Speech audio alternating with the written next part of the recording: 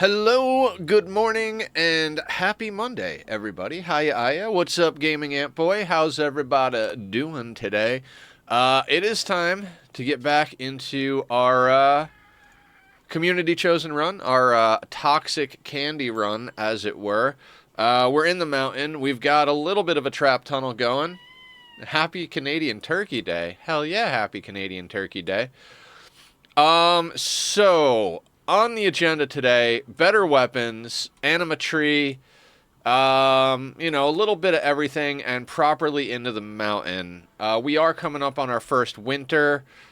Let me try and get my bearings here real quick. What the hell were we doing? We might have to cut all these trees down. Not sure how that's gonna work.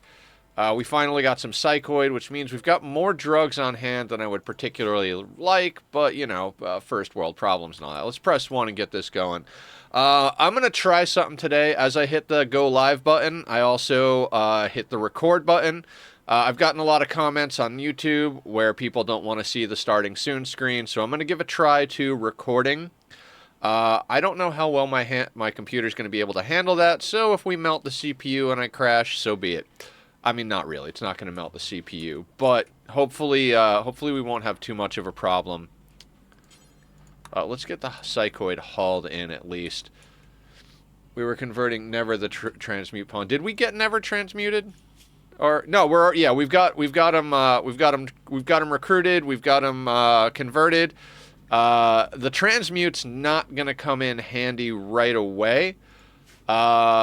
Because we don't want the wealth from that. But we do have a low shield pack that we managed to come up on. That was a real good find. We got a couple of components. We've got a shard. We've got a few things. How is our cooldown? We've got our cooldown on our festivals already. So I think first thing off the bat, we're going to do that. Our big happiness will come from getting a mule. I'd like to start getting out and trading, trying to turn some of our general wealth into tactical wealth, as it were. Get ourselves ahead of this nonsense. Plus, they had no medical conditions, so they might be a turn hostile later. Yeah, and I think I'm not 100% sure, but I think since we imprisoned them, converted them, and recruited them, I think that actually fixes the turn hostile later because we recruited them instead of just taking them on as part of the built-in quest for them. But I'm not 100% sure. I guess we'll see what happens. That being said, we do have our people set to not react. So unless I draft and forget to turn off fire at will, we shouldn't murder them right away accidentally. We're going to try our very best to keep Never alive. Because, dear Bob, I do not want to deal with not having a transmute pawn. Transmute pawn is going to be extremely helpful. I do believe we're researching microelectronics so we can get access to EMP grenades. Our wealth is not at a great spot. It's at 19.6. We're a little too close to that 20 mark, which is why I'd like to get a mule pawn and get them off map. This is both Cass and Randy. And it looks like we haven't been hit in a little while, so at the very least, Cass is going to be hitting us sooner rather than later. Oh boy. What it looks like to me is that we got hit Cass, Randy, Cass. Cass didn't hit us a second time, so as far as Cass goes, day 25, so that would mean day 36 is realistically... So we've probably got about 5 days before Cass hits us again. Sir? Sir. I need to get him a baby brother. I need to move out of this house, and I need to get my cat... Ooh, excuse me. Pardon me. That came out of nowhere. And I need to get him a brother. We've got compacted machinery we're cooking through here. We do have some awkward spacing on that, so let's... pretty sure we've got... Yeah, we've got mining queued up on all of this. Okay, excellent. I'm not entirely sure what we're going to get done today, but we're going to try. We're going to continue our slow and steady vibe on this. It tends to be the way that I have the most success. One of the reasons I really want to get the animatree going today, other than the fact that having Psycast is overpowered as fuck, I don't know if alpha beavers can spawn on this map, and I would prefer not to have the tree get eaten. Because the the chances of it spawning closer to our base, now that we've got some infrastructure up, is a lot smaller than it spawning further away from the base if we lose it to begin with. So, need to get that sorted out. We're going to try not to go too fast on this. Never ate some food and is going to build a trap. That's great. We're building out of marble instead of steel. It takes an absurd amount of work, which is great for training up our construction on our new pawns, but is not great as far as time is concerned. The tree will respawn, Aya. If it's destroyed, it'll respawn. It avoids structures. So there is a little bit of cheese. Like, let's say you want your anima tree closer to your base. What you can do is make sure to rip down all of these structures around the map and then strategically place down, like, pieces of wall everywhere except for, like, one spot. Like, let's say we were trying to force it to spawn right here. We could dot walls or doors or whatever all over the map and then just leave this open. And then when it respawns, it'll most likely respawn here. Gotta love some cheese, yeah. Now, I've never actually done that because it is a ginormous pain in my butt to do. But, you know, if you want to go that route, you totally can. What do we got here? We've got steel. All right, we've got a little bit of steel on hand. We'll gradually get these stone traps up. I'd like to get into the mountain and start getting a few things going. Namely, I'd like to get a fiber corn farm up and going, just because we're going to have to... Attack crash. Attempt to kill occupants. You must defend them. Cataphract. The commander must be rescued. Rescue shuttle. Burnett. Psychically sensitive Neanderthal. Nope, nope, nope. Glitterwell. No, I'm not interested. Mechanite Erect. The Tesseron quest. We could take the Tesseron quest once we get a few traps up. Realistically, like, a couple of traps should kill the Tesseron. If it does get through and start burning us, we're at an extreme disadvantage. Now, part of the criteria for this run, which was chosen by Barb, was that our ending has to be shipped to the stars. And I was over here like, man, do we start with the whole planet polluted? Do we try and drop pod pollution onto ship to the stars tile? If we do, we have to settle close by. So do we try and find a polluted tile near it and blah, blah, blah, blah, blah. And then it occurred to me that there's some stuff I haven't really made use of before, namely in the royalty area of things. You see, I never use the shuttle call-ins. And I should, because shuttle call-ins are free transport for 70 tiles, and they can hold 1,000 kilos. Now, I think there is some cheese to up that if you, like, form a caravan first and then grab the caravan and take it somewhere. Yeah, the permits have a lot of options. So, all right, they're refueling the fire. Let's see if we can get ourselves a mule real quick.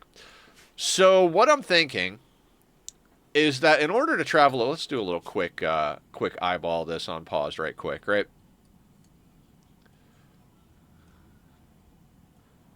Where is the ship? Did our ship to the stars spawn yet? I don't even know if our ship to the stars spawned yet. There we go. So we're like dead center of the map. Ship to the stars is over here. It is in pollution. No shit. What fortuitous events? 73% pollution. I'd really like to keep this run. I really hope this is the one that goes all the way, because small hills, whereas we're, you know, not great, but, you know, at least we get one out of the two. We won't get our tunneler bonuses, but we'll get small hills. That's fantastic. I had a plan for the pollution. I did. Let me explain how we're going to get over there. Oh, wait. That's what I was looking for. How much of a distance is this? So we're talking from here. Is there a way to, like... Okay, so if we send a caravan there, that is a long fucking caravan, but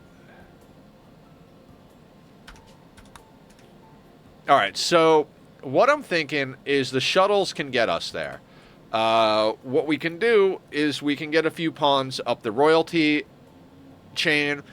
That'll get us psycast on people that don't have psycast, that don't have natural meditation.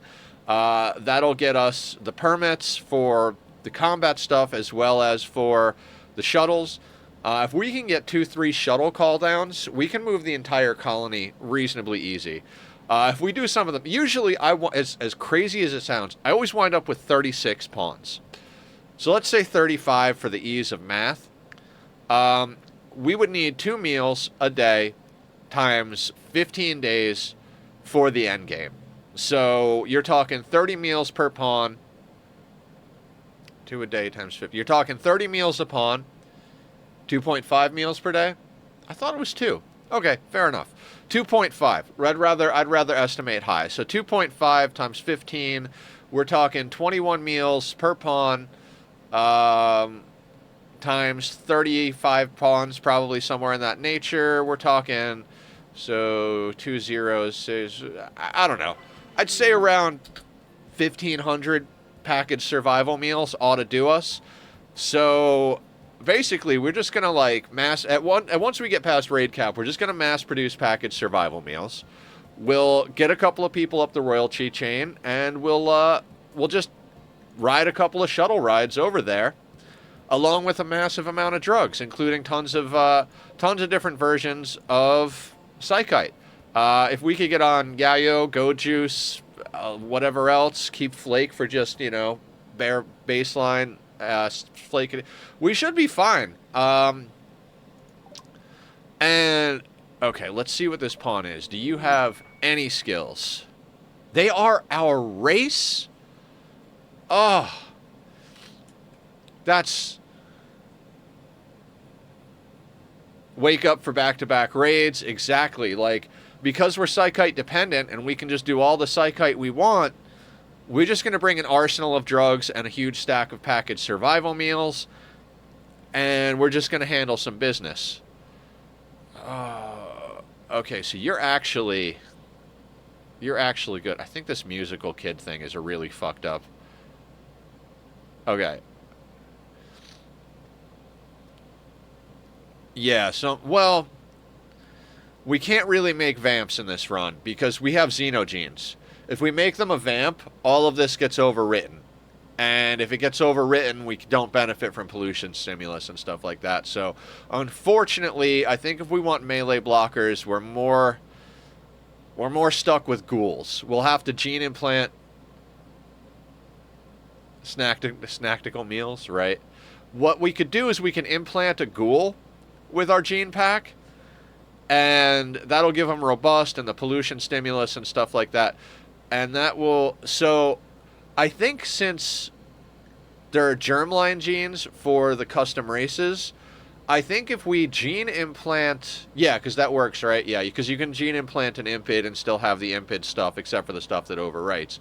So we're looking for a tough Etekine that we can gene implant with our stuff and turn into a ghoul. That's like, those are going to be our melee blockers. A pollution stimulus robust ghoul with naked speed, just fucking perfect. Z. Let's get Z moving over here. So where are we? We're right here. We're going to end up having to keep Z, but for now, they're going to be our mule. God, the fact that they're our race is crazy. Items. Let's, now, I do really want to get into the anomaly stuff, but right now that shard is a lot of wealth that we can't protect. Keeping scraps of leather around is really not useful, especially since we've got a regular influx of human meat. We're taking Psychite every 5 days. We've got plenty to get through the winter. So I'm going to say we get a little bit of this gone. We'll keep 50, because we've still got a little bit we can cook up to. As far as stuff to get rid of, you can take the 1 silver. I want to keep the button down for use. We can ditch the tainted clothing. It's worth pennies, but might as well get rid of it. Frag grenades are going to come in handy if we get some insect infestations early on, so we're not going to get rid of those. Plus, you never know when you might have to chuck a few at some mechs or something. But this should get us some wealth off the map. We are at... I really wish it told you the distance up here. Like, the information that's down here when you click on it, I really feel like that should be up here. And if it is and I'm missing it, please let me know. 2 simple meals is probably not enough, so... What do we got? What just happened? Recent events.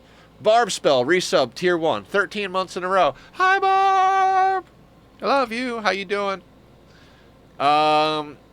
What is it, like 18 pemmican a meal, 36. Let's have them bring like 50 pemmican. It'll get a little bit more off our map as well. That ought to sort us out, I think. Yeah, we've got 151 psychoids, so we might even be able to sell more, but let's not get ahead of ourselves. So you can go. 3.9 days of food should be plenty. Tachyon.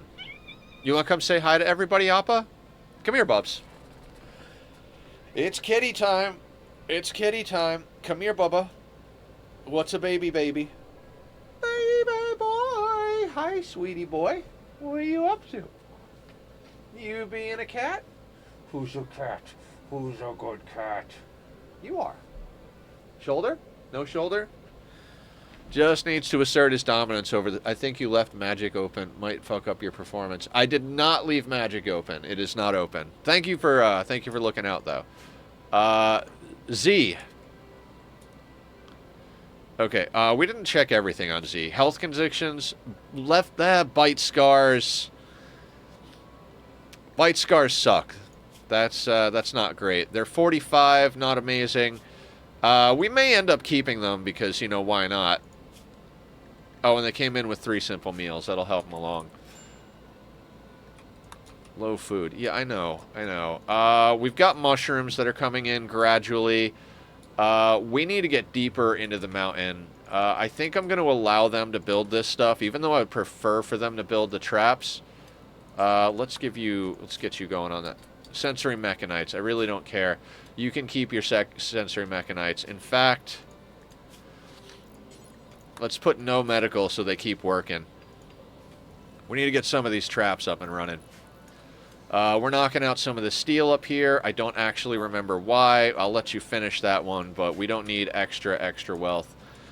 In addition to all that stuff I was talking about with the ship launch, I realized that the bloodlust trait... Again, this is a community chosen run, and Barb originally said kill thirsty gene, but we both thought that kill thirsty was more or less genetic bloodlust. So this is actually more in the spirit of the challenge. I checked with Barb, and she's like, yes, that's what I wanted. So, I'm not cheesing this. This is part of the challenge from the community. But bloodlust is actually going to help us a lot in the end game, because we're not going to have a fuck ton of time to set up our nonsense, like set up any type of crazy good base over when we get to ship to the stars. So like bonuses from rooms and stuff like that is not necessarily going to be a huge thing. That being said, when you've got 200 tribals coming at you and all of your people are bloodlust, I have this feeling like we're going to have the least trouble we've ever had when it comes to mood. Like, mood really shouldn't be a problem endgame for us, because unless we literally get all mech raids. If we get all mech raids, I could see there being a problem, but as long as it's not all mech raids, I can kind of see us in a situation where mood is, like, doing pretty good. So, we'll see how it all shakes out. That's provided we actually get through this, right?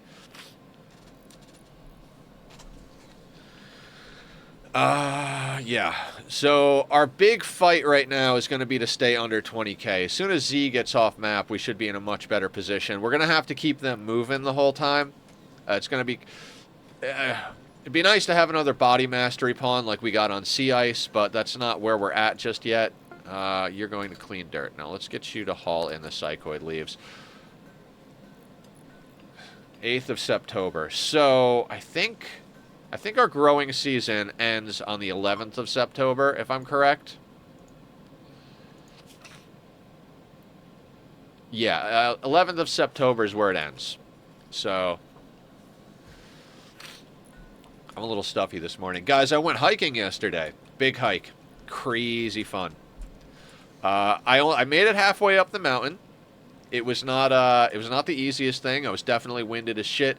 Got all like swollen and stuff. So I'm starting to do a little bit more towards my health. Now the other night before the stream, before the hike, I ate a whole bunch of Nutella. Not gonna lie, got into it a little bit last night, but this morning I threw out the jar. I was like, I can't have this shit in my house, right? And I'm going to try and do some other stuff too. I wrote myself a note that instead of eating snacks, I do jumping jacks. And the whole reason is like, well, if I start associating that behavior, I might be able to do a little bit more. We still got the squat redemptions on stream, so you guys have been helping me with that. I bought lemonade yesterday for the first time in like a week, and I was like, this is terrible. I can feel it drying me out with all the citric acid. So I was like, you know what, screw it. I've been drinking nothing but water, which is what I really should be doing. So I think I'm going in the right direction.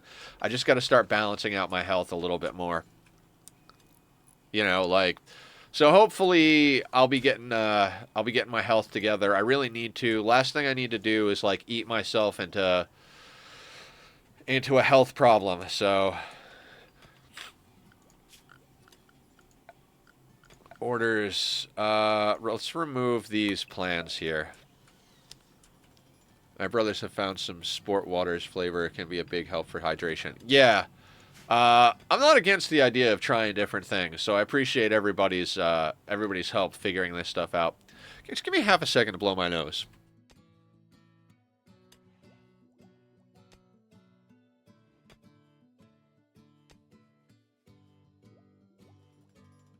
There we go. Sorry about that.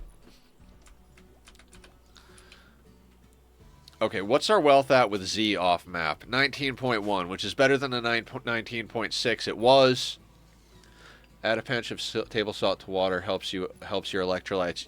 Yeah, okay, that's a good call. I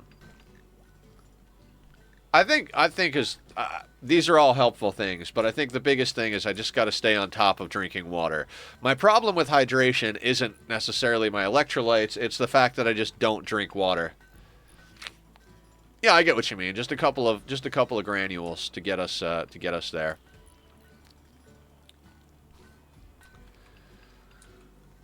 We really, really need to get better weapons. Like, that is the problem with this run at the moment.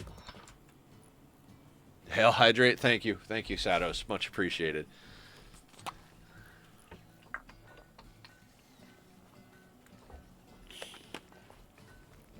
Okay, there we go.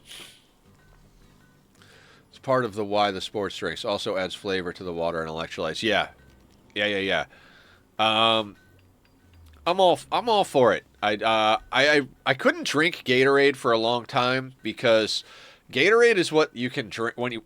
With all of my problems with my stomach, the thing that they always make you drink before surgeries, they're like, and after surgeries, is like Gatorade. Just drink tons of Gatorade. So for a while, I was just like, I don't want to drink Gatorade. I've had too much Gatorade in my life. I can't do it anymore. But I finally had enough time away from surgeries and doctors that Gatorade might actually be a good thing. So we also want to get into the mountain today. Like, we want to get at least into this room so we can get under some overhead mountain. We've got this this nonsense. I don't even know what the hell this is. Like, how does a little bit of thin rock roof spawn there? I mean, it's not the worst thing in the world. We can set up coolers here in the long run. We could cheese coolers as well, but this is a little less cheese. We can actually stick coolers in our base and use it to vent. They've all gone sugar-free because of taxes over here. It gives me headaches. Could be a legit freezer vent. Yeah, exactly. A legit freezer vent is a good call. we'll see how it all goes as we dig out more of this place. I do still like the idea of having a hallway here. We also need some sort of vent for our power system because we're mostly going to end up relying on chem fuel. Once we get deep enough into the mountain, get enough stuff dug out, we'll be making plenty of nutrifungus. One of the things we're going to do is, since this run we're not running darkness as a meme, we had to pick a fixed ideology to accommodate tunneler is the main thing. We're going to end up going into solar to help us with sun lamps. Great thing about solar is that if you can get like 2 or 3 of them up per sun lamp, when it's daylight, which is when the sun lamps are on, those solar augment your power. Obviously, you still want to keep some batteries on. Windmills are not the most reliable thing in the world in general. Solar, you know, it's not reliable either. It just is what it is. But let's try and get that stuff out of the way of that thing. I'd like to get this walled in today as well. But if we get a few solar down, that'll help with lamps. And you can grow normal crops in fungal gravel. So what we can do is we can make an 11 by 11 room, stick a sun lamp in the middle of it. We can grow psychite, hops, cotton, and smoke leaf. We can grow those 4 crops. Then when we get later game and we've got a lot more resources and space, we could do another one and legitimately grow devil strand under the mountain. These are going to be things that are going to be helpful. We could dig it out the exact space of the sun lamp, but what I've been doing in my previous runs, which has been a long time, you put a sun lamp in the middle of this room, you plant down whatever you need to plant down, and then in the space where the sun lamp doesn't affect, you stick fiber corn out there. And now, like, you've got a little bit of extra fiber corn, and you've got your main crop. So if we could get 2 rooms running sun lamps, we're good. And solar panels don't get in the way of windmills, so we can actually put solar panels down here, and this whole little thing here just it just becomes our power brick, basically. Speaking of power brick, let's start. Hey, buddy, what are you doing? You like that monitor? Is that your monitor? Look at how handsome you are. I love my cat. Let's tell them to start getting power in here. Did I build this door off center? Hey, buddy, stop playing with that. I built this. Oh, no. We just haven't dug out the rest of this yet. Buddy?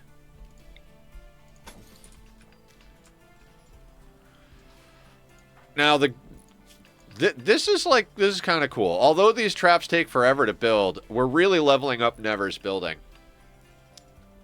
Hi, buddy. What's up? You love your papa, don't you? Come here. Why are you smelling my belly? Why are you smelling me, bud? What's wrong with my smell today? Hi. Kitty tail. Oh, it's a good boy. Who's a good boy?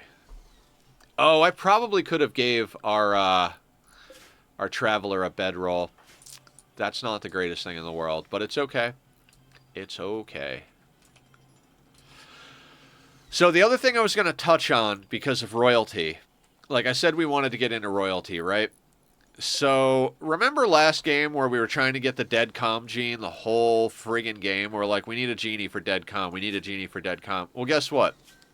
We have dead calm as part of our ideology, or part of our custom race. So, even if we had to gene implant some prisoners, we could get them onto dead calm, which makes it easier to sell them.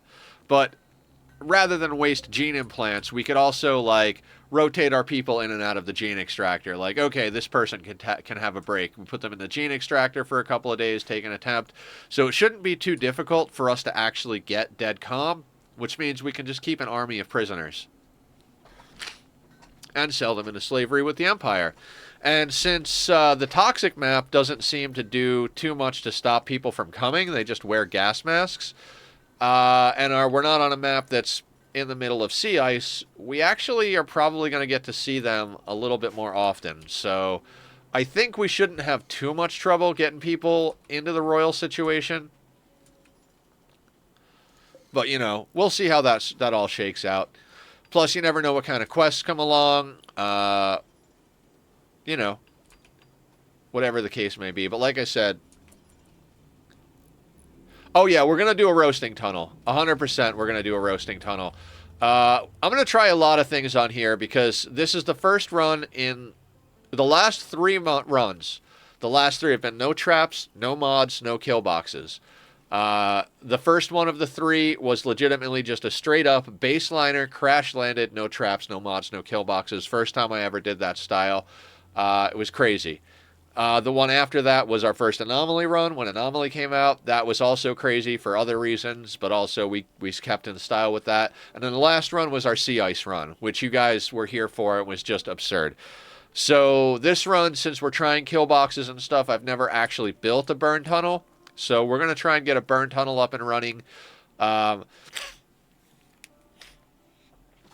we kind of need a way to set the fire. Oh, shit. I don't want you guys to refuel this fire. I think I just wasted a bunch of wood. Oh, wait. We need to do these festivals before the fire runs out. That's right. Usually I hit the 4 button, but let's wake up a little bit. Jesus, my nose is stuffy today.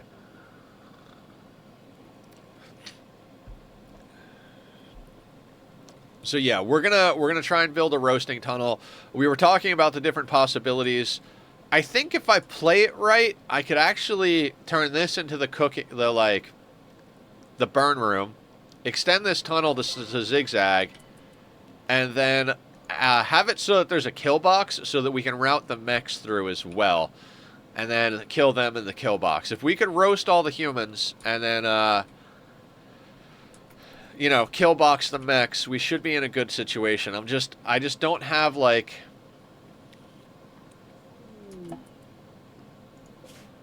Demon's Forest is the name of our neighbor. How awesome is that? Let's sell off the shard, light leather, plain leather, wolf skin, human leather, the psychite tea. Oh, I gotta have them dump the tainted stuff. What can we get? Oh, they got EMP grenades. We kind of need these. We also kind of need the charge rifle, but it's too expensive.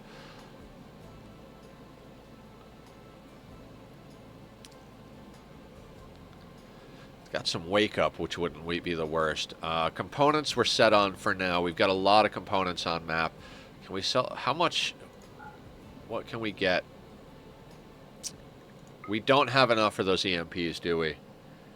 They are neighbors with a cave of purple people eaters, right? Crud on a cracker. We're 22 bucks. We're 21 bucks short on buying the EMP grenade.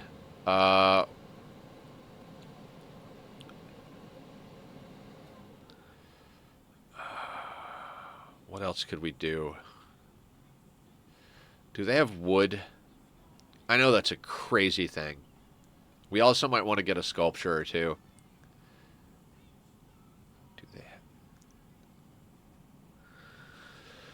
And there goes Nightbot, doing my job for me. If you guys want to come check out my YouTube where I upload all my VODs of both this and Oxygen Not Included, that's up there. I put up some shorts, which are clips from streams, a few other random little bits and pieces, and eventually I'd like to start getting up some more produced content if I could ever find the time to actually do that, since we do stream 6 days a week. If you're watching back on the VOD, by the way, we're trying to get to 1,000 subscribers. We need about 154 more as of the last time I checked this morning. So if you could hit that sub button, I would greatly appreciate it. I know it's annoying to hear people ask for that, but it does help a lot when you ask. So I'm asking. Please give me the love if you want to. We're low on medicine. I remember that because we went through the flu. Beer wouldn't be the worst to have around.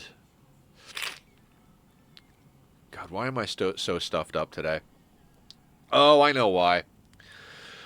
The gardener comes on Monday and kicks up all sorts of plant pollen and stuff like that, and it's killing me. Give me a second.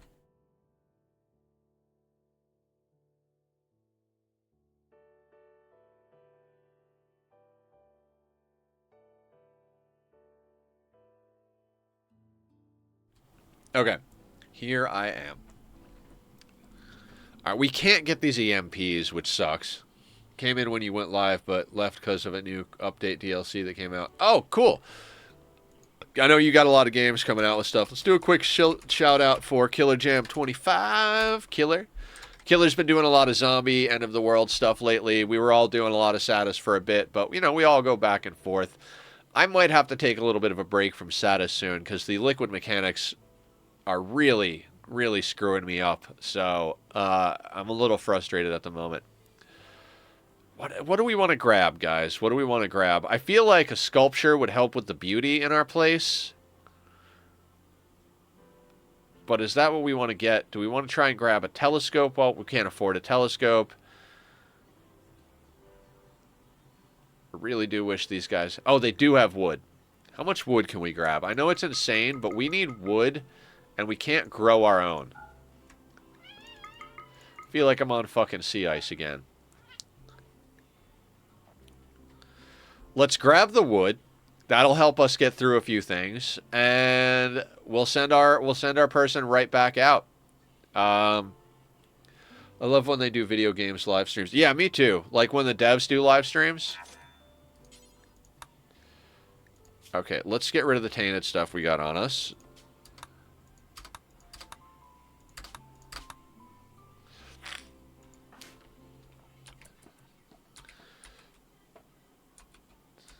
Okay, so the wood's going to help us keep the fire on when we need it. We did build a heater last time because we got winter coming up, so we need to keep our people a little bit on the warm side. We've got a lot to get done today. So I'm going to try and speed up a little bit here, but at the same time, we don't want to get too ahead of ourselves.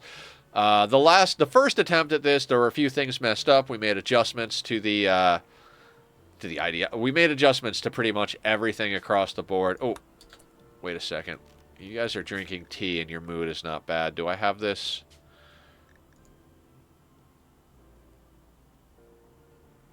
Okay, they're taking tea because they need it for their genetic dependency. That's good. Let's get the next party going.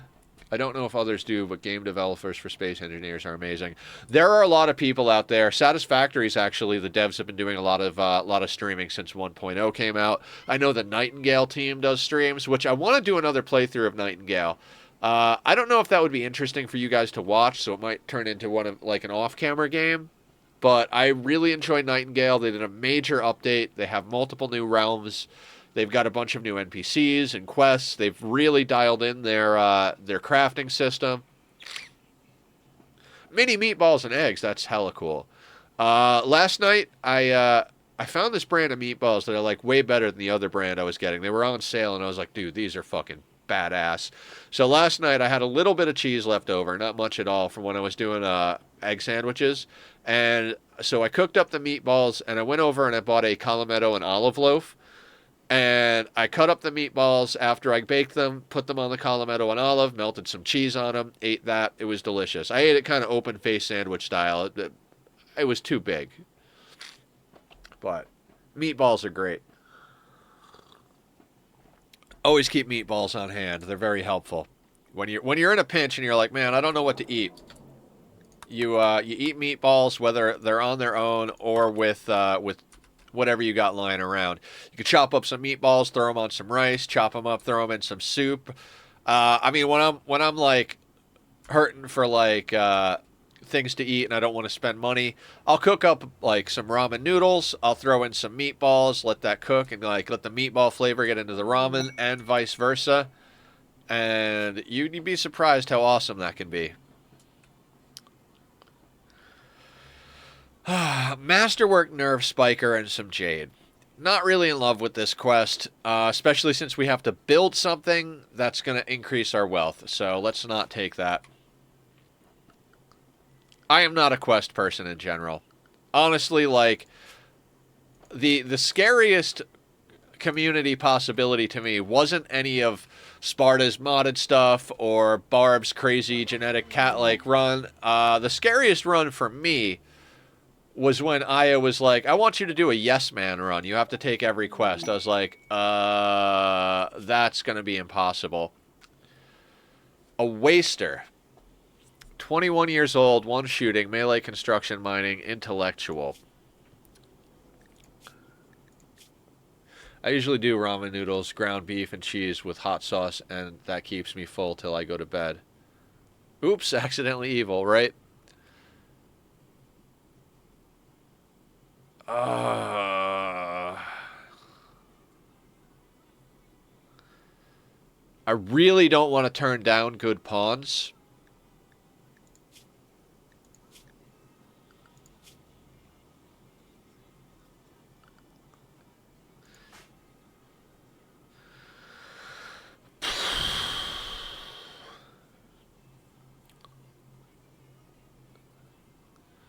I mean, do we keep them just as a numbers game?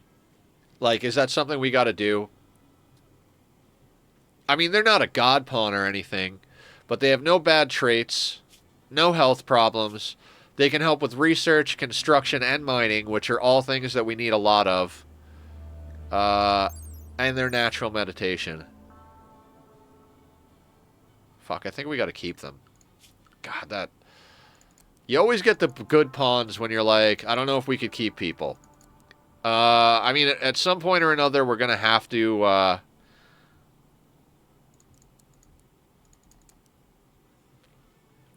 think I want you on researching first. Nobody on dark study just yet. And then that. The new pawn is killer? Okay, okay. New pawn is killer. I got you, I got you. Okay, so Azkin is now killer. Boop. We might inject them with our genes. A lot of the genes are very similar. Awful animals, poor cooking, poor artistic. The awful artistic will overwrite the poor artistic. Dead calm will overwrite aggressive. We have both of these already. We'll see. Now you can't get rid of me. After all those times you left my colony in TTK and you think I won't kick your ass the fuck out? Just kidding, but...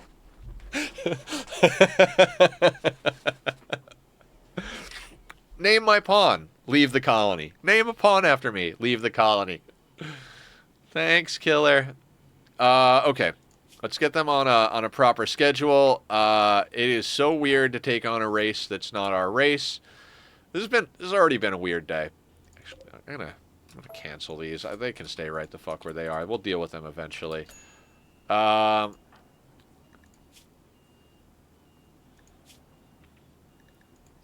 ideology. Okay. What are you wearing? You're coming in with some simple meals. Jacket. Ooh. I'm gonna get you in here first because it's entirely possible.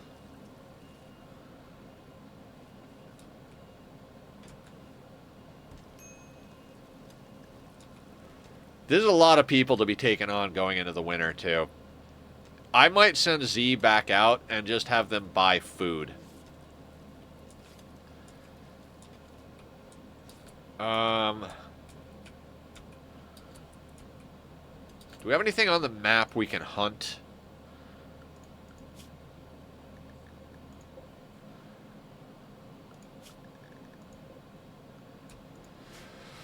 They're way the fuck out there. We might do some hunting in a second here.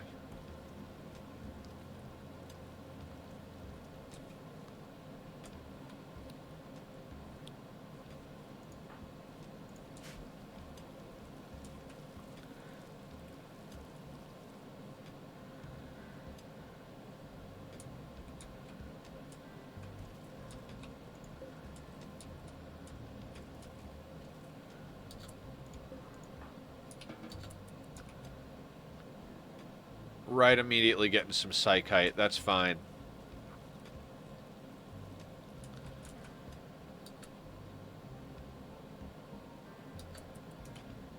Alright, they're going to help build. Okay, so we've got a few people training up on building, which is good. Yeah, we've got one more dance party. Let's knock it out. Why not? Let's see what we get. Now, the thing is, it's not as important to knock all of them out all the time. Because we're not trying to reform our ideology. So we don't necessarily have to do all of these back to back to back to back all the time. But, you know, they're very helpful rituals. Right now, they're actually bringing us guns, which is good. They're poor guns, but hey.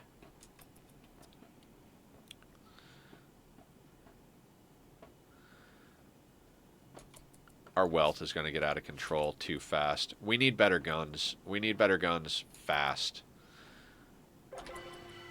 Alright. So mood, but no joint event. That's okay.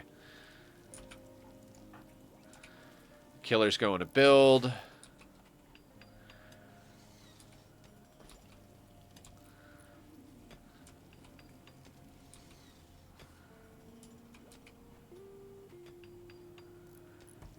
Hey, Tom. Welcome on in. Welcome on in. We're having a fun Monday already. How are you doing?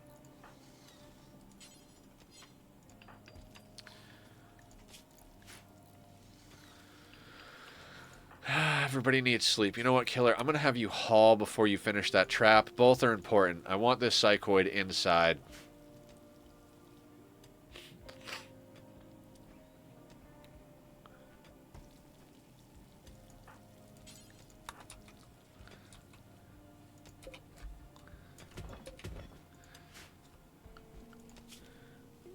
Let's make sure our home zone is set up. It is.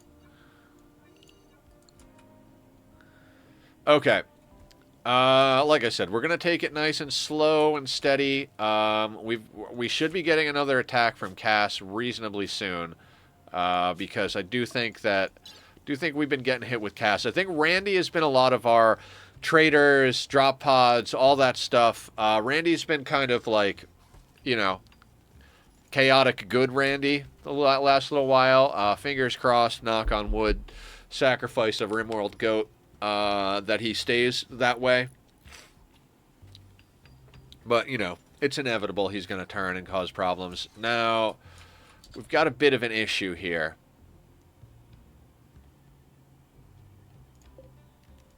Alright, 2, 4, 6, 7. That's these 7. Z's going to have to stay on the road.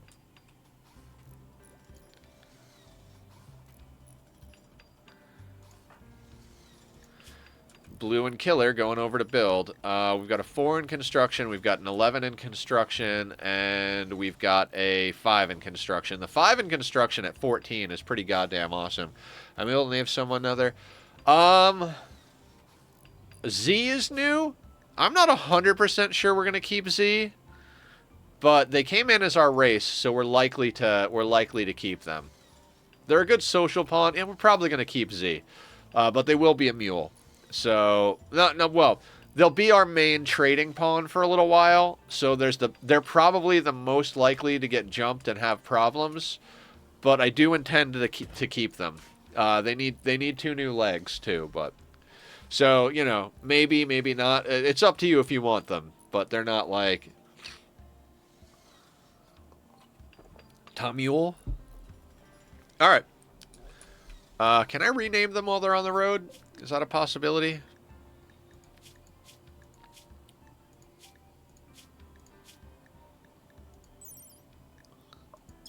I can. Tamule. Alright, excellent. Cold snap.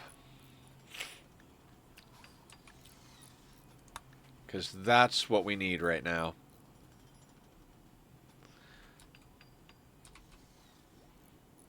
We've got a heater. Thanks, Candy.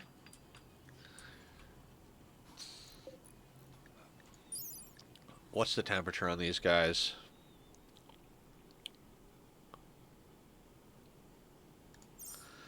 I might have to chop as many of these trees as I can.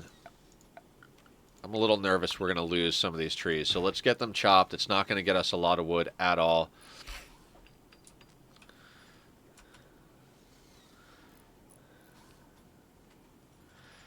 Alright, so we've theoretically got 8 people, right? So we need to up these. So 8, 16, 24.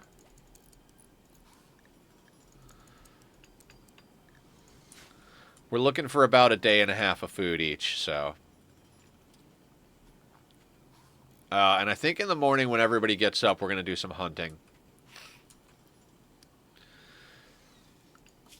Now, I'm in a weird position in my brain here, because we're over 20,000, which is not a great place to be. No,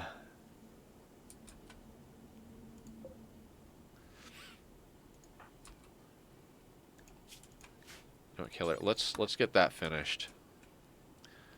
Do a squat. We can do that. We can do that. Let's get some more. Now, these are going to be difficult today because I hiked halfway up a mountain yesterday, so my calves are killing me. But we're going to do them anyway. Oh, okay. Okay. Oof, I almost fell over.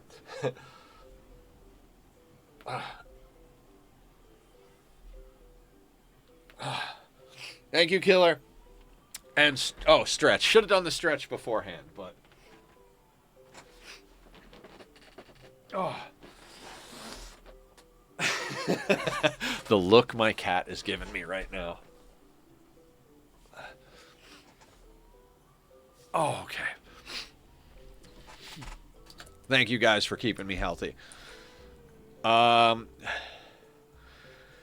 we've got more we've got more people than beds, considering Tom over here.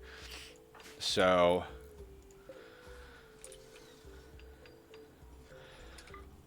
we're still a hospital.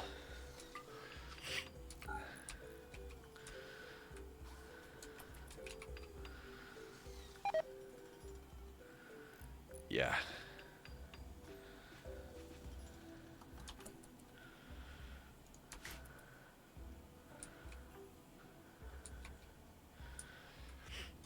We're going to have to get another one of these in. As much as I want to get these built, I need this wire built and I need that thing built, so...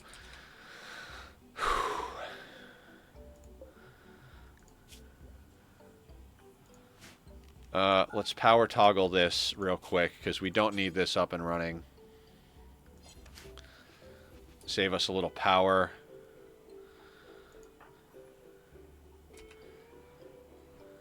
Alright, Never's going to build us a new heater. With a cold snap, we really kind of need at least the 2, especially since it considers this whole thing a room. It's a very large room, so...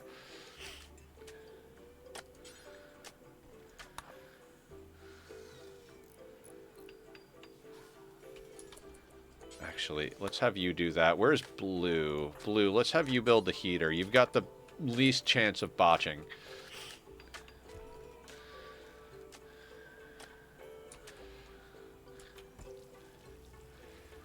Now, the thing is we don't really have... It is negative 12 outside. Alright, we need everybody, to chill inside.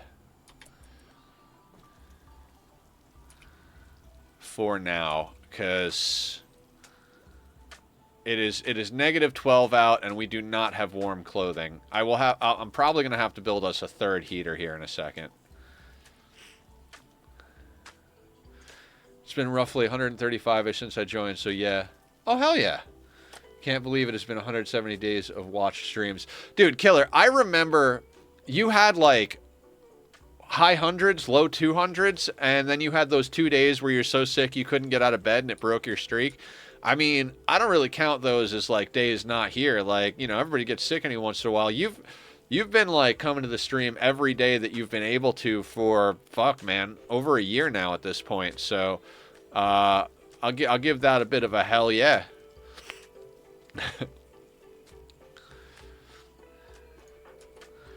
Alright, what we're going to have to do is zone the steel so we can actually build.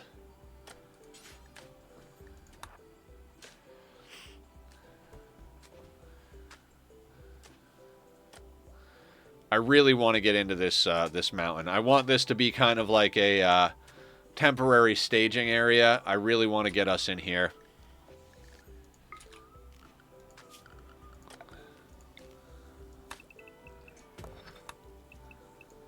Should have had that queued up. We're trying not to dig out any thin rock roof. I want 365 watch streams.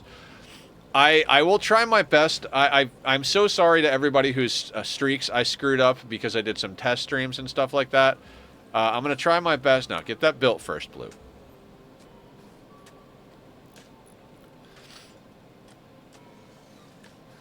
Yeah. Construction botched. How do you botch putting in a cable? I don't even know.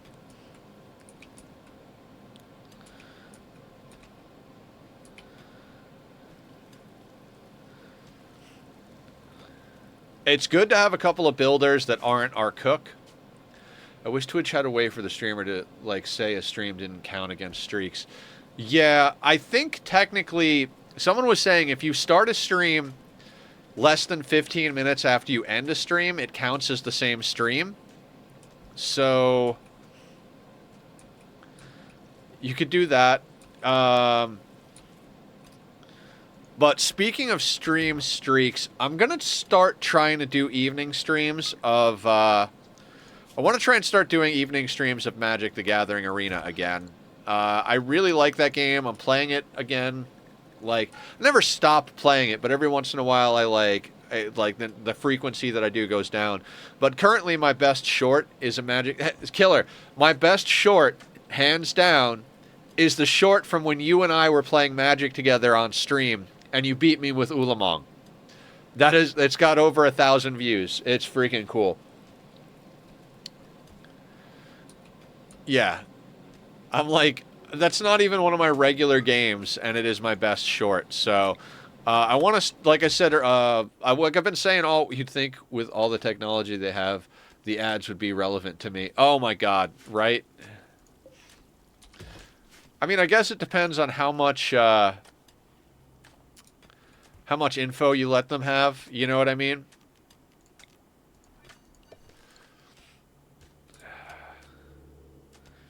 Three heaters, 51 degrees.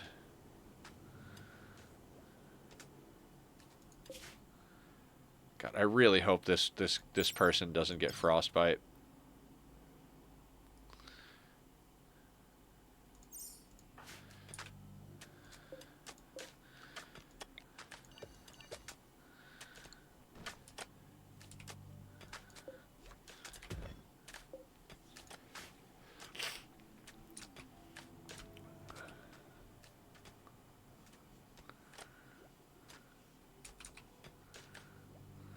As soon as we get this dug out, we're going to start moving everything in here.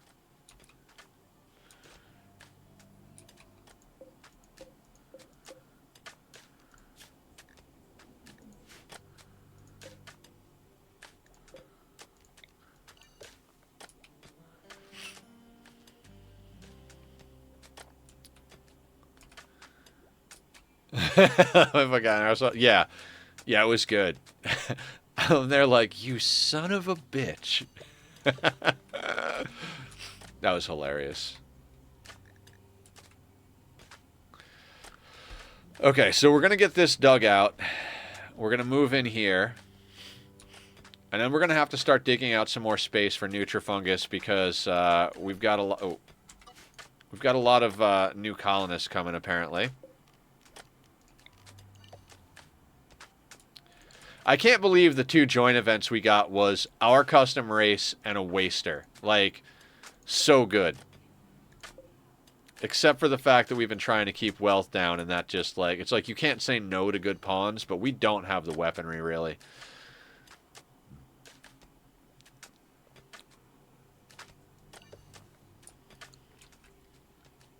Very nice rolls compared to the last run. Right? Yeah, we had some garbage rolls last run. I mean, by the time we got to end game, it was pretty awesome, but I mean, if nothing else, we have an extra implant, right? Like Like, that's an extra person to implant genes into somebody if we want somebody else. But we desperately need to get better weapons. I meant the first attempt. Oh, the first attempt. Yeah. Yeah, the first attempt at this was garbage. That was the most reckless I've ever played. Probably because I knew off the bat, I was like, this probably isn't going to be the run. Like, I feel like I could have probably stuck it out, but it was not enjoyable, so... I don't want to be spending, like, a couple of months in a run that's not enjoyable.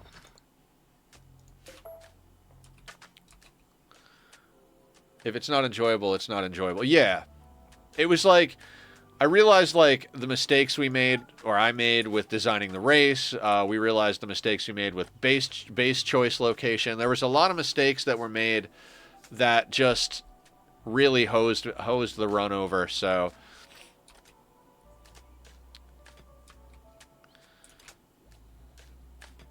Wait. No, this is not supposed to be dug out. I'm wrong. Don't dig that. Oof. I almost dug the room a little bit longer than I wanted to. Which is fine, I suppose. But I have a whole way of doing this that I want to do.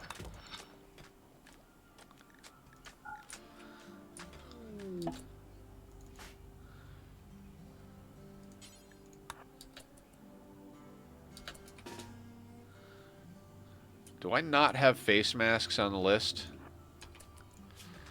Alright, let's make sure face masks are on here. They are. Why were you taking it off? Oh, is it, like, tattered? Yeah, it's tattered. Done with gym. Got my corset that I ordered for Halloween, but it's too big for me since I lost a bunch of weight. Oh! Good problems to have, right?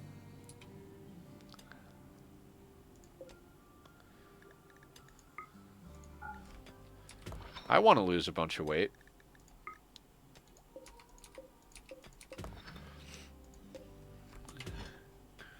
Sewing it to fit me? Hell yeah. I like sewing. I'm actually pretty decent at sewing. I like sewing and embroidery and all that stuff. I'm not good at any of it because I haven't put in a lot of time doing it, but you know, I can make it happen here and there. Unloading inventory. Let's get you inside. Let's get you a proper schedule. What else? We need a work schedule for them.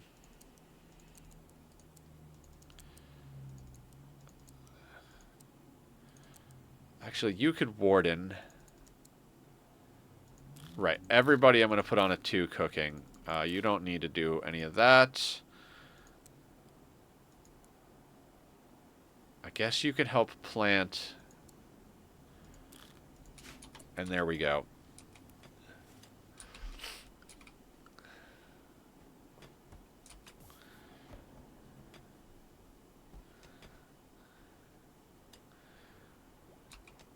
Okay, we got the power cable in.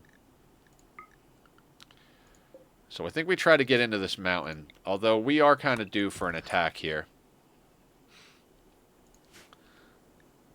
All right.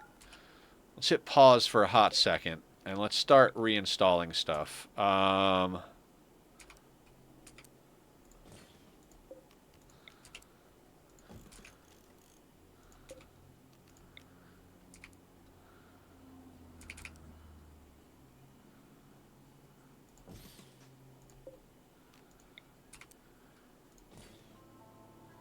No, I don't want that there. Actually,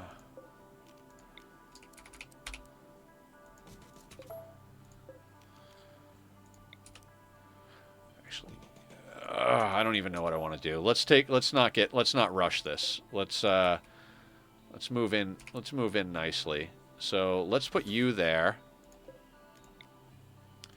Because it's kind of an awkward space, so we'll stuff the eating quarters into the awkward space.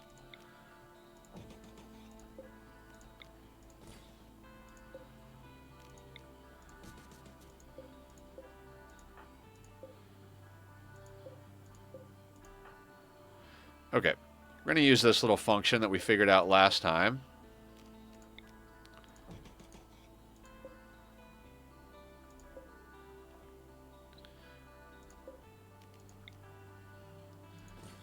Stick you back there.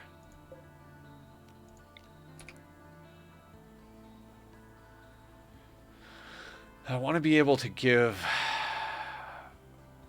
All right, I'm going to put this here. Because that'll allow us to get another one of these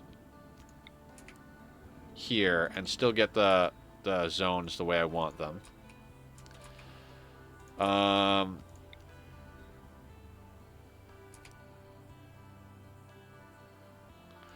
Yeah, up this corner we'll do our bed rolls.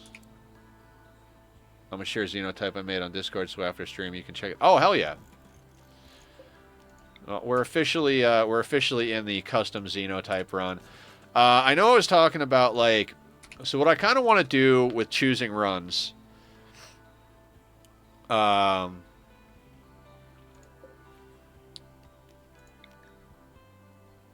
know what? I'm gonna put the battery there, I think. For now. Yeah, no. I want it in the mountain with us.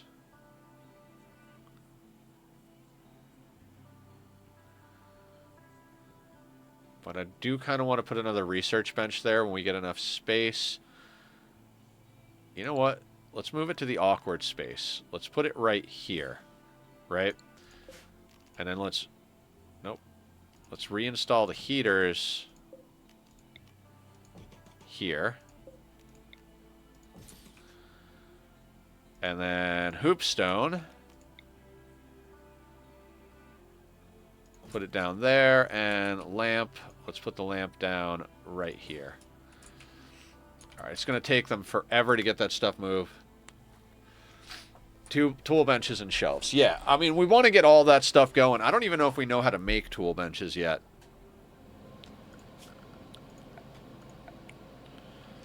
We don't know how to make tool benches, I don't think, yet.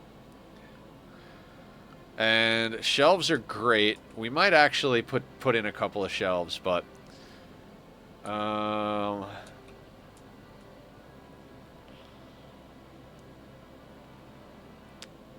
I kind of want to make this our block cutting room. So once they get everything moved, we're gonna move all these chunks and stuff into here. This will be where we cut blocks. Also, we don't have a bed for one of our pawns, so have to put down a sleeping spot there. Machining bench, I'm just going to put that over here for now. I'm going to show you. Yeah, Tom comes up with some really interesting custom xenotypes. Let's not auto-refill that.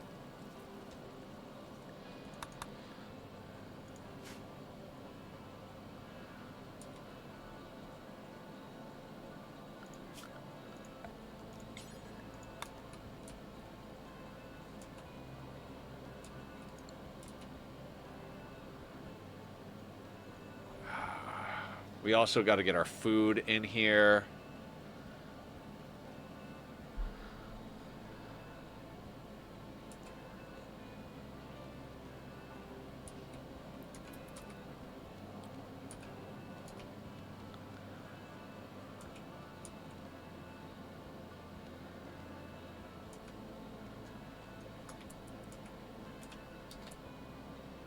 This boom rat's going to be a problem. It's gonna hit it. It might hit a trap. So let's go kill it.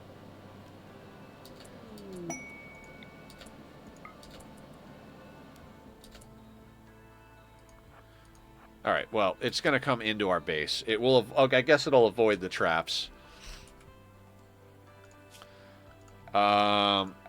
This will bring food. The cold snap will bring food straight to our door. Because everything can path in here because we're leaving this door open for raids. So any animals on the map during this cold snap that are looking for food will actually try to get into our base. But a boom rat is a boom rat.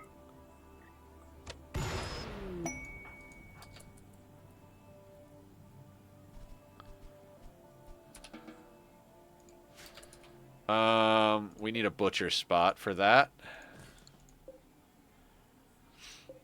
What about digging out a freezer chill box in the weird gap between the first room and the new ones being dug out? Yes, we will dig out a freezer. It's not top of the priority list, but it is something we need to get done. Right now, so here's the thing about a freezer. Mushrooms take 30 days to spoil. Psychoid takes 30 days to spoil. Pemmican takes a year to spoil. So if we get enough meat and we can make mushrooms into pemmican, and we only make as much meals as we need for 2 days, we shouldn't really need a freezer. At least not for a while. A freezer is kind of a luxury.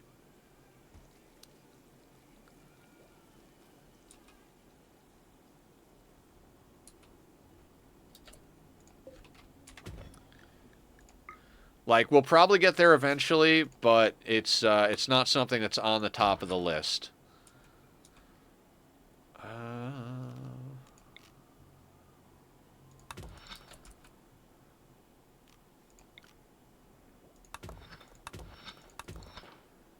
Like, we're, gotcha, was eyeing the spot with the steel before the hall mushrooms.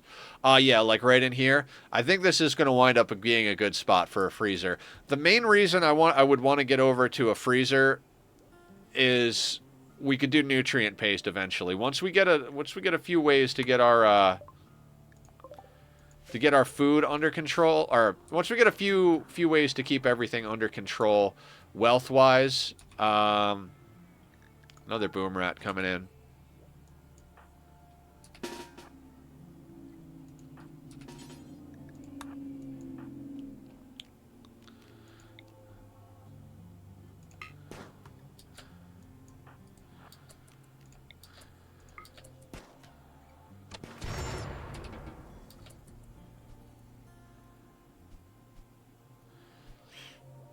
I mean, if we get enough boom rats coming in the door, we could conceivably get enough textiles. Wonder if the thrombos will survive long enough to wander off map. They probably will. I don't think we're gonna try and take out the thrombos.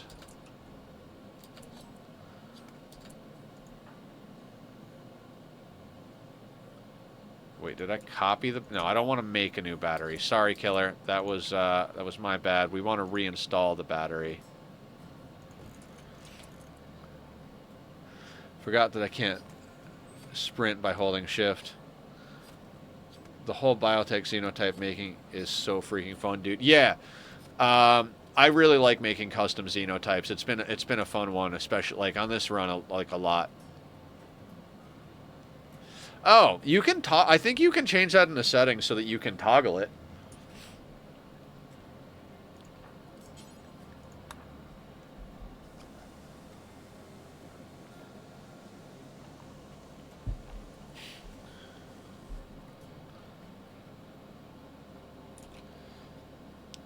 Alright, that's more or less going to turn our power off until it gets put back in. Batteries hold their charge when you move them, though, right? Yeah. Alright, we've got our stuff more or less sorted out, but...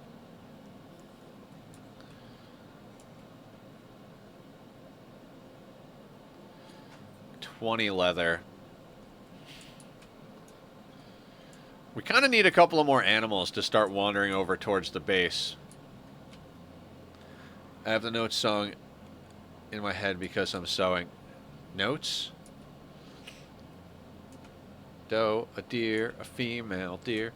Oh, okay, I gotcha.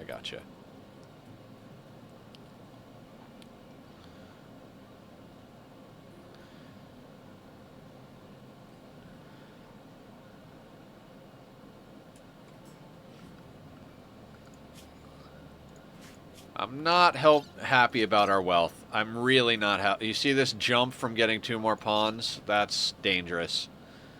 I would have sent Tom right back out the door to do some more trading, but -2, they'll just wind up with frostbite. So, of course, we get a cold snap in the first part of winter, right?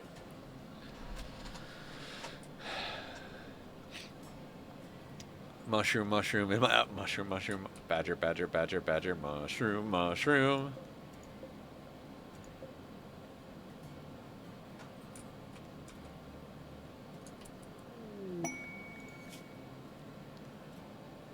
Oof. Nope.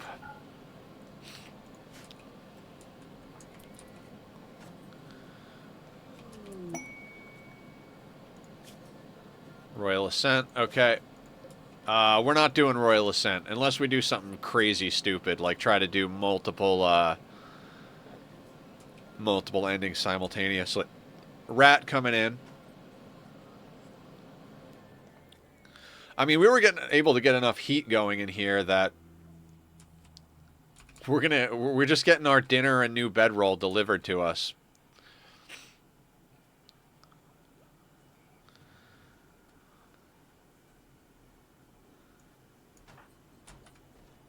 The whole map of rodents is coming in, guys.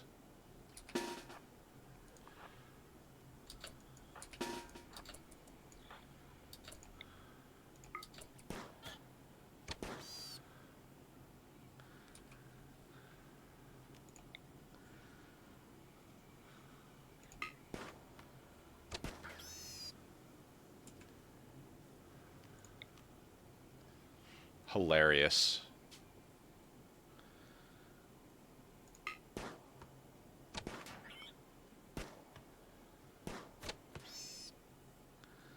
Alright, some of them are running away now, but I'm sure they'll come back. I can't wait until Squiddy and you decide to update SMP to server to 1.21. Yeah, like, we had so many times where we're, like, meaning to talk about that and figure out what we're going to be doing for it. And we just haven't. So...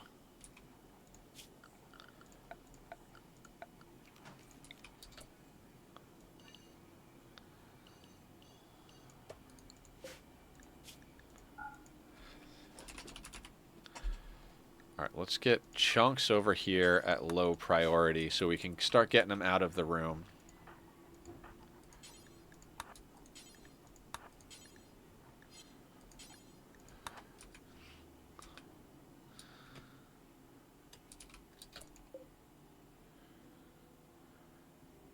You know what? Let's not... Actually, yeah, sorry. Sorry, Mr. Erkin.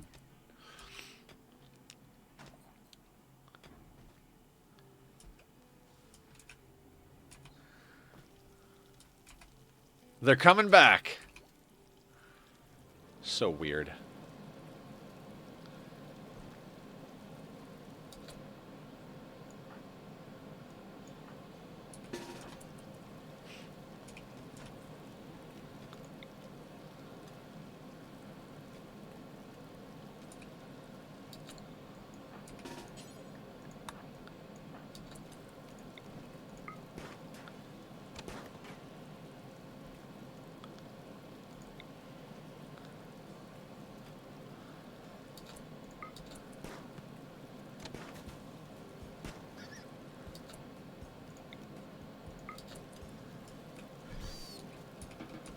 So weird. Is it worth 5x melee huddle?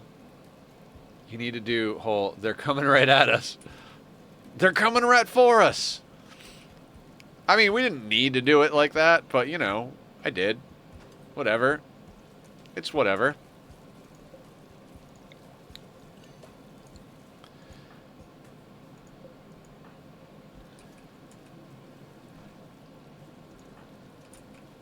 They're coming right for us again.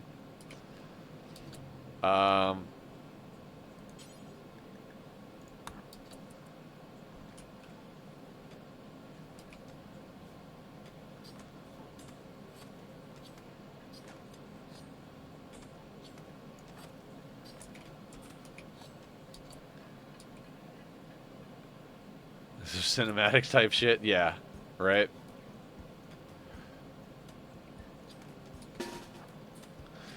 We're getting free shooting experience, free meat, and free textiles. Gotta love a cold snap.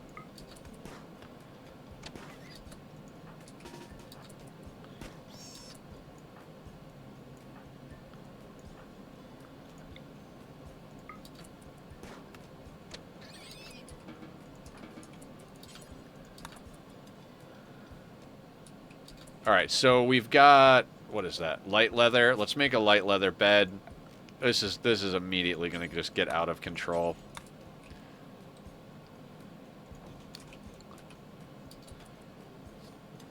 I love that mod that spawns rats and stockpiles where stuff is on the floor. Oh, that's neat. That is neat.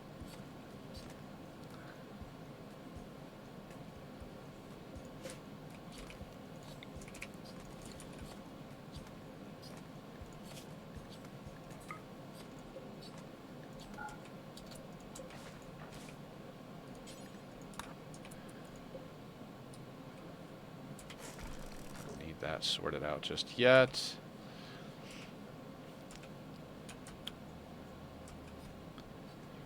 He gets out, turns right around, comes back in.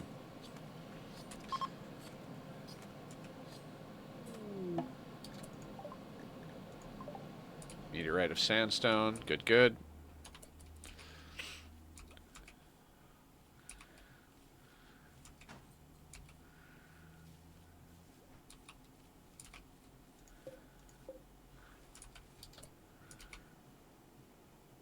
We kind of need to get more crop area dug out, so...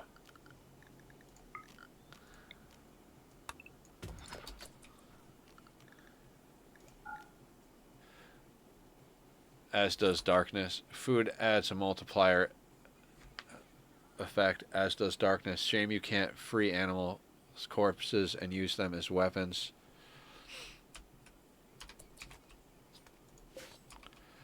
Oh, toxic rat. It's not good.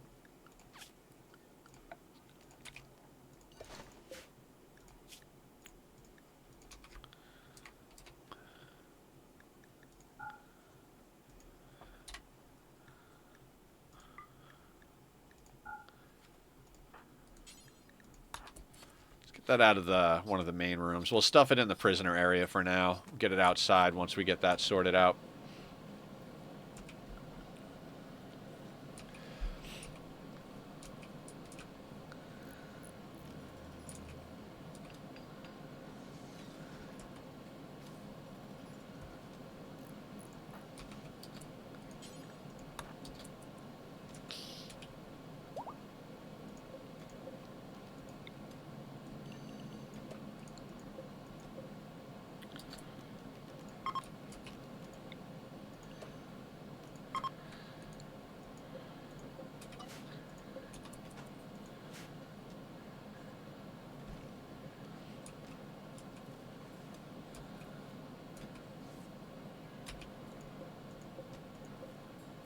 Copy settings. Let's just move this up here for now.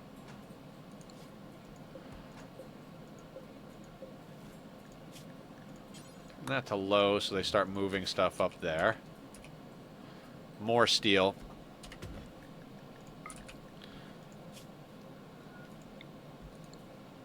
You can't freeze animal corpses and use them as well. Oh, like, yeah, just like smash someone in the face with a frozen tuna or something like that. I don't know why I went to fish. There are no fish in Rimworld, but... Can't believe I'm still laughing and happy that Magic the Gathering Short has over 1,000 views. Yeah, I was like, wait a second. That's not even one of my normal games. Like, what is going on here? I do want to start doing, like I said, I want to start doing some evening stuff.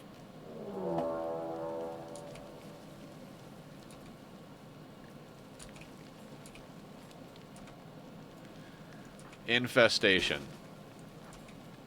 Everybody back here.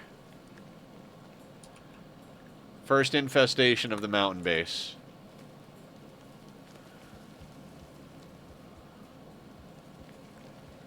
That's why we have choke points.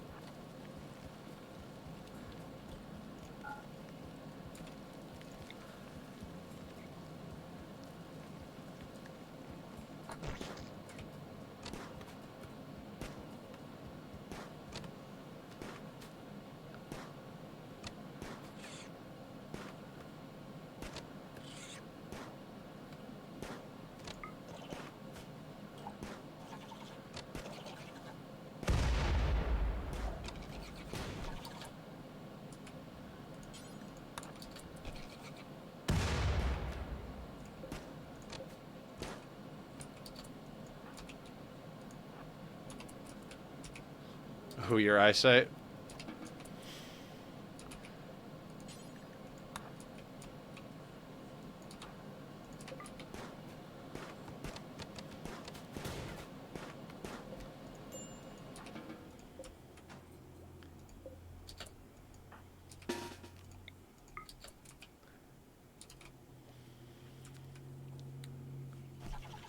Yep, jelly.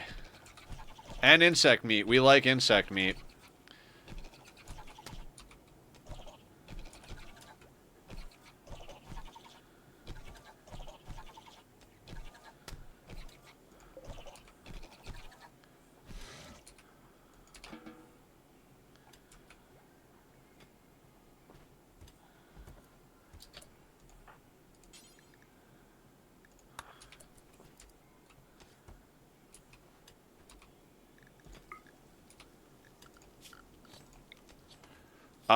An infestation counts as a major event. So remember when I was talking about getting hit by Cass real soon? That was our major event, was a one hive insect infestation. So that is pretty cool.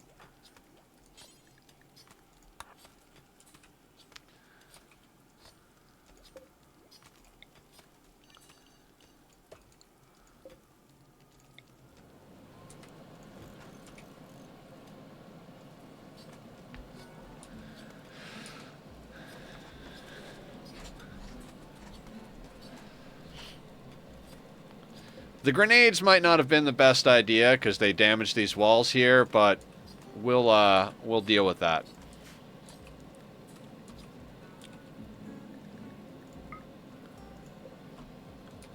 We can smooth them to fix them.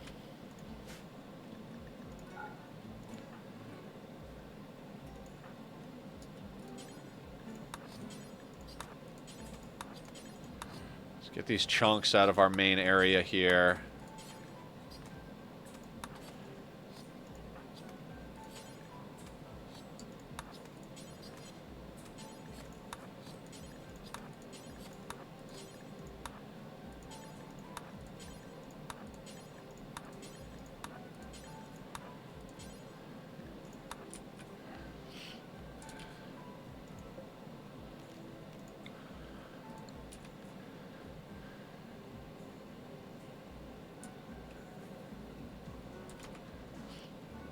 We got a raccoon coming in.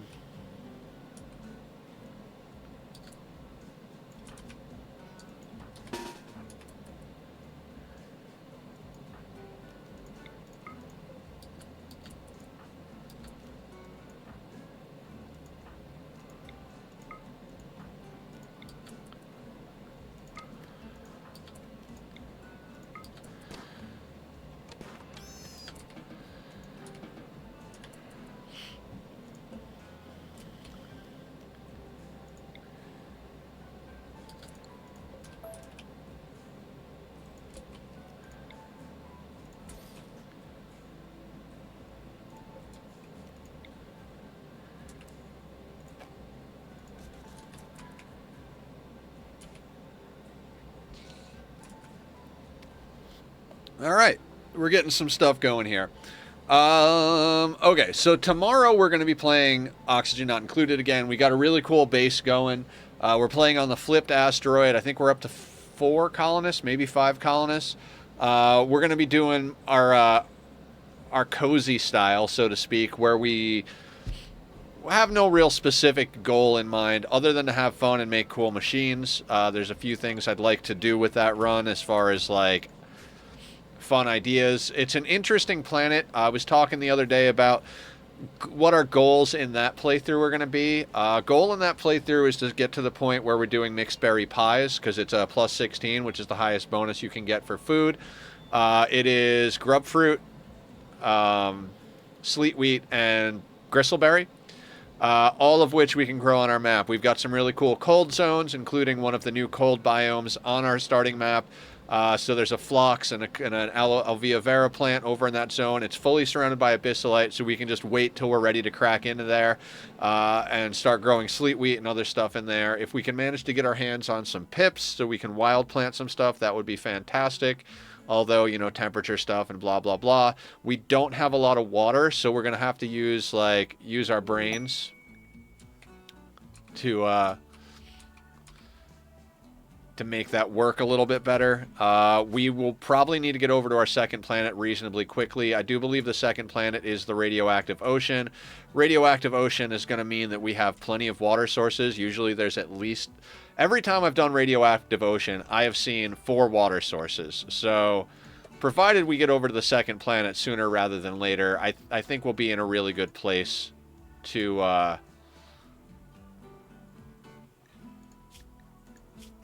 get stuff. You know what? Let's let you sleep. Get you in a proper bed for a change here. Now, where is this trader?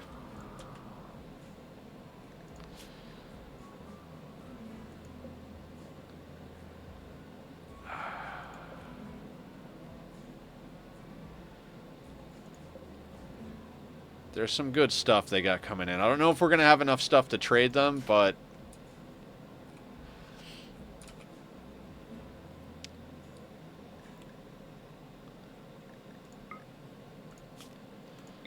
slow and steady on the race. Okay, so... how long is insect jelly? Insect jelly doesn't spoil, so that's good. Let me make sure we've got animal products selected. Vegetarian, animal products, excellent. Okay, what do I want to do with zoning? All of our marble is outside, so let's start with zones. Here and here. This one is going to be important. It's going to be raw fungus. This is also going to be important, but it's going to be meat. No twisted meat, though.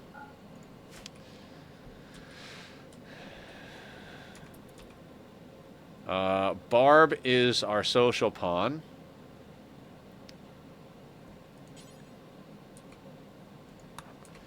Now, they're not going to stay here very long because of the cold snap. We went through this with sea ice. If it's too cold, people just dip. So we'll stay on. We'll try and get out here early and often. Do you guys... we can't afford the Insanity Lance. A telescope would be nice to pick up. We can't afford pretty much anything. Can we?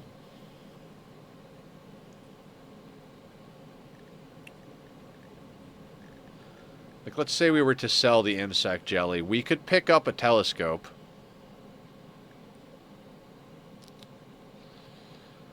Wouldn't be the worst thing in the world. We could also grab some Glitter World medicine.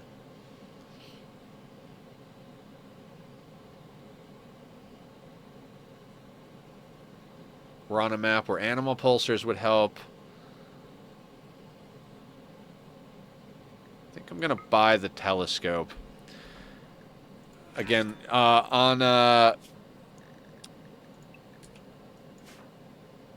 where is the goddamn thing?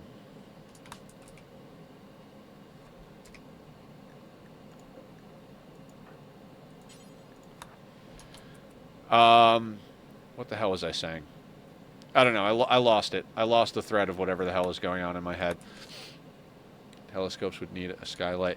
Yeah, we could do a skylight. The thing is that's what I was going to say. You traded a loss on losing his fun settings, right? So, at the end of the day, if there's something you might want to have on hand, it's probably pretty good to trade for it, just because it'll get wealth off the map. Not by a huge amount, but since you're always going to trade at a loss, you might as well trade for stuff that you're going to need inevitably, so that you can...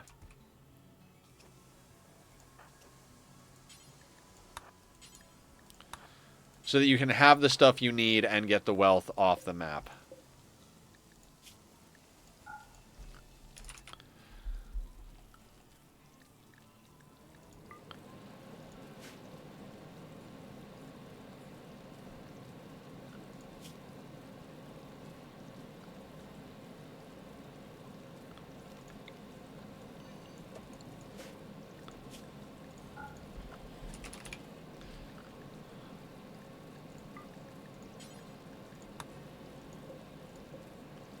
Setting up a few zones here. We want the we want to try and put meals and pemmican close to the table.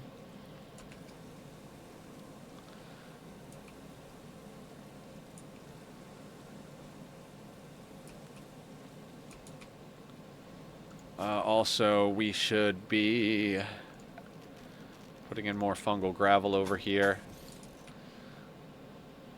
I mean, oddly enough, we're pretty goddamn well stocked on things. I'm going to destroy these coolers.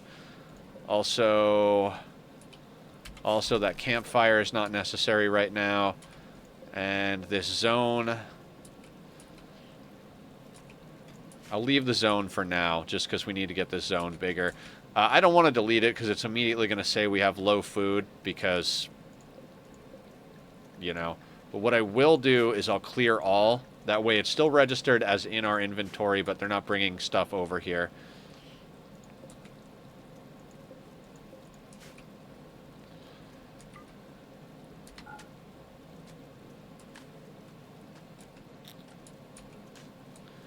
And we're making good progress.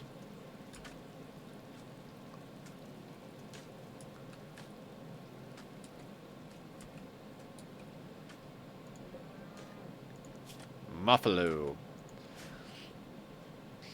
I keep forgetting that we're on a toxic map. Like, it's a good thing for our colonists, so, like, being on a toxic map doesn't really cause problems. So that's cool. I wonder if we're going to need to go into parkas instead of dusters. What's the average temperature on our map? I keep forgetting that. 30 to 83. So we're right in the center. We could probably just do dusters. As long as we've got good quality dusters. They're better at protecting against heat than protecting against cold. But they do have some cold resistance, so I mean, we'll feel it out as we go. We've gotten real used to stuff. I'm going to post a reminder in the Rimworld chat about the C/F mod.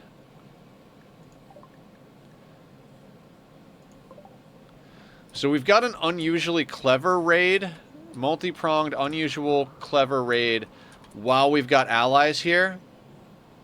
This shouldn't require our attention.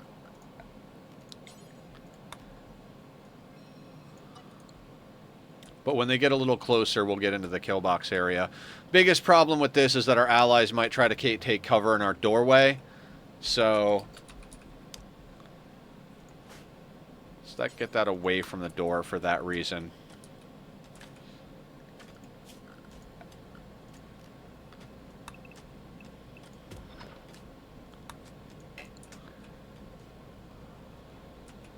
Alright, so allies are going to probably deal with this, most likely.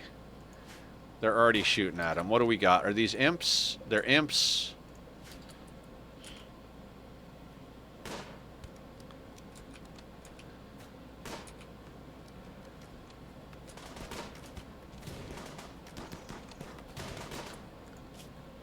And this is likely the double tap from Cass. So Cass should be on cooldown after this, theoretically. That's a lot of bullets that are missing. That's a lot of bullets that are just missing.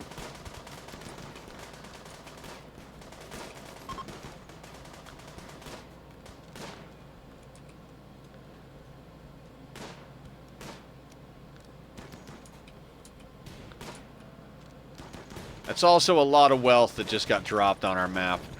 Ideally, what I'd like to do... And all of our trees are going to get burned. Ideally, what I'd like to do is get these guys chopped up before these people leave. Yeah, that's why we bought wood last time. Oh, they're an exotic goods trader, right? Yeah, so they're not going to buy any of that stuff. And that just jumped our wealth up to 25,000, but they are outside.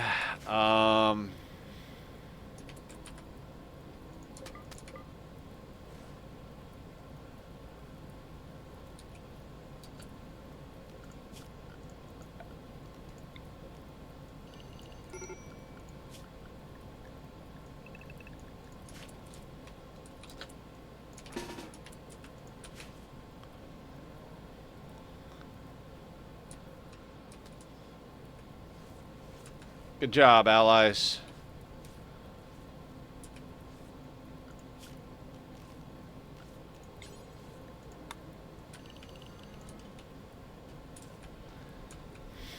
I mean, kind of happy, actually. Like, that could have gone considerably worse. Imps coming in is not the greatest thing. If they get close enough in our tunnel, that could have gone real bad, but...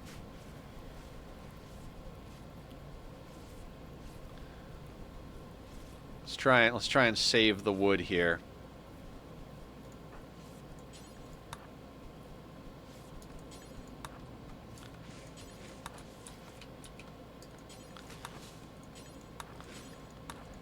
Wait, there was a humps. There's an impid humps. Yes, that was actually pretty good. That was neat.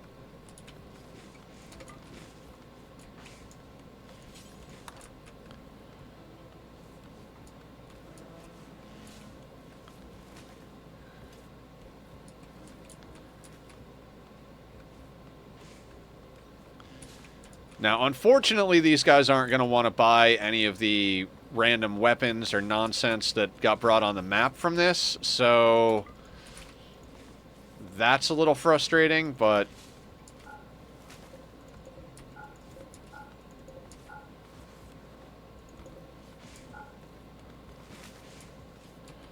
I'm actually going to forbid any of the weapons out here. I just want them to get destroyed by the snow.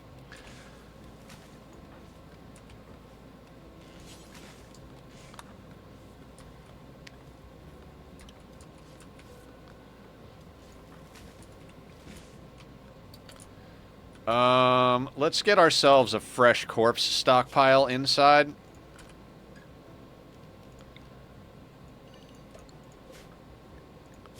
Get that stuff in.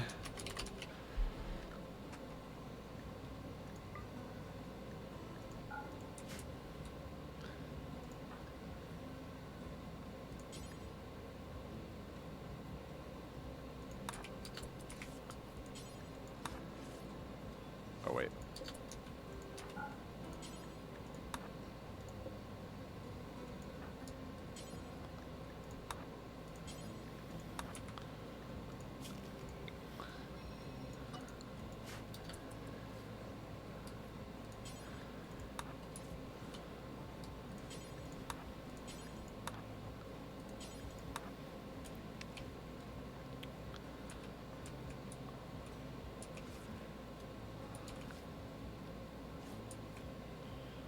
Humps must die.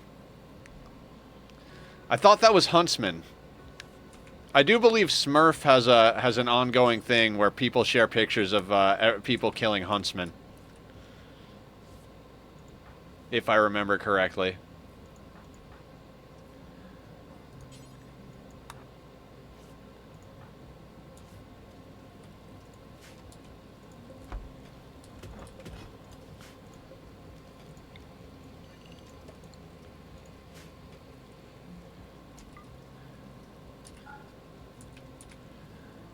Stretch, we can do stretches. Did have a rando visitor nicknamed Huntsman show up last night. Hydrate as well. Okay. Okay, I can do these things. Oh, we're doing good. Oh. And again, I mention it every time. I'm not a savage, I just have a cat that likes to knock over water glasses. I mean, I am a savage, just, you know, not for that reason. Let's get rid of... Oh, God. I wanted you to bring those inside. Dang it.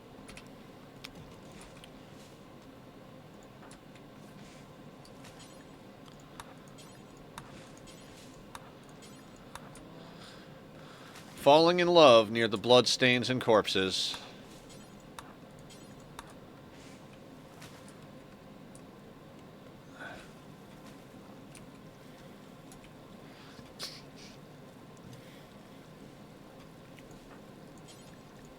Get that out of the doorway.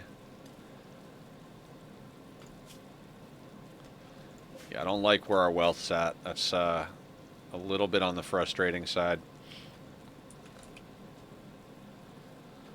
So what I'm thinking we might do here is we might, now that we're in here, I think we might slap down a door here and put a door here for now.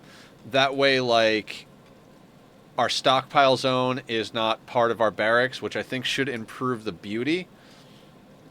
I mean, it's not going to look good in here for a long time. That's part of the problem with living in a mountain. So, I mean, I had 2 new couples after that raid last night. That's awesome. So one of the good things about living in a mountain, I mean, there's a lot of positives, a lot of negatives, you know, but one of the good things is you can have a base and still keep your wealth down. We don't need to build walls to have a base, and natural tiles don't count towards your base wealth. So the fact that we're digging this out means that we have a nice sized base without having to have the wealth of having walls, which is why we're able to have more pawns at the moment and still be at a relatively low wealth given the number of pawns that we do have. The main one of the main issues, though, is that it's ugly as sin. The trade-off is like, okay, so you have free walls, but it's ugly as sin type of thing. So that's the problem with it.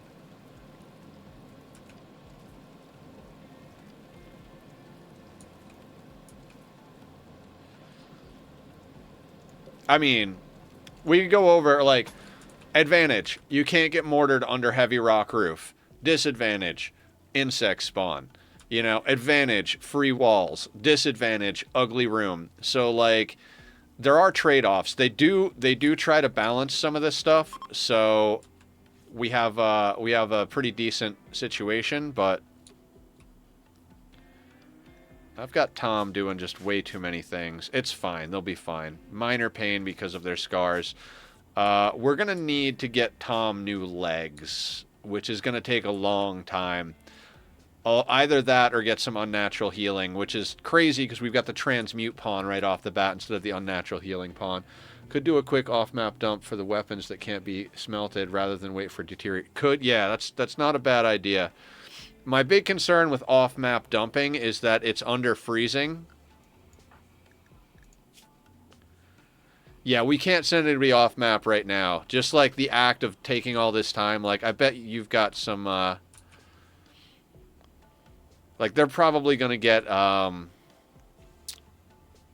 chilly surroundings, hypothermia starting up soon, so...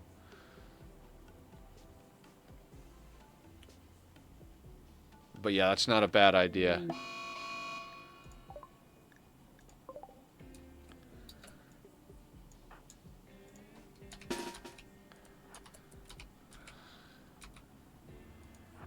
Mad Boomalope. While our slowest pawn is out hauling things. Gotta love that pollution stimulus, though. Combat supplier.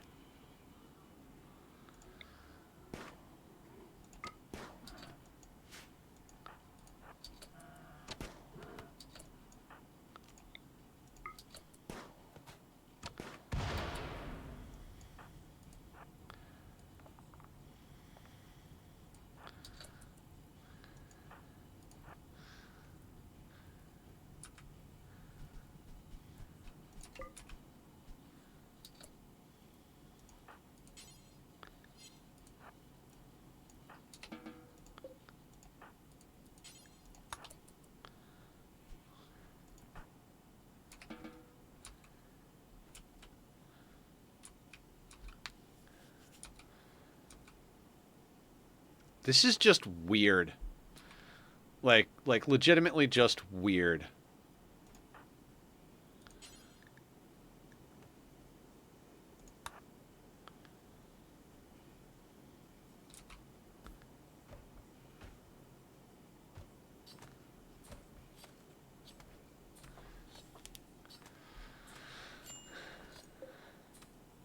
We will probably eventually want to pollute the parts of the base we're living in.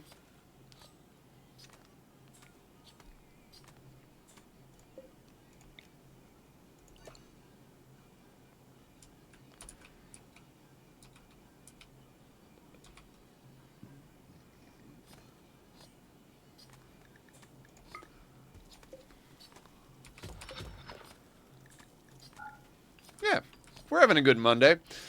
And my nose is all feeling better at the moment. So thank you guys again always for hanging out, having a good time with me. We've got a lot of stuff going on. We're going to be doing Rimworld on Monday, Wednesday, Fridays. Again, as per usual, we're back to doing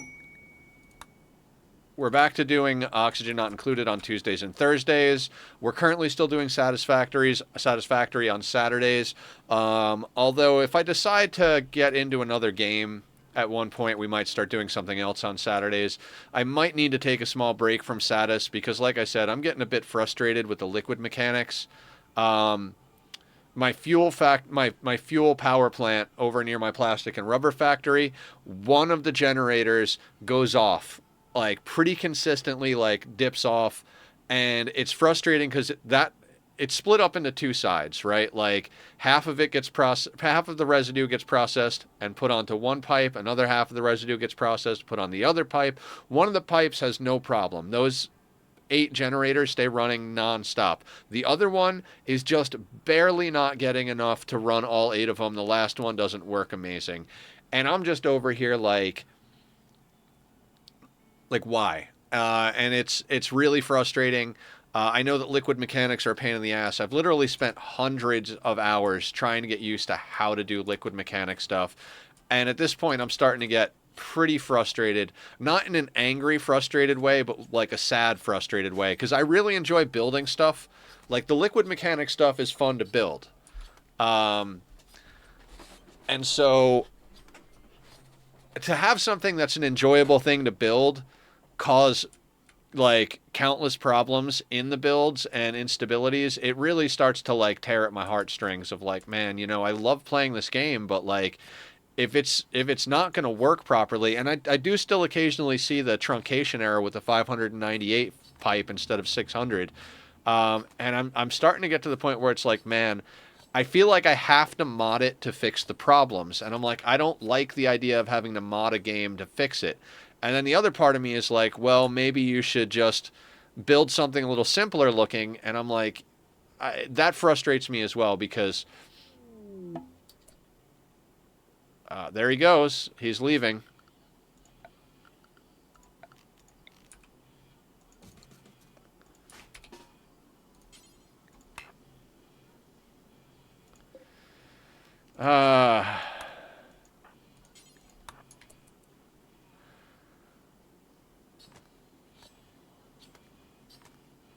Run him down, Barb.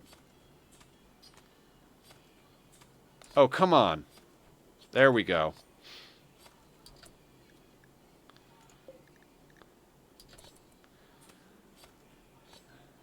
Sir, yes, sir. Love it.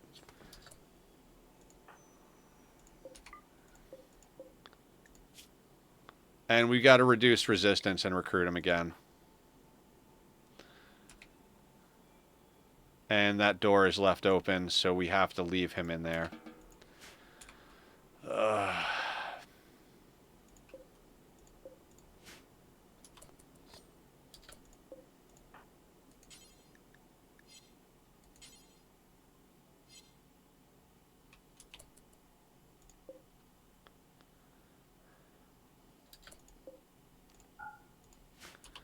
Better than accidentally killing. Yeah.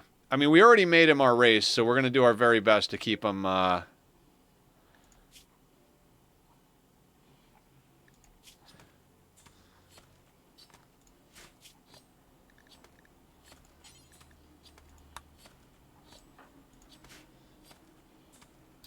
He's going to have prison breaks, though. He's got the dead calm trait, right?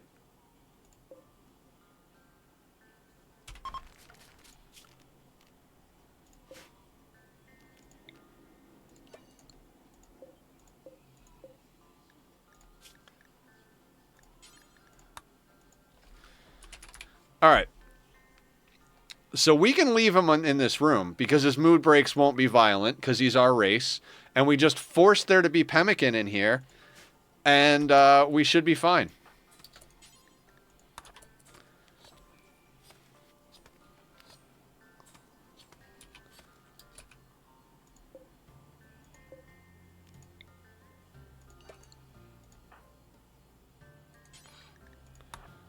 Haul the Psychite.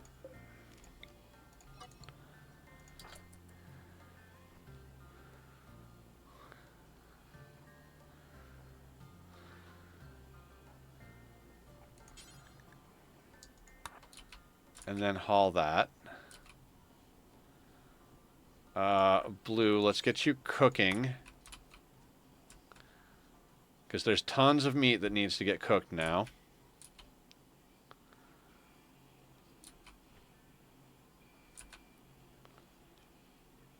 Now, he should never prison break. He should never prison break, and none of his mood breaks should be violent. So, that should mean...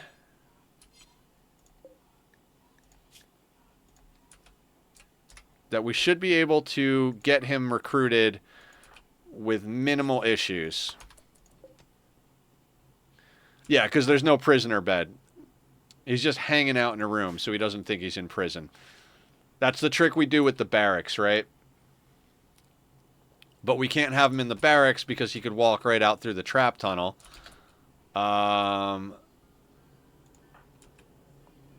Let's have Barb go trade with... Is this a combat supplier? Is that what we got?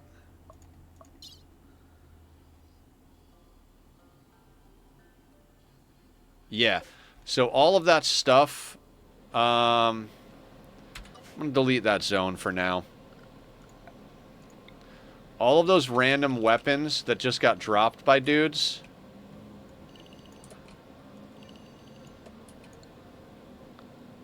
we can sell.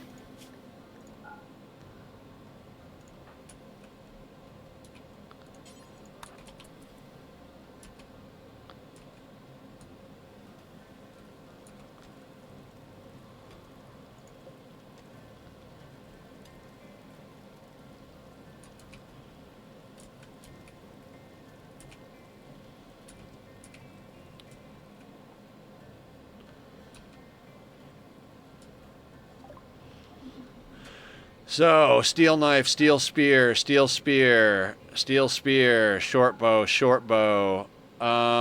It's tempting to keep the normal recurve bow, but we've got a couple of guns now. We're going to keep the auto pistol and the frag grenades, so that gets us 63 bucks. And that means we're going to get a couple of medicine out of this. Yep. Perfect.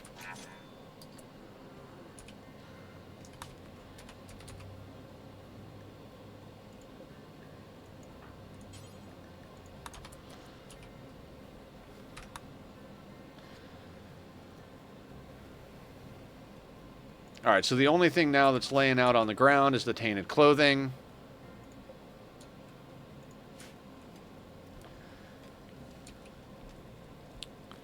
We've got Blue cooking up all that meat that we acquired into pemmican. Which we have more wealth in food than I would really like to have at the moment.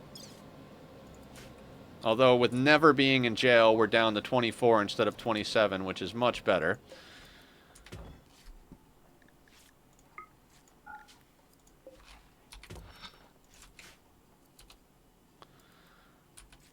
And all of that human leather is getting made by Mr. Erkin into clothing that our people are actually going to wear. So we're turning general wealth into tactical wealth.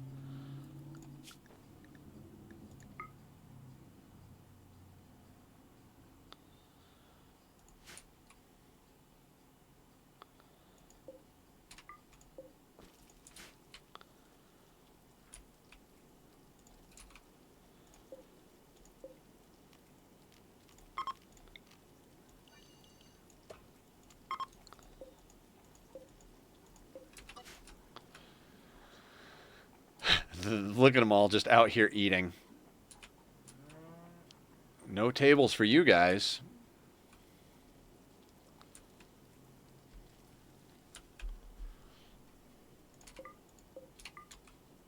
Could work on getting those traps going.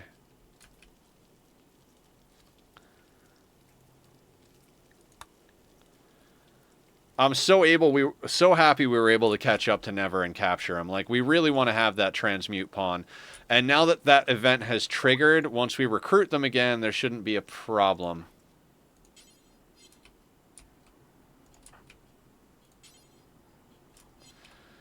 Rotten animals. Let's get a rotten animal zone. Let's say like right here, just to get that rat out of here.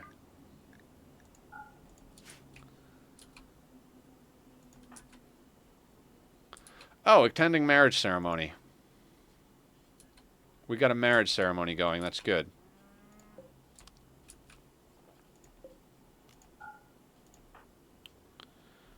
Marrying Mr. Erkin. That's so adorable. Let's flick that switch. Let's suspend the cowboy hats for now. We've got... Actually, no, they're fine. They're absolutely fine. We already made one. Might as well.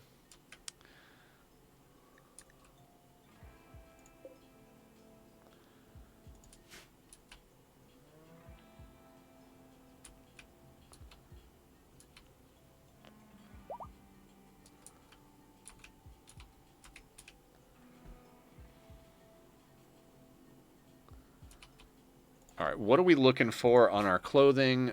We don't have a duster. We don't have. We can't make face masks. So this this last raid should get us all of our dusters for all of our people.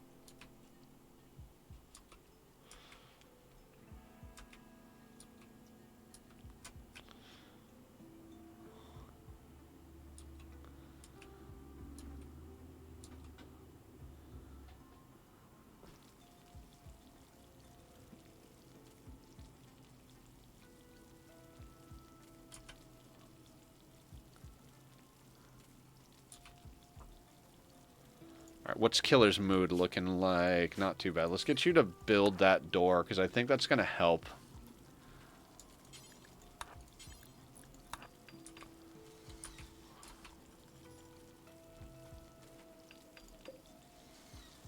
I don't know if Blue's going to actually be able to cook all of this food in time. It's not the worst thing in the world, but Blue is... Blue's got 8 in cooking. Shouldn't be too bad. If anybody wants to join the Discord to check out what we're doing with this run... wait, hold on a second. Links are up in the chat. Let's get you this pistol. An awful revolver. So we'll also...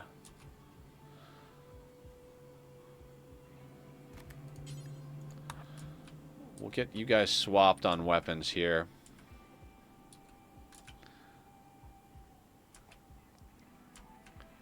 I need our people to eat more of our wealth here.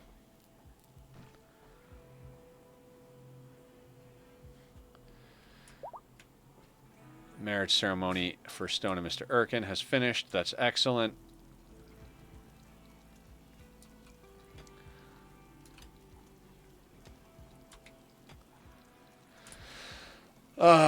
I don't really like the fact that we have to re-recruit Never, but it's better than the alternatives. They could have gone hostile, done a whole, like, shriek for sight stealers, then we would have had to melee block the sight stealers. It could have been a whole mess of garbage. So... It went way better than the worst it could have gone. I was going to say it went slightly better than the worst it could have gone, but honestly it went way better than the worst it could have gone. They could have gone hostile, and then we would have had to fight them. It could have been a possibility of killing them or damaging our pawns. But...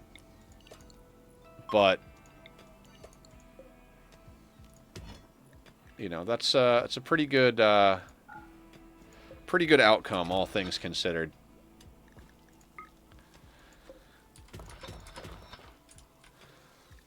But, guys, I got to take a quick restroom break because I'm a human being and I require restroom breaks.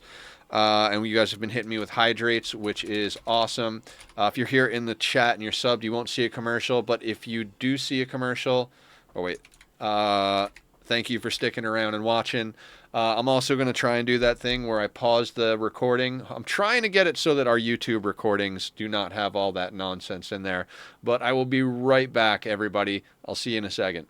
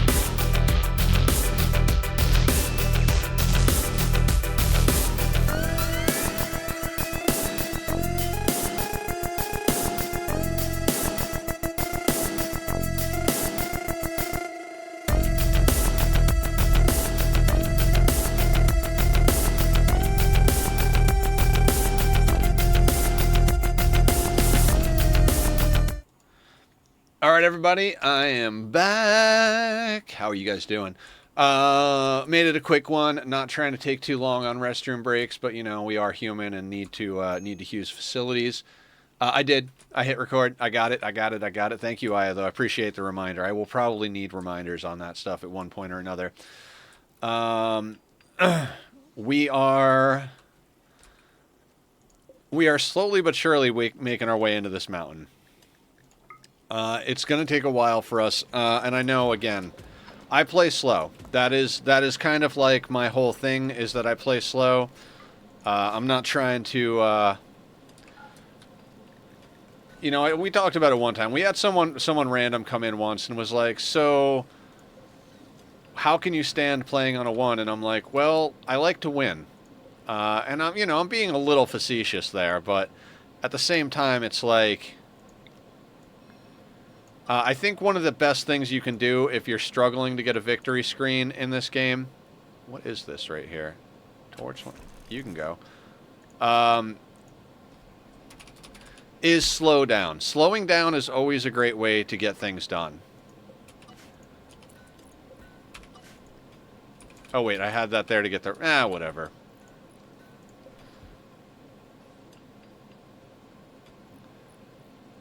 Thank you for lurking, I am much appreciated. We're slowly but surely knocking some stuff out here. And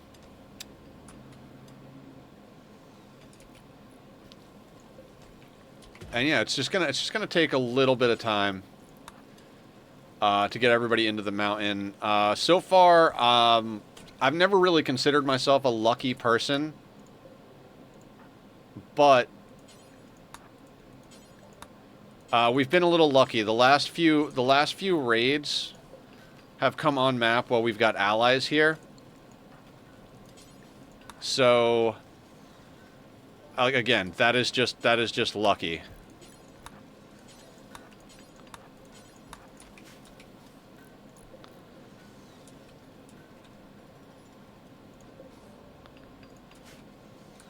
We'll build another zone for growing wood at one point.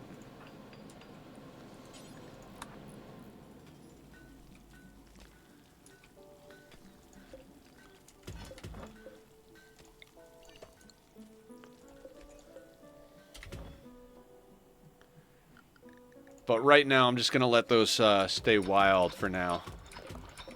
Not wild, but we don't need to worry about harvesting them.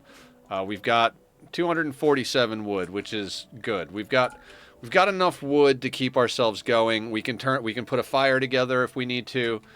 I'm gonna get rid of that zone. Yeah, low food. There's not low food. It's just scattered all about the ground. Our people will deal with that shortly.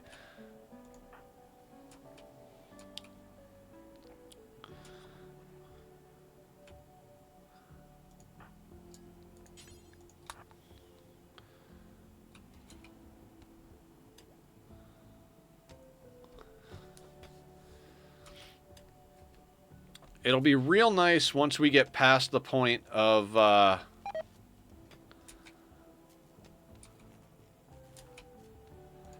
once we get past the point of having bad weapons. We really, really need good weapons, and just tribals are so slow at research. It's basically the downfall. Since we do have some wooden stock, let's slap down another research bench while we're at it. We don't technically have a lot of people idle, but at one point or another we will have people idle. Better to have the research benches. Better to be looking at it than looking for it, is what I've been saying. Got that from watching Letterkenny, which is a great show about being kind of rural Canada vibe. I grew up redneck, so I can say redneck, but I'm not from Canada, so. We're going to speed up just a little bit. We got Killer work. I'm so glad we got Killer on board, because with Never in here, we would have been back to having only one builder. So Killer's going to do building for us. Killer winds up being a builder quite often in our runs. And if anybody else wants to name a pawn when we get new ones, you'll be able to redeem a point redemption. I'm going to try and come up with a way for YouTube to join in on that if people want to have pawns in from YouTube. I think eventually we're going to switch over to like a queue system where people get into the queue and then it randomly selects someone, rather than a first come first serve basis. But for now, we're going to keep it first come first serve when it comes to naming. I don't want to create any like conflict or anything like that. So if we need to, we'll switch that over.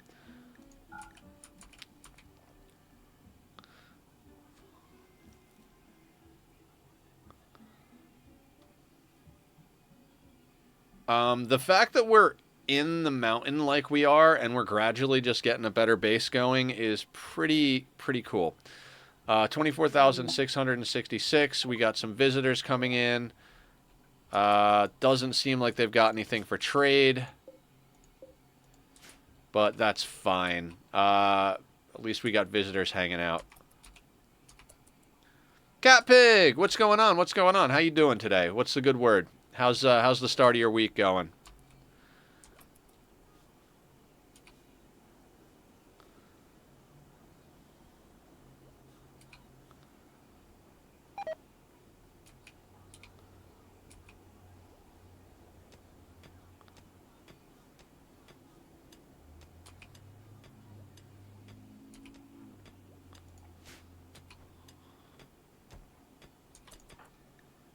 Why are you not hauling? You know, I'm going to put that down to a 2. Can't really say yet. My week only started about 2.5 hours ago. Fair enough. Fair enough. Mine started, what, like 3-4 hours ago? Something like that. Don't get out of control now. They're a 2. Stay on a 2.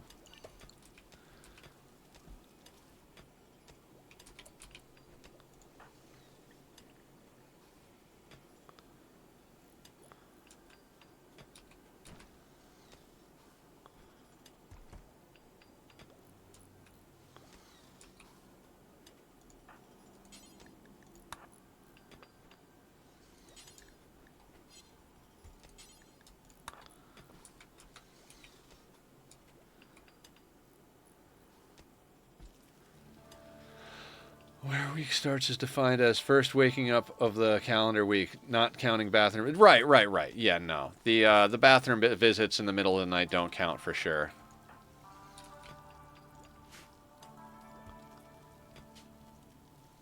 All right, we got the mushrooms hauled over to Blue. Yeah, Blue is not going to be able to cook all of this meat down, which isn't the worst thing in the world. We've got plenty of pemmican at this point, but, you know, would be nice to not have that stuff spoiled. At a certain point or another, we might have to get an additional cook going, like get a second stove down, get them cooking as well.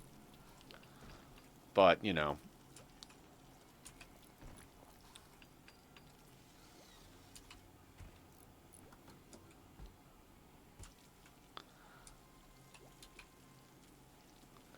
I love cats. Me too. Me too, Tom.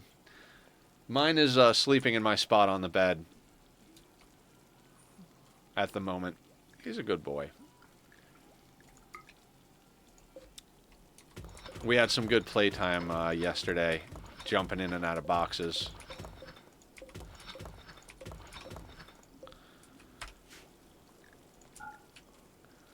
I got like 5 or 10 minutes with Mr. Young Black Kitty. Aw, that's sweet. That's like the cat that's from around your area that you're always running into. Nice. I do love me some kitties. I keep forgetting our grow season. 1st of April, May to 11th of September. So okay, so yeah, so we're almost done. We have a very small winter period on this map. We do have winter, but it's not like. I mean, honestly, after sea ice, I'm pretty sure we can handle just about any amount of cold. I used to be hesitant about taking on maps that had winter because I'm like, it's just. My feeling wasn't that it was difficult; it was that it's just annoying. It's like, okay, so now I got to stockpile food and do the, you know, like, and now it's just become kind of that thing. Like, okay, with the knowledge that we have of sea ice, winter is not nearly as as frustrating. I mean, like 10 days of winter on a map, it's like nothing after sea ice. You know what they say about cats recognizing, right? What's that, Tom?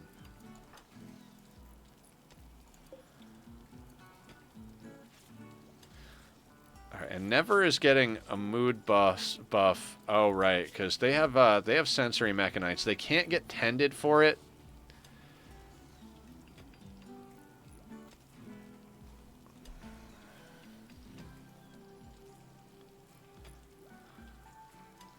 Pain.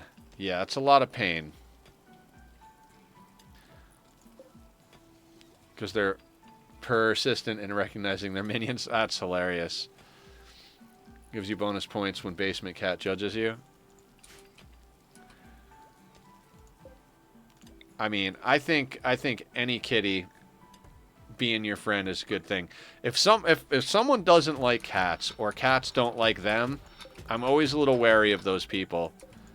I forget who said it, but, you know, people who don't like cats, and this is not universally true, you know, there are very few universal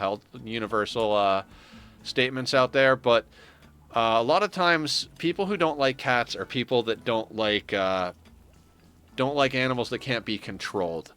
Like, a cat is a lesson in consent.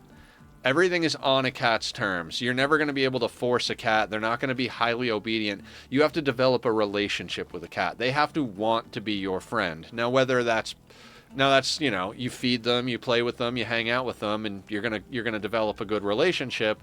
But if you just want to issue commands and have like a completely obedient animal, that's not going to be a cat. You have to earn you have to earn the relationship you have with a cat. They're not going to just give it to you.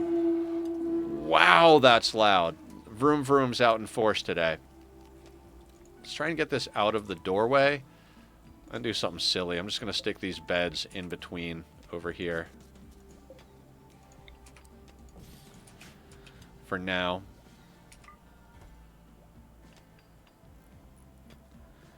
Alright, we've got a slightly impressive barracks. We could do the hospital trick, but decent barracks, -3. We can deal with that mood debuff for now.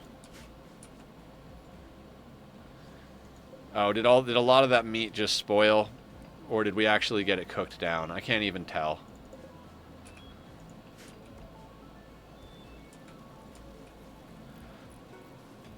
Entirely accurate. Cats can be trained just differently from... Yeah. Again, like I said, there are exceptions to every rule, and it's not, like, exact, but, yeah, cats are really hard to force obedience on. You know, they're a lot more receptive to positive reinforcement than, like... I don't know what I'm trying to say. I'm a little too, I'm a little worn out, guys. Like I said, I went for a hike yesterday. My roommate goes on a hike every Sunday. And there's some cool hills and mountains and stuff, and so we went. We got through most of the flat stuff. We started going up the steeper stuff, and I was like... I was like, man, I don't think I can make it all the way. He's like, dude, you did great. I mean, this is your first time out since, like, you've been going through all your surgeries and stuff like that, and you made it halfway up the hill. So I'm that good kind of tired. Hiking is one activity I really can't do. Yeah, you know, I can do it. It's just that there's no place right next door to us. You got to drive at least, you know, like 20 minutes or so. Maybe not 20 minutes, but you've got to be able to drive to get to the hiking trails, and I don't drive, so... makes it a little bit more difficult in that regard, but my roommate said he'd bring me every once in a while, you know, every couple of weeks or something. We'd go and do some hiking, so I'm all for that. And you guys have been hitting me with the squats, which has been helpful. And I think I said this earlier. I threw a note on my desk now, like, if I get the urge to get a snack, even if I get a snack, I'm not allowed to get a snack until I do jumping jacks, which I don't do a lot of because I wind up shaking the house because of my size and the shittiness of the house. but I think I can do a few like tippy toe style jumping jacks, and that'll keep me going on some stuff.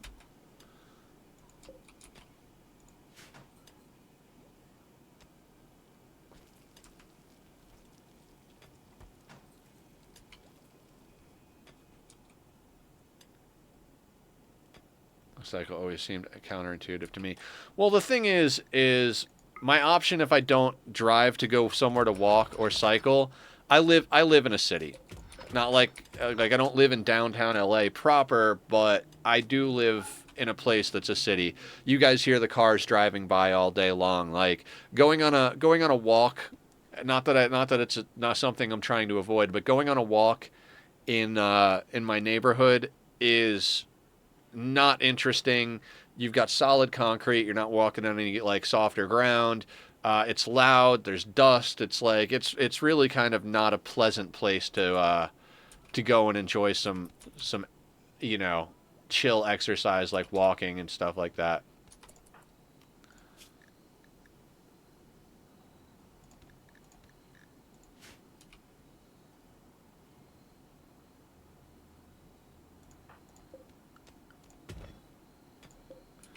I wish you lived where I live. I walk in the pastures for like an hour. Nice. Where I used to live, I used to literally just go start walking in the woods. I've talked about it. Like, there were enough roads around where I grew up that you could literally walk into the woods and be like, I'm just going to go get lost in the woods for a few hours. And if you ever really got like completely lost, I mean, I knew our area pretty well. So if I ever got completely lost, it was like just pick a direction and walk in that direction. Eventually you'd come out on a road somewhere, and, if you were unlucky, it'd be like, oh shit, I'm far away from my house, but you'd come out on a road you'd recognize, and then you just loop back around, or you'd go to one of the neighbors' house, be like, hey, I went for a walk, got kind of turned around. You mind if I call back over to my house, have like my brother or my mom or someone come and pick me up? We grew up in one of those neighborhoods where you could actually go and talk to your neighbors like that. Um.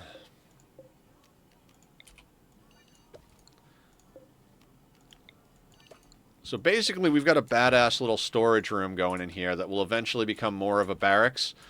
I put a door in here temporarily, but what we're going to do is we're going to dig out these 11 by 11 rooms, and we are going to have, like, choke points so that if stuff does spawn, we can use those choke points, which means I probably shouldn't have this stuff right here. It's not the best deal, but at the same time, like...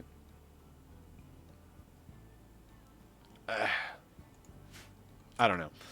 I'm saying it and I'm like, all right, let's make some changes in here. Like, let's reinstall this like there, right? Just get that out of our way a little bit. And then this guy we'll reinstall here, and then we'll move the beds up. We'll move this bed up there. We'll do a little musical beds here.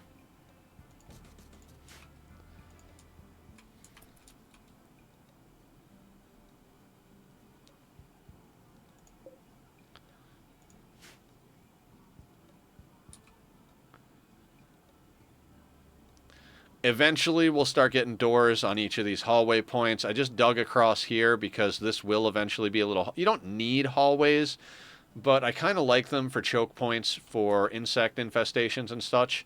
As you saw, we like set up right here. When the insects spawned over here, we were able to do some damage. Research being slow is just phenomenal, right? Oh, yeah. You gotta love that research is super slow on tribals.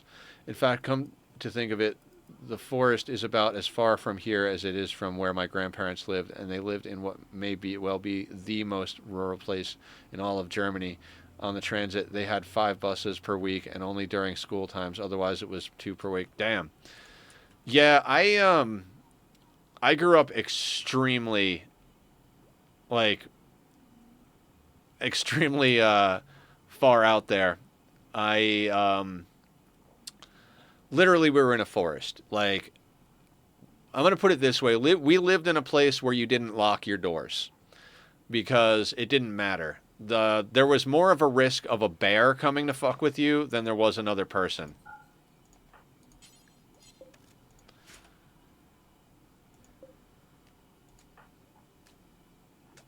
My first girlfriend lived in a place like that in Austria. Oh shit, yeah. Um, it was very. It wasn't a bad place to live. It was definitely very boring. There was really not a lot to do, so we all, like, as the younger people, we all wanted to get out of there. I went and hung out in New York. Well, not hung out, but I definitely did go down to the New York City area because I grew up in upstate New York, and spent a lot of time down there at the city, just, living a more, I'm not going to say crazy life. I didn't have enough money to live a crazy life, but definitely lived a more interesting life. There were more opportunities for work and everything. And then I eventually wound up moving back up home when what I was doing didn't pan out the way I wanted to. I was going up on the weekends every weekend anyway to play music with my friends and my brother. Eventually, I just wound up hopping in a car and driving out to California, which is where I live now. And it's pretty cool. I like living out here, although at this point I no longer do music or anything. I did for many, many years. My main thing is, streaming and stuff like that. I do have some friends that can hook me up with work here and there, other than streaming, to make a little extra cash. So it's good in that regard. But I would like to move somewhere that's got a little bit better health care and that has a more affordable living situation. It's very expensive to live out here, and since I don't need to be out here any longer, I'd prefer to be somewhere where it wasn't as expensive. It's one thing to pay a premium for where you live if living there helps facilitate your goals and dreams and all that, but it is another thing entirely to just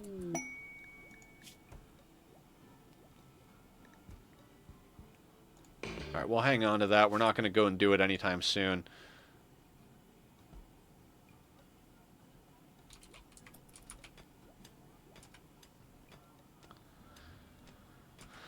Okay, so we have more or less gotten out of this. Okay,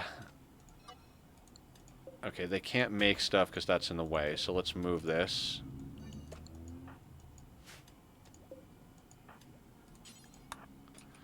So we've more or less gotten moved out of our area here. We're just going to use this as, like, cut stones, have steel and stuff like that, so it's still inside. We're still using this little area as a prison. If we check our overhead mountain, all of the light green is where drop pod raids and mortars can hit, so it's possible our prison can get fucked with. We may eventually just fill this in or end up using it for scanners. Can I ask you a question? You don't have to answer it on stream if I think it's too personal. How old is Dennis? Oh, I have no idea. I think he's in his 30s. We're guys. We don't ask questions like that. Dennis is my roommate, if anybody's curious. Funny thing is, there's this place I really love called Dave's Hot Chicken. I don't eat there very often anymore because it's not good for my stomach situation. But Julie always jokes about it, like, "Oh, how was Dennis's hot chicken?" And now I have a roommate named Dennis, and it's like, oh, it's just funny to me.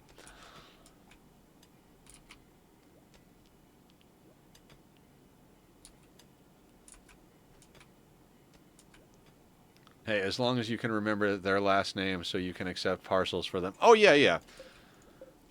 They get dropped right off at our door, so it's not even a big deal in that regard.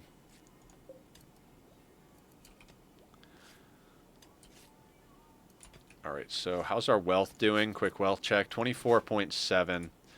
Not great, but not terrible. The fact that we live in the mountain is a little bit more forgiving in the regard that we can wait out. What do you call? We could wait out sieges. If there's a siege, we can just hang out under the heavy rock roof, and they'll just launch and launch and launch and launch, and, like, they might rip up our kill box or smash up some of the stone chunks and stuff, but they won't be able to kill us in our colony. And then when they finally decide to assault or leave, then, they're gone, and we don't have to worry about it. So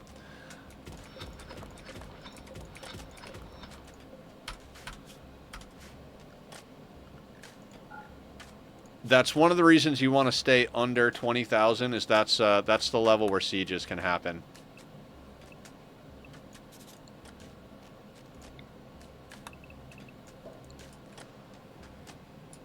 Oh, okay. Here, they never just drop parcels. If the recipient isn't there, you give it to whoever's neighbor is quickest to answer the doorbell. Gotcha. Yeah, no, they just drop them here. We wind up with a lot of what you would call porch pirates. You know, people that are shitty people that decide, hey, I see that thing, I'm going to go steal it off the front porch. Which kind of sucks, not going to lie. You can, by special request, have it so that you have to sign for it. Like, that's something you have to stipulate when you do it, and I think it does cost extra, which is lame. You know, like, require signature is an additional service the post office does for you here.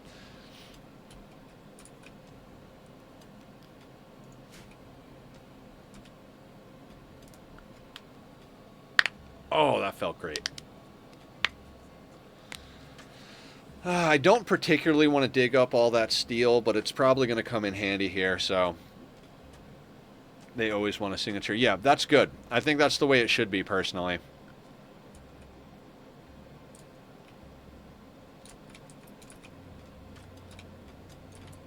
Alright, where are we? Okay, we're almost... Oh! We're still in fall. We actually haven't gone through winter yet? I'm a little confused. I've checked this like 3 or 4 times already today.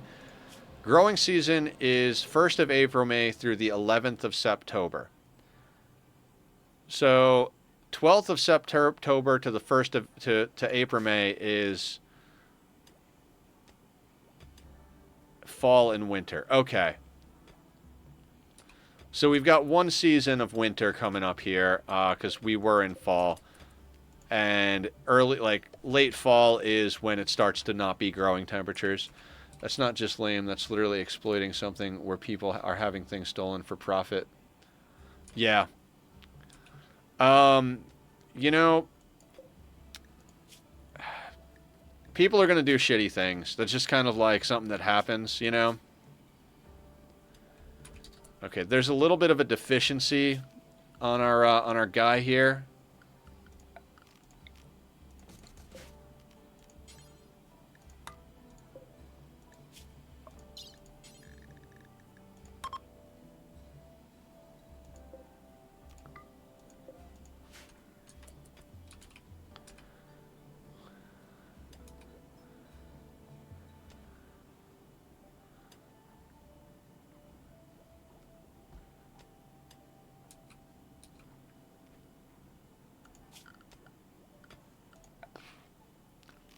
Now, I don't think we technically need all of this as mushrooms, but I want to stop growing mushrooms in the hall. I'd prefer not to do that. It slows our people down a little bit, so I think we're going to stop sowing in the hallway and try and get these 2 fully open. And we're also going to start ripping up the excess stuff that we don't need. Like this stuff, that can all go. More mushrooms is more better. Oh, incidentally, found button cap mushrooms in my garden. Are button cap mushrooms good to eat, or are they like... or are they just something, fun?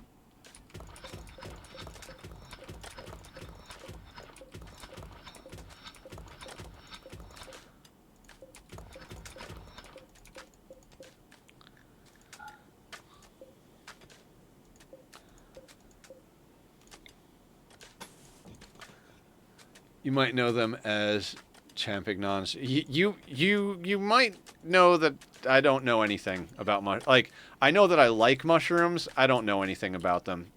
I'm your typical person. I know what a portobello is, and that's about it. White or brown. Okay, I think I know. You like your standard issue cook salad type of mushroom.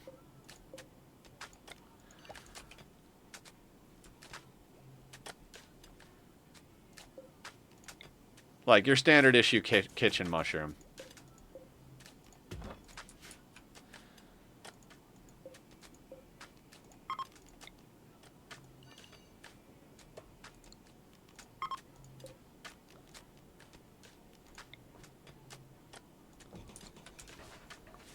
Completely random mushroom thing I learned. Candy cap mushrooms are used for artificial maple flavoring. No shit. Did you know that the original vanilla flavoring was the scent gland from a beaver's anus?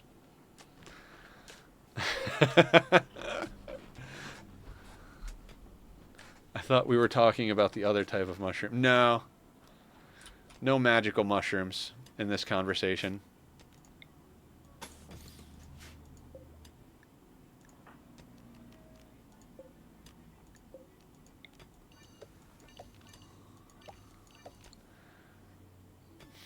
Currently, that is. Did you get your tea? You did not. Who's our doctor again? I can't remember who our doctor is. It's Stone. Stone is... Give Never their Psychite tea, please.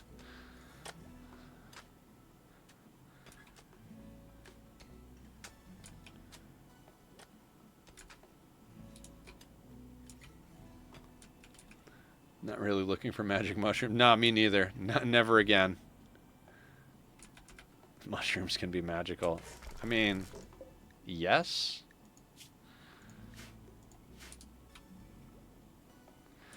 So I gotta say, guys, having the genetic dead calm gene feels like we're getting a lot more work done and having a lot less incidental damage on our pawns. Very happy that was a choice we made here.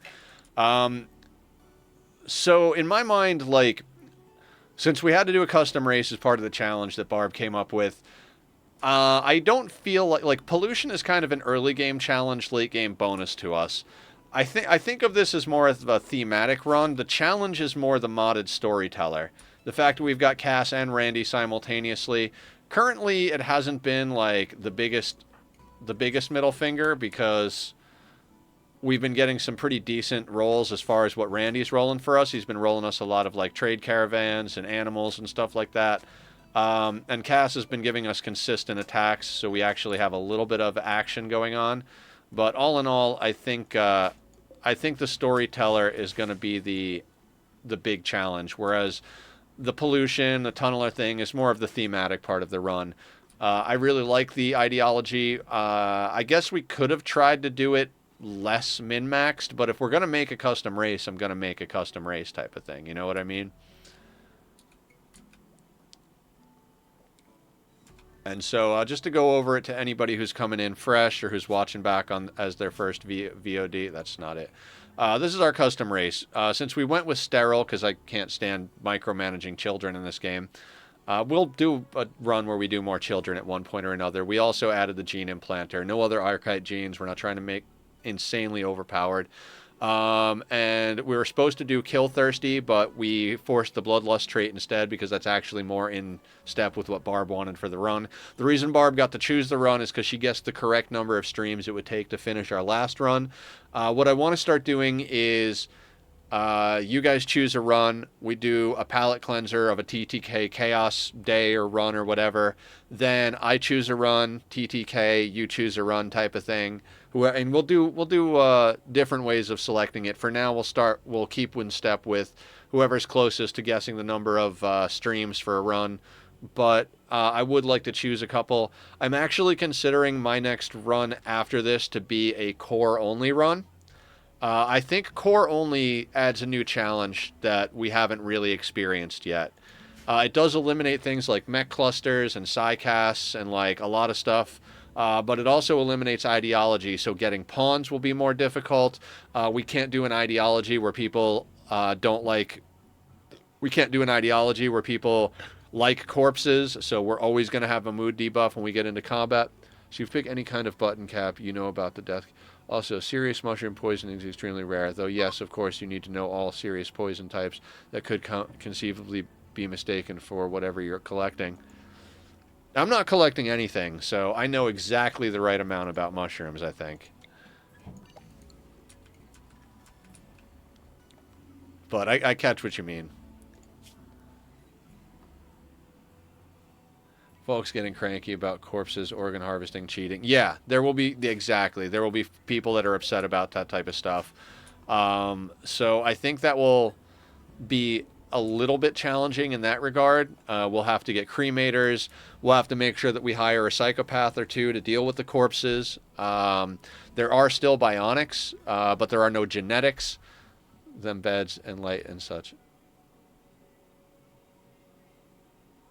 Next, you know, they whine about sharing the bed with a couple of corpses, right? On the plus side, as far as the whole kids thing is concerned, we don't have to worry about sterilizing people in a core-only run because there are no kids programmed in, so you can just immediately have them sleep together. We're going to wind up with a clean map just from the random Pollux trees.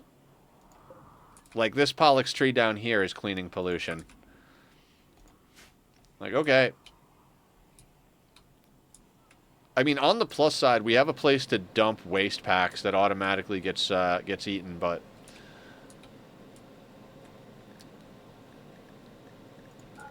Now, I said I wanted to start getting the anima tree walled in and such, but... we still haven't acquired ourselves any guns. So, yeah, that's a thing. We need to just stay on top of research, get ourselves good guns. We don't really have anything we can build in here.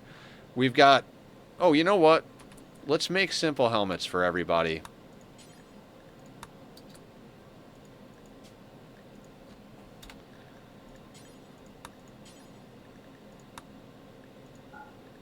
We've got plenty of steel kicking about. Let's get the simple helmets sorted out. What DLCs do you have via Anomaly and Bioattack? Is that right? I need to get the last 2 DLCs, so I still have to deal with some of those core mood shenanigans. Ah, yes, you need to get Ideology and the other one. Installing Ideology into an already existing run is a very big pain in the ass. You might actually have, if you're going to try and install it on your current run, you might have to go in to do some debug menu stuff. Barb had some trouble with it. She might be able to help you if that's what you do. But I would kind of recommend starting a new run once you get the DLCs. Unless you're willing to go through that nonsense, because it is not it's not just a quick here you go type of thing.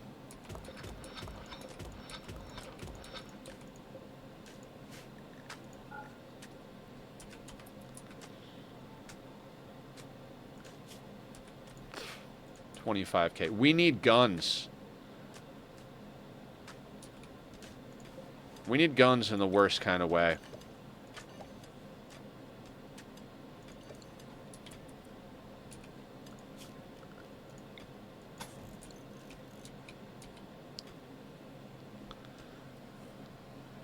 Yeah, I don't know about adding royalty. I would imagine royalty would probably slot into an already existing run a lot easier than ideology. Because in the beginning, when you choose something in ideology, you have to actually choose whether it's fluid or fixed. You have to choose like what type of ideology it is, what rituals you have, all that type of stuff. So I feel like royalty just kind of like slots in, like you'll just have access to the items, events, pawns, all that type of stuff. You won't have an anima tree on your map though, so if you've got natural meditation pawns that you want to get sidecasting and you want to have an anima tree, you'll either have to wait for one to spawn once you get it going, or you'll have to debug spawn one in. So, you know, there's that to consider.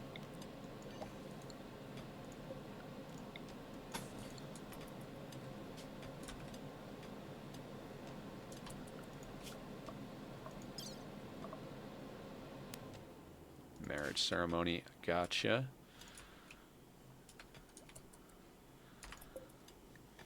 How far are we along? We've got 6.5 on Never, which is good.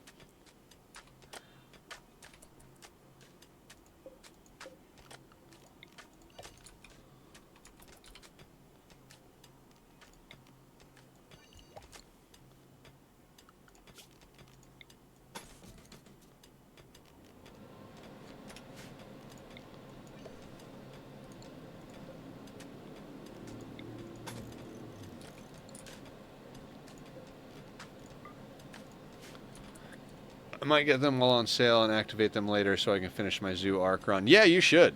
I mean, if they're on sale, Rimworld stuff almost never goes on sale. So if you guys are trying to get into it or get DLCs, I would highly recommend picking anything up while it's on sale. Like, even if you're not going to use it right away. If you know you want it eventually, Rimworld rarely goes on sale. I think you guys said the anniversary is coming up, is what we were talking about last stream. So that's probably why it's on sale, and that's probably going to be the best reason that it's on sale. Ooh, vroom vroom's out in the distance. If you guys hear that and you want to spam the vroom vroom emote in chat, feel free to do so.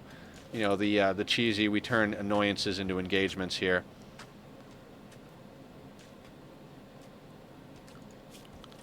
All right, let's make sure we've got a cleared zone right here. Thank you, Tom. I appreciate you guys' engagement and help. Okay, so we got spiky helmets happening.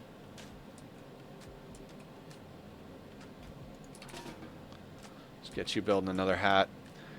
Oh, also, you can pick mushrooms without foraging. They're super easy homegrown kits.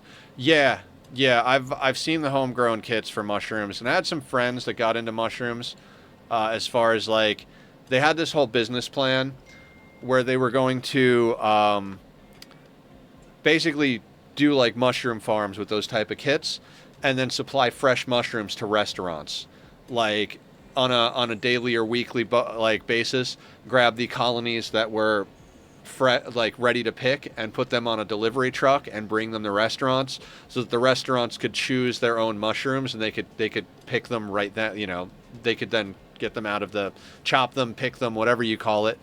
So that was pretty cool. We can get rid of the cowboy hats on our list now. We don't want those. Yeah, good idea, but going to be tough to pull off. Oh, this was years ago. I don't think they ever really got it off the ground, but it was an idea they had. They're my friends that are very, like, industrious as far as, like, they know a lot about a lot of different ways of making money.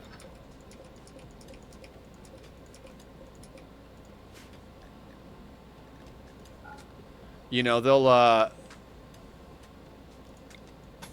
if they see an opportunity, it doesn't matter to them what industry it's in, they'll do it. The ones who had the computer repair business as teenagers. Yeah, they also ran a gaming tournament company. I think as teenagers or in the early 20s. They would show up to a location with all of the game consoles and games and host tournaments and stuff like that. Was one of their things.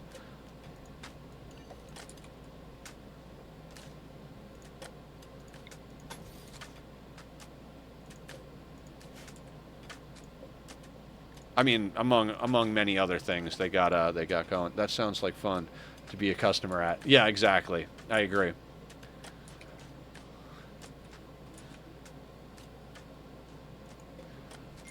Sleeping next to the carcass of a dead rat. I get these text messages about political stuff, and a lot of times it's not even stuff from my own, like, from my own area. It's like, dude, not only do I not live there, but I don't care in general.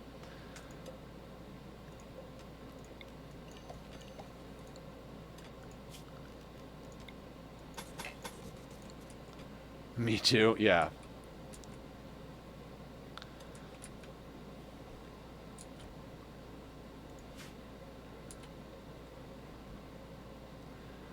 Okay, so we've got simple helmets happening, which is good.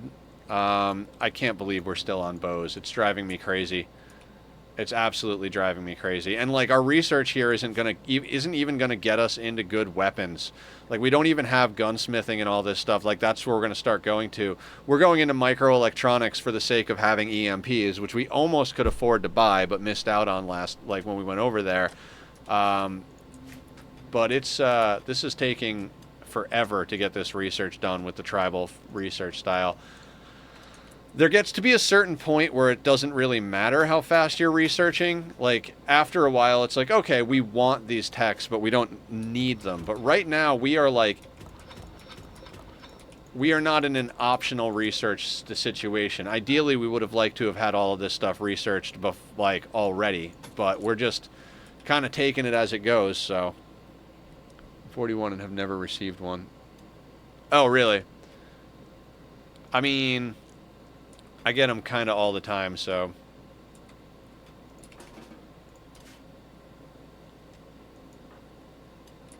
Mr. Erkin's going to upgrade his hat, then he's going to build some simple helmets. Good job, Mr. Erkin.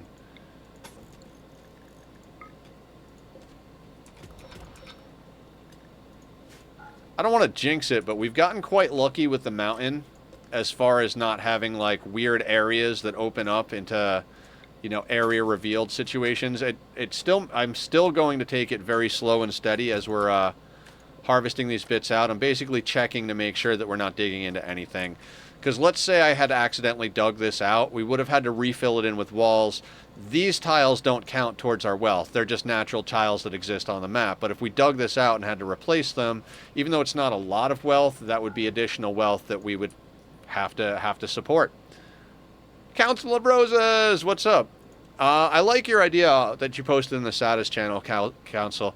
I might have, like, you or some other people come in and check out what's going on with my fuel situation. I just think it's just wonky mechanics in general. And I think a lot of it has to do with the fact that the pipes are kind of long. I'm at the point with those mechanics that I'm about to just build the ugliest factories in the freaking world. Basically, like, fuel generators on the bottom, fuel refinement above that, residue refinement above that, and just pump the oil up and let all of it just gravity drop all the way down, because it is starting to frustrate the hell out of me. Like, it's like I spent all that time working on the aesthetics, and honestly, like, I was not happy with where my aesthetics were when we were doing that stream on Saturday. I got off, I was really bummed that night. I was like, I don't know that I can actually build in this style. And then after my hike yesterday, I did a bunch of work. I posted a picture. I feel like overall it came out okay. I'm not, like, thrilled with it, but it's better than I'm not, like, kicking myself for being shitty because of it anymore. But at the same time, it's like, if I'm going to put that kind of effort into a world, I want my stuff to actually function properly. There's a mod, yeah, either just post the save or you can hop in it and send an invite. I understand wanting to quit. I deleted a whole save because a packaged fuel plant refused to cooperate. Yeah. I mean, that's kind of where I'm at, is like, it's just not, it's just not. I don't want to have to mod it to fix a problem. Like, that's the thing, is like, I don't want to have to mod to make the game work. There's a mod that turns all liquids into gases. So water, oil, all that stuff behaves like gases, because apparently there's no problem with gases like nitrogen and stuff like that. All that stuff flows exactly as it's supposed to. You don't need pumps for head lift. And I thought about it and I'm like, yeah, but the problem with that is I would feel like I'm cheating, because you don't need pumps for head lift and stuff like that. And I mean, I know there's a lot of workarounds, including that short I posted the other day where you basically have one pipe go up, but then link everything together. It was a really weird one. There's all sorts of wonky stuff like that you can do in those types of games. But at the same time, I try not to do that kind of stuff. I would rather actually play it with the intended mechanics realistically. It's just that, yeah, I don't know what it is. Oh, I don't know why I suspended this. That's got to get done. The other thing about troubleshooting that thing is I did actually, like, have the pipes run down and go through some concrete. Like, you know, they went into the foundation of the thing and ran through and then came out of the concrete. So running it down would also involve deleting a bunch of stuff. I mean, not that it would be difficult to put back, but it's just like, oh my god. Because I thought it was working for a long time, and the other day, for some reason, I was just like, let me just look at the power yesterday. And I was like, yeah, this is not consistent. So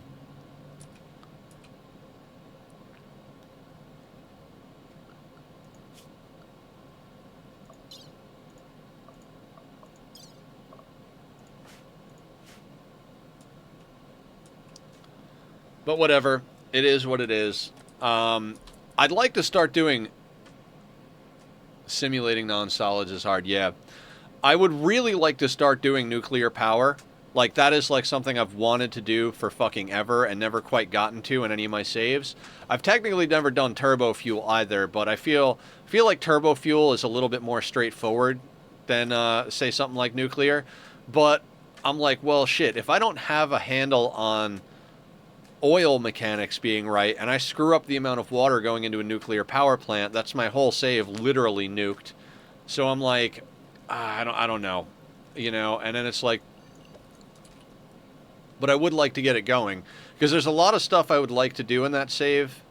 I have this whole concept that I want to do. I've talked about it a couple of times. So I want to like do like a resource nexus where stuff gets brought into a central distribution hub, gets load balanced down and like set up to go where it needs to go, and then like sent back out to factories.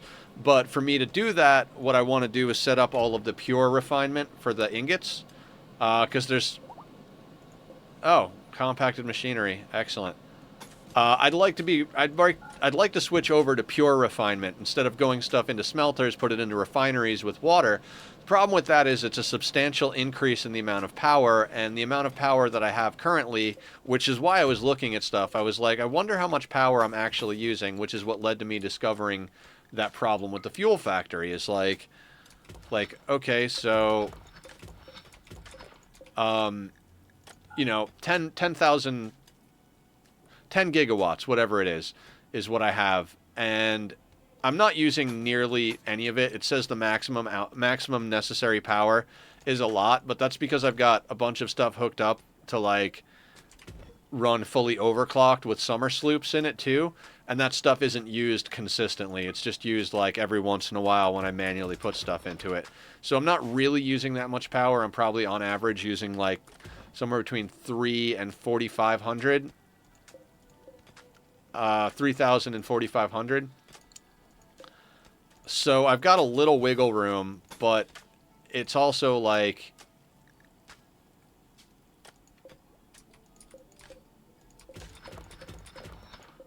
I don't know. I don't want to get too like. Basically, I want to do some higher tier. Factorio is getting a whole new fluid system with the upcoming update because they couldn't find a way to fix the more realistic old system, which had really bad bugs. Yeah. You know, I always talk about the comparison between Satisfactory and Dyson Sphere Program because those are the two factory games I've played. And Dyson literally doesn't deal with fluid mechanics. You just hook a belt up to it and it looks like packaged liquids come out. Like no pipes, no crazy like liquid mechanic things. It's just, yeah, liquids just go straight onto a belt. Like that's just what happens. So maybe it's a little oversimplified. I think the big issue with Dyson is that there's no awesome sync or any type of way to delete resources automatically. So hydrogen starts to become an issue. When you first start out, it's like, man, I can't seem to get enough hydrogen. And then after a while, you're like, shit, I have hydrogen clogging up lines. So I just took my power grid from 20 gigawatts to 45 gigawatts with a new diluted fuel plant. Since I upgrade the residual fuel plant to a diluted, I'll have around 60 gigawatts available power. Yeah, DSP probably saw Factorio's struggles and figured it's better to skip that. Yeah, I would imagine so. And then the other thing about my Satisfactory save is, even though it's a slight glitch in power, I almost feel like I might as well just, instead of addressing the issue, I might as well start putting down a battery backup bank. Because I'm not running diluted fuel and I'm not running turbo fuel. So going crazy trying to chase down the problems with that one is kind of like why it's more or less obsolete at this point. You know, like that fuel plant's not going to be there much longer. The rest of that oil is probably going to get converted over either to plastic or rubber or go into a diluted fuel plant because where I did it, it's also got that like pressurized node where you like put the pressurizer and then have the different nodes around it. So that one, so since I got to go over there and add that to the mix anyway, there's a good chance I'm just going to rework the entire area anyway, which is like, I don't want to get stuck going back and forth either. I've spent a lot of time going back and forth. I do really love the upgrades we made to the Quickwire factory while we were over there. But yeah, or someone on their team had previous experience with Fluid Sim. Fluid simulation, like, I feel bad. It's just for developers. Like, it's not something that's easy to simulate. Not that I know from experience, but being someone who plays, that's the experience I have. And I've never really seen a game that does fluid mechanics in a way that's, like, perfect. I also thought that Coffee Stain had more or less solved all the bugs with the liquids, but I'm still seeing the 598 truncation problem where, like, you know, in all reality, you should have 600 running through the pipe. Everything is running proper. None of the factories are stuttering or anything, but you only have 598 in the pipe. And I'm like, did they fix it, or did they think they fixed it and they didn't? Or am I just mistaken in thinking they fixed it? Liquids are like a cat, which is a living liquid. They do whatever the fuck they want. Herding cats is impossible. Yep. Agreed. So yeah, I'm not sure. And then the other thing that comes into play, speaking of DSP, is that I miss playing DSP. I basically put it on the shelf while I worked on, while I started messing around with more Satisfactory stuff, and it's been I miss it. Like, I legitimately miss playing it. It's a really good game, and I really like the end game of DSP, like the infinite research, you know.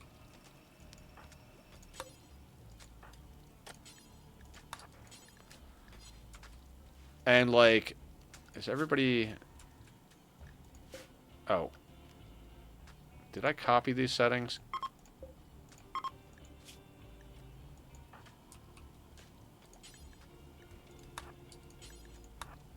Yeah, water is a lot more difficult than what people think. Yeah, it's, you know... It's not a... I don't know. I think I'm, like, just a little bit down on some of the saddest stuff. I'd like to make faster progress, but I hate making ugly builds. Microelectronics is done. Okay, let's start getting gunsmithing sorted out. We've got to go all the way up that chain for a little while, but immediately let's get ourselves a set of EMPs. To the point of, like, Mr. Erkin, like, let's force you to work there. I need those done ASAP. Like, you can legit get water uphill with a pump. Can't get water up the hill without a pump. Like the passive wick. Oh, you can without a passive wicks. Gotcha.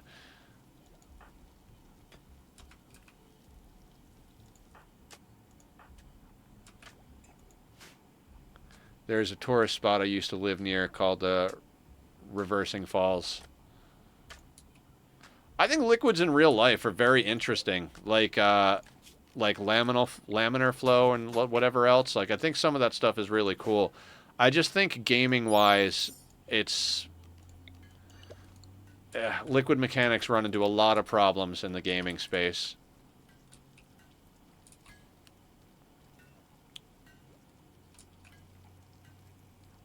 Yeah, water be weird for sure.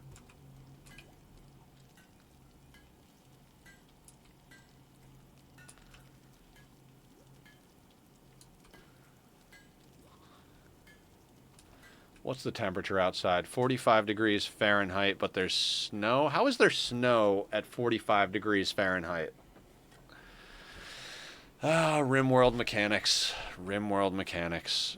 At least all this tainted junk is probably going to deteriorate. I'd like to get another trade going out. We can trade off all of these gas masks and cowboy hats now that we've got simple helmets going. Probably should have gotten into that sooner, but... What do we got? Rodrigo. 54 years old. Social, crafting... Bite scar in the left eye.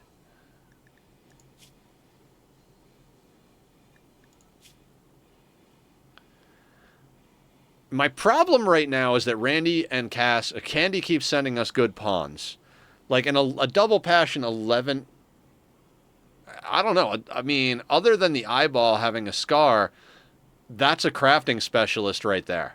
You know what I mean? We could immediately make them a crafting specialist. Not that we need another crafting specialist. Mr. Erkin's already a specialist, but fuck, dude.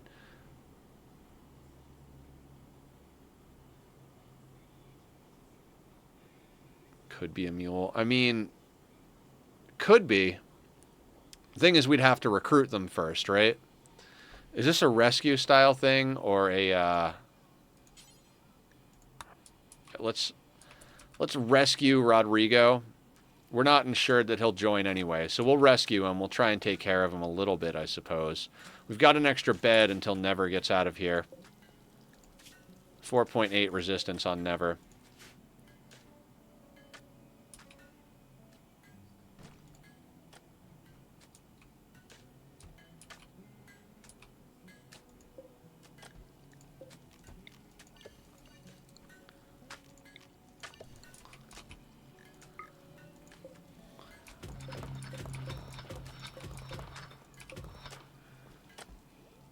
Good social and shooting for caravanning. Yeah.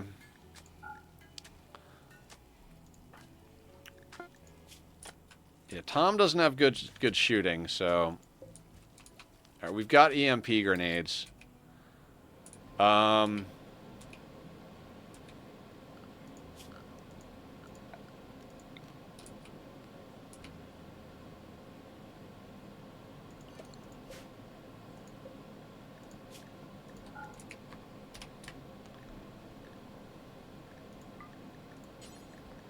Let's make sure they're in the middle of our house. Real easy status. Okay, also...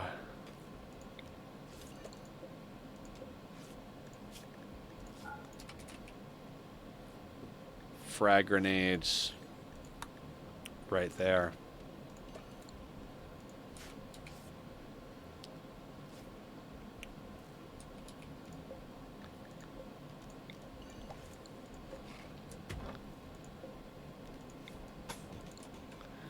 In the early 19th century, my ancestors actually used old Roman Empire system. How awesome is it? Is it tasted so long it could still be used? The Romans made good stuff. Yeah. Lasted, not tasted. Sorry. Read that wrong.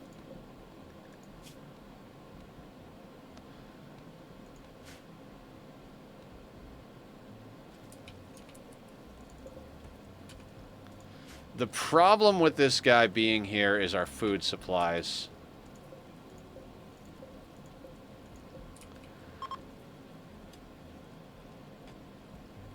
Acidic smog has begun.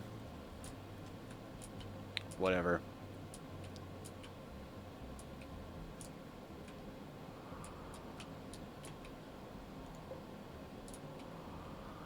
I'm tempted to go hunting. Our wealth is really kind of through the roof, though. I don't want to be out there when shit happens.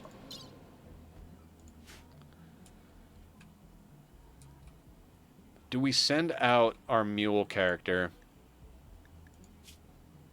46 to 84. Ugh.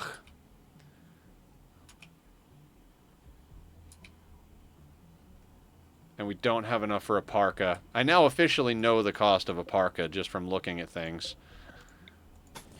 Because of sea ice.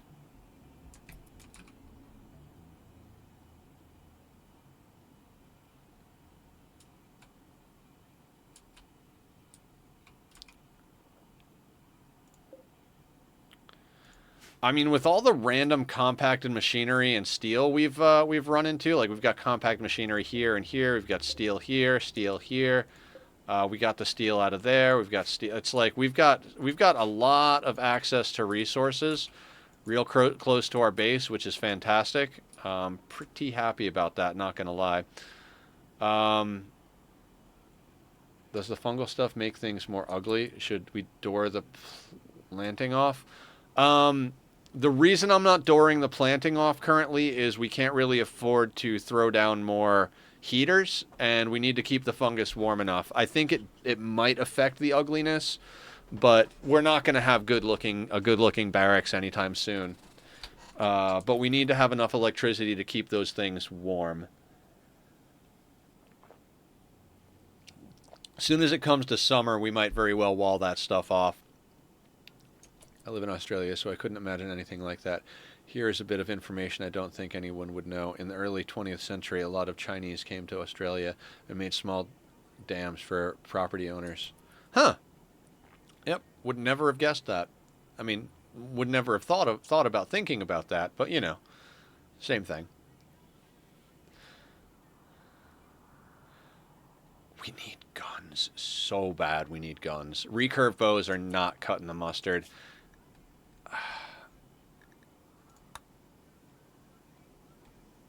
You know what? Let's sidestep into great bows. We need something better than what we have, and great bows have a much longer range and more damage. So we're gonna research great bows and see if we can't knock out a couple of good great bows. It's like in my head, I'm like, do we really want to sidestep like that? Because, you know, whatever. I do want to go hunt this boomalope real quick, though. Actually, you can stay inside. You really don't. You don't run very fast, so let's get everybody grouped up and then go outside.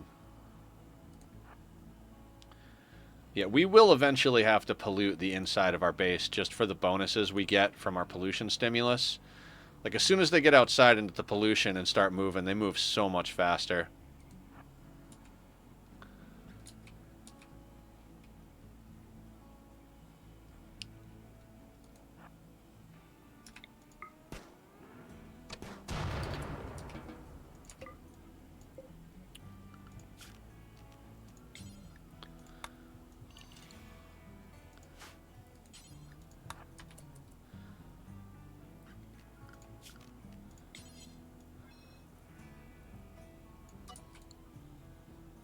Alright, so there's a boomalope.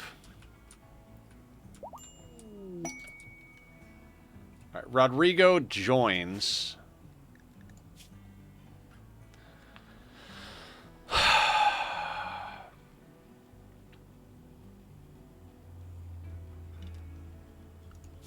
We're gonna lose this run just because we have too much wealth. I fucking swear, we're gonna lose this run just because we have too much wealth. I don't know how you say no to a pawn like that, though.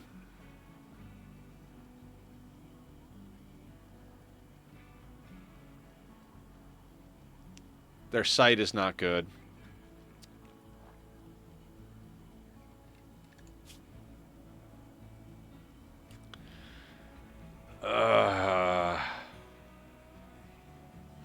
The other problem is that they're not our ideology. They only used rocks that stuck together and hand labor. Most Australians don't even know about it. It's a more of a thing property owners or small towns know. There are a lot of unnamed graves because of it. Oh no, you don't have to stop her. No, feel free. The algorithm loves chat being active. You go right ahead.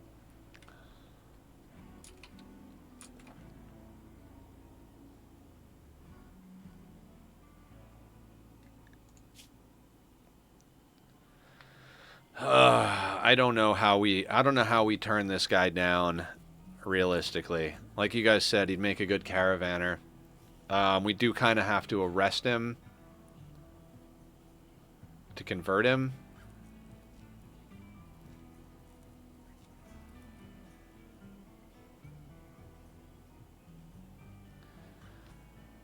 Yeah. Dumb labor, carrying, and cooking they're incapable of, but they can craft social... Like, they're not really going to have a crazy good job off the bat. They're slightly better at crafting than Mr. Erkin, but Mr. Erkin's going to get there soonish. Do you have any art skills? Not a lot.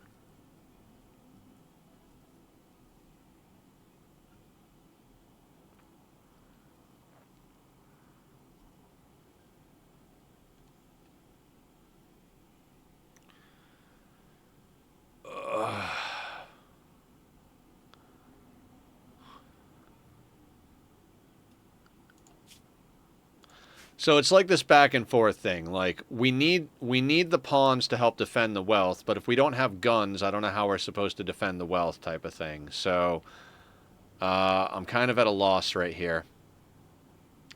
I'm going to keep them. I mean, they're a good pawn.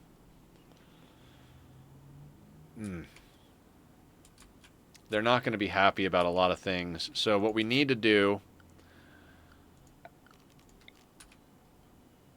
fuck. We need to implant them. Then we need to imprison them so that we can... Man,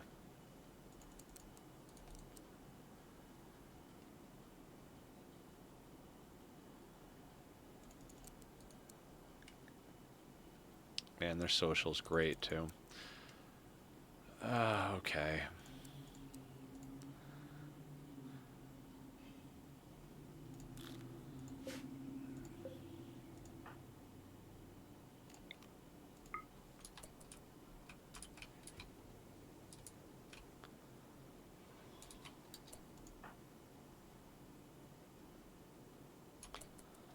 Removing cloth parka.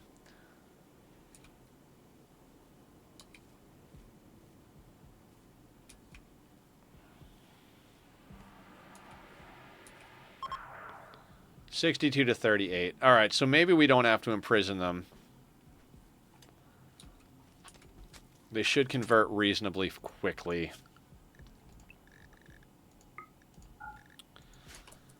We could always switch over to biphasic temporarily.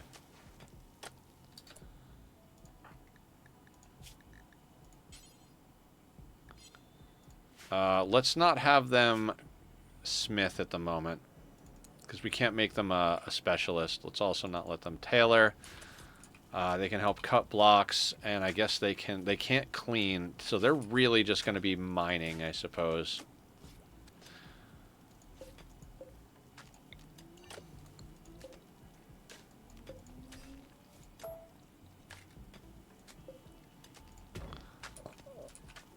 Huh.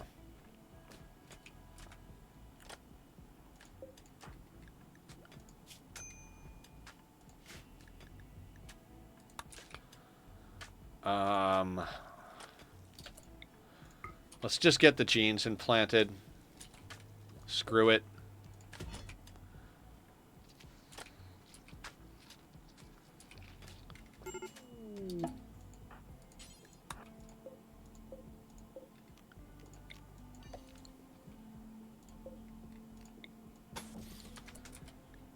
This colony is getting ahead of me.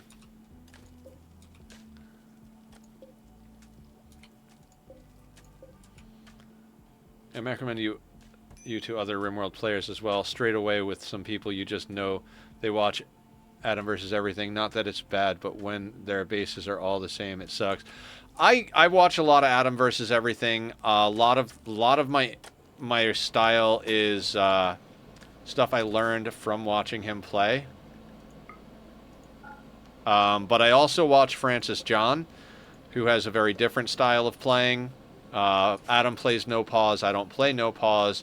So because of that, there's certain stuff that's not applicable. Or that is applicable that he doesn't. However you want to look at it. There's stuff that I do that's different because I play with pause. Namely, like Psycast is a good example. There's a lot more Psycast stuff you can do when you're playing with pause. When you're playing with no pause, there are some really great Psycasts. Like Neuroquake is a great oh shit button no matter whether you're playing with or without pause. And thank you, Herno. I really do appreciate you recommending me to other players. I think there's a lot of like standard meta type stuff that you do in this game. Like the 11x11 interior room is a very common thing in a lot of players' style. I do have some bases that like on the open field playthroughs that look very similar to Adam's. The Sea Ice thing is a very different style, so a lot of you guys came in for that. So that was really fun and just kind of off the beaten path as far as like what I've been used to doing. But I do try to do as much interesting stuff as I can. You know. The answer is it depends. Always. Always. And I know Adam says that all the time, but I think that's also said by quite a few people in general. Like it's become kind of the catchphrase for Rimworld, basically.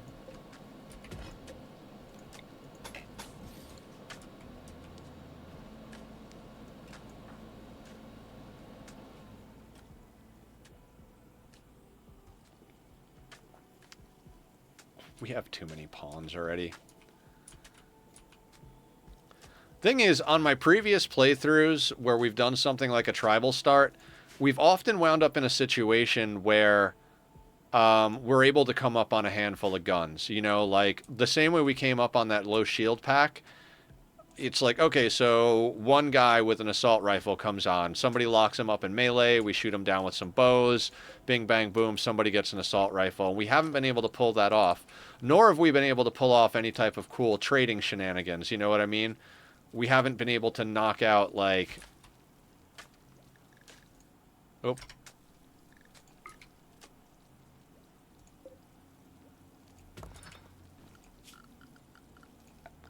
I've had it from Alpha 14, changed so much. I reckon.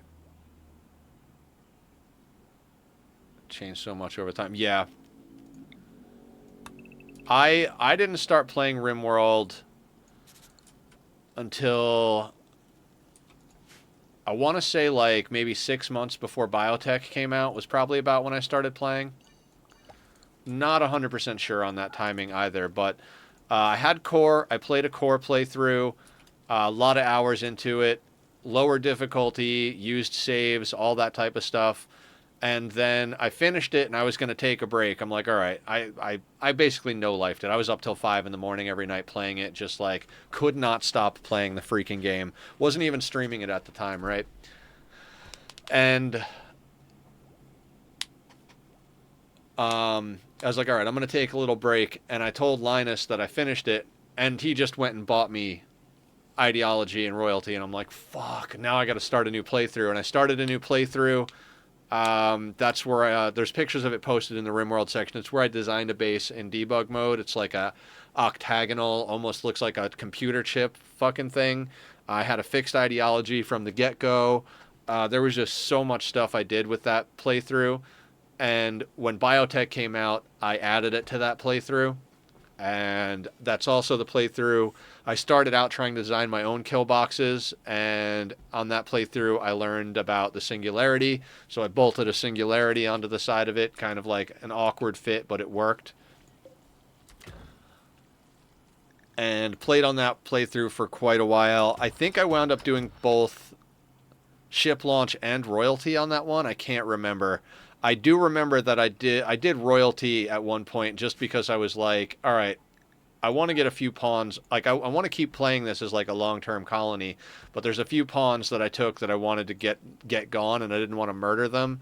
So I, put them on the shuttle, sent them off to the stars. But it was an interesting playthrough. I also didn't know about the consciousness hit from Smokeleaf, so I had my crafter standing in an auto bong at all times when they were crafting. So there was definitely some stuff I did wrong. Like I said, I had a lot of times that I went back to saves. There was this one mech cluster that happened that I must have reloaded like a dozen times. Hans, carry that. No, it wasn't that run, Tom. It was actually before that run. The All Endings run is when we started as a Sanguiphage. That was... Good for you, Blue. I'm glad you got it all sorted out. I know that's helpful for you. I haven't smoked in probably like a week or more, and I feel pretty good about it. I still have my like ups and downs, but it's been really helpful in not eating as much for me. I eat way too much when I smoke, so...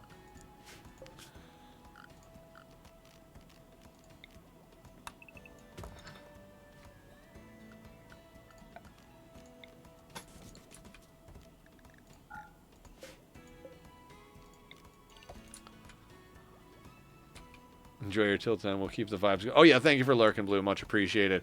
So the last run was Sea Ice. The one before that was our Anomaly playthrough. Before that was the very first No Traps, No Kill Boxes, No Mods playthrough.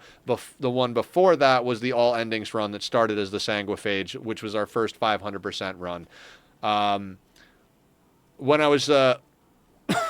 When I was thinking about doing 500%, I literally just was off camera one night fucking around, and I like started a Sanguiphage start. And I was like, oh, this is kind of cool. Maybe I could do this. Maybe I could do this start. And I started it on 500% just for shits and giggles. And I was like, you know what? I think I can do 500%. So we started the Sanguiphage run 500%. Wound up in a mountain base. That was also the last mountain base before this playthrough. Okay, so we've almost got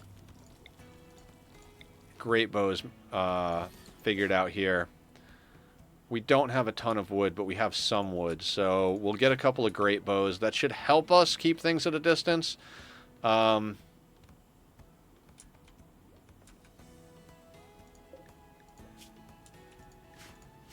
Never is almost back on the team. That awful pistol's got to go.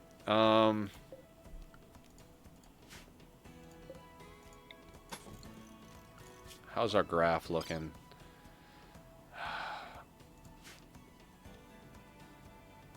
I'm like... Okay, so we're probably going to get hit again reasonably soon. And I'm of two minds here. Do we keep the extra person on map for the extra firepower, or do we send them out to drop our wealth down? And I think we should send them out to drop our wealth down. Yeah, let's do that. Let's send Tom out. Because we've got a lot of stuff kicking around. Like 107 Psychite is just way too much Psychite, even though we are addicted. Let's go with... I'm going to sell 47. We'll keep 60 around. These random bits of clothing can go. Gas mask. That stuff. The cloth parka and the poor pants can go. You can take the silver. Anything else we want to get off the map before this goes down?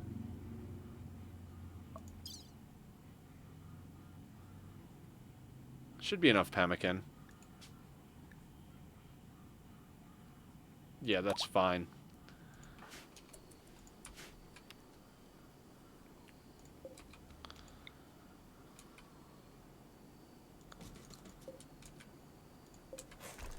I'm going to put the caravan hitching spot inside here so that... See, they went out to the when you have a caravan hitching spot, the first thing they do is go to that spot, and then they start loading. So I should have put this in here before we did that. So they go in here, get, you know, and they collect everything up. I should have done that, but I didn't. It's not like we wasted a ton of time, but we did what we had to do. Speed up just a little bit.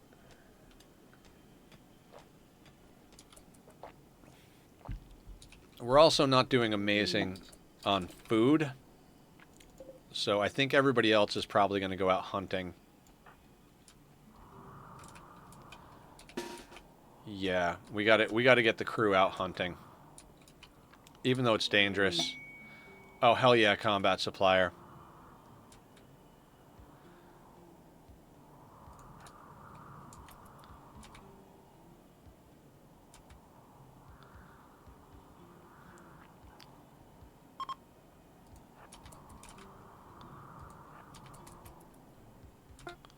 We don't have money, especially since we just sent that person off map. It's not like these guys were going to buy anything of what we had anyway, so...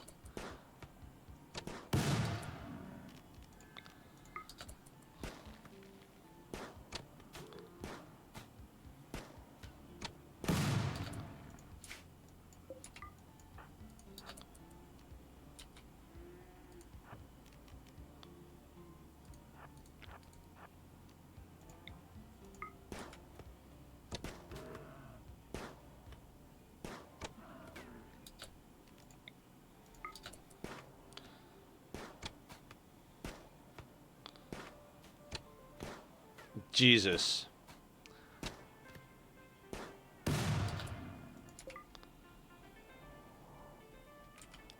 Alright, let's, Alright,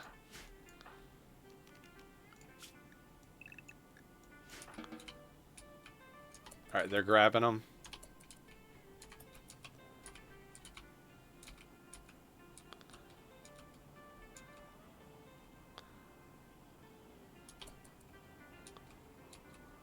Yeah, and Hans was instrumental on the all endings run. That was insane. I remember when we had Hans and Shorty, I don't remember how Shorty got killed. I don't remember if it was when we fucked up the royalty ending, or what it was, but man,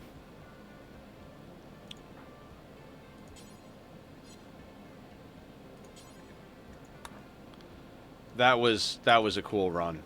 Hans and Shorty used to go out and be able to take on 200 people on their own. Alright, so now let's get back into gunsmithing. Just because at this stage of the game, it's like 60 wood. We don't have a lot of wood, but I'm gonna make 2 of them.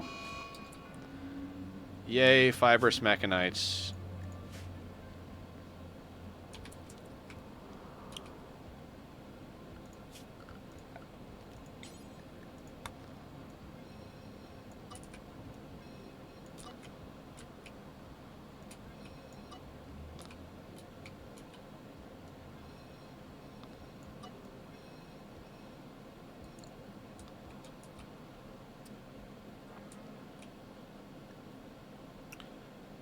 I always forget. Does fibrous mechanites increase our everything?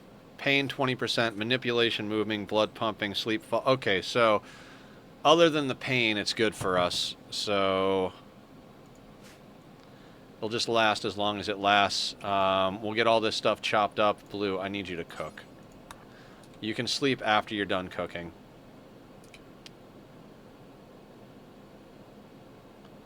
And we are going to need another sleeping bag. So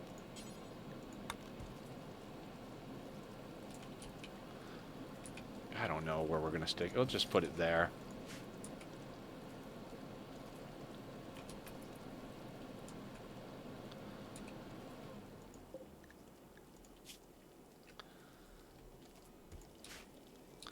Would definitely like to get Never back on the team here.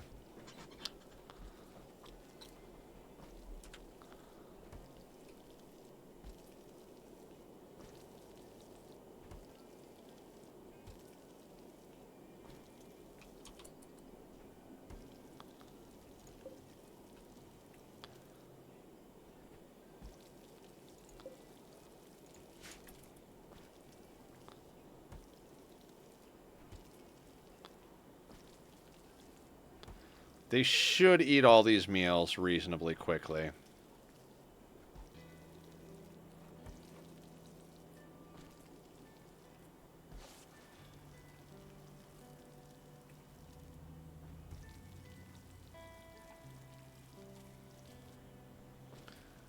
Would have been better if we had more mushrooms in when it happened.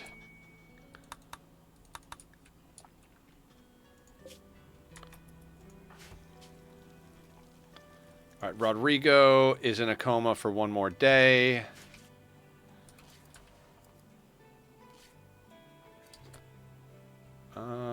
Where is... Okay, Blue, I want to have you make that before Mr. Erkin turns it all into something else. Oh my god, crisis of belief.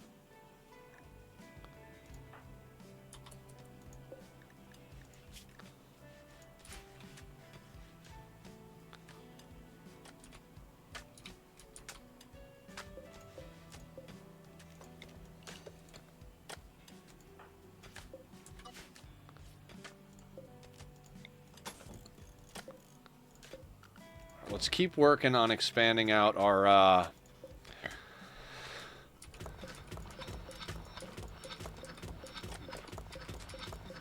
basically, as tunnelers, we just got to keep tunneling.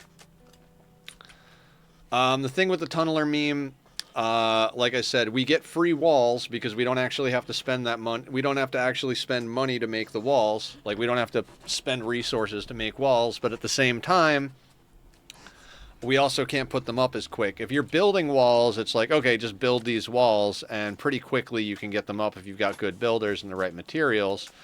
But with tunnelers, you got to dig out the space, and since we're trying to be conscious of not digging into areas that are going to expose us to thin rock roof, we're going a little on the slow side getting this sorted out. But we need to, because we keep taking on more pawns, which is probably a terrible idea.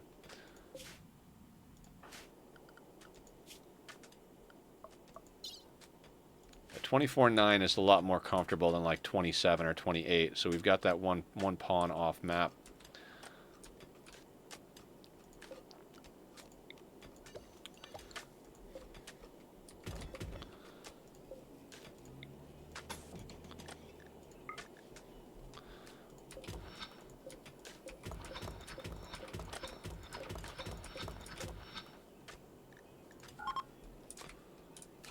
Group of travelers is passing by.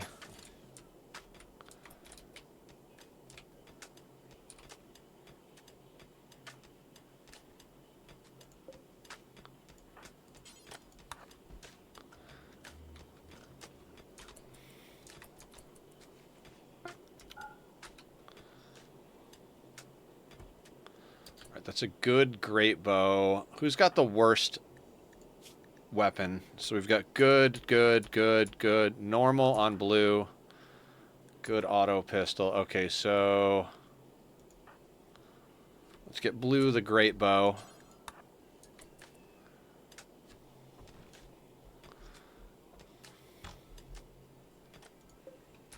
Oh, there's another great bow over here. Great bow is 17 damage. I bet that's better than this auto pistol. Yeah.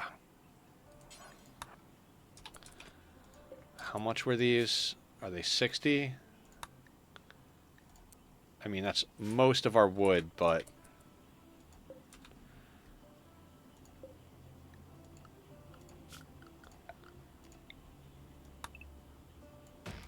let's try and get some more of this wood in.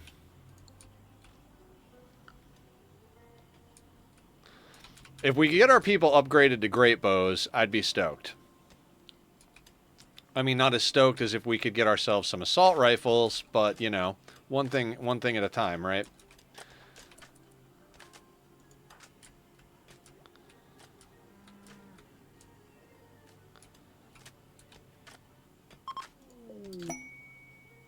Gift. Alright, plasteel. Alright, that's fine. It's like, please don't be like... I was almost like, please don't be money.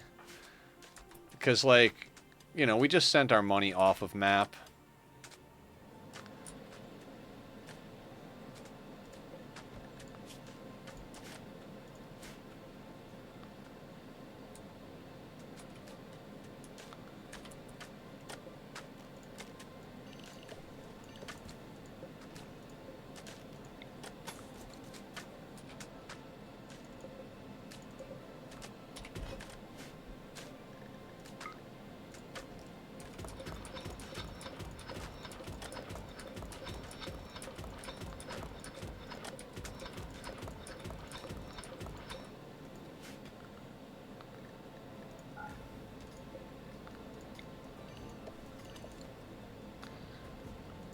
Why is it so nerve-wracking to play on this? Like, I know we've done so many Rimworld runs now. I'm like, why am I nervous about this one? And I think it's like, I don't necessarily get attached to pawns, like specific pawns. I do get bummed when like we have a really good one go get gone on us, but there's something about good maps and good setups. Like, this is a good map. And I'd prefer not to lose this map. We could theoretically, like, go back and check what the seed was and then just reuse the same seed if we wanted to, but I'm like trying not to do stuff like that. I don't want to reuse the same seed if we can avoid it.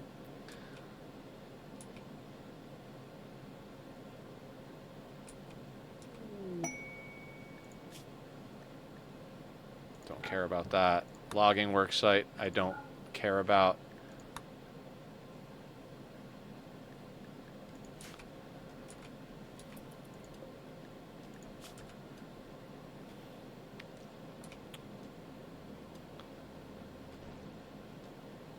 $1.5, so we're almost there. Re-recruiting, never.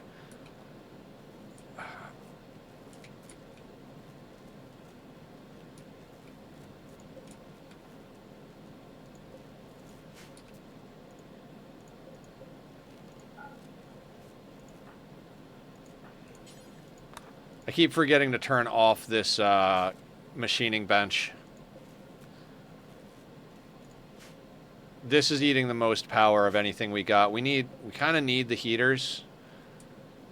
Yeah, we need the heaters. Obviously, the battery's got to stay on. Tailoring bench is a hand tailoring bench.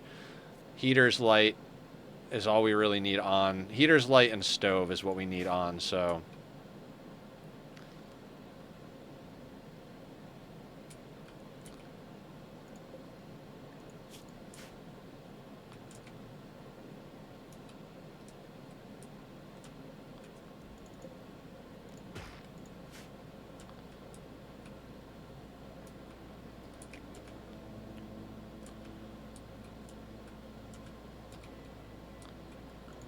Alright, so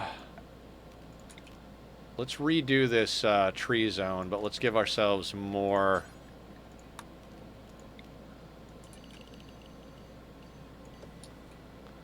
Let's give ourselves more. End of sentence.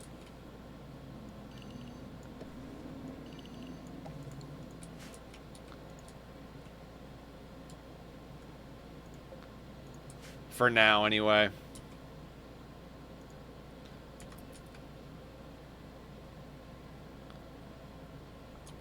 Need another wild gen or wind gen, or would solar work here? We're gonna eventually get into solar. I don't even think we have solar researched yet. I think we're very low energy consumption, so we're just gonna deal with power outages for now, because we really don't need it to power much except the heaters and the stove. So one wind gen, every once in a while we might end up with some power going out. But for now, I think it'll be fine. And, you know, when it gets low, we switch off the machining bench. Or when it gets high and we need it, we switch on the machining bench is a better way to put it. But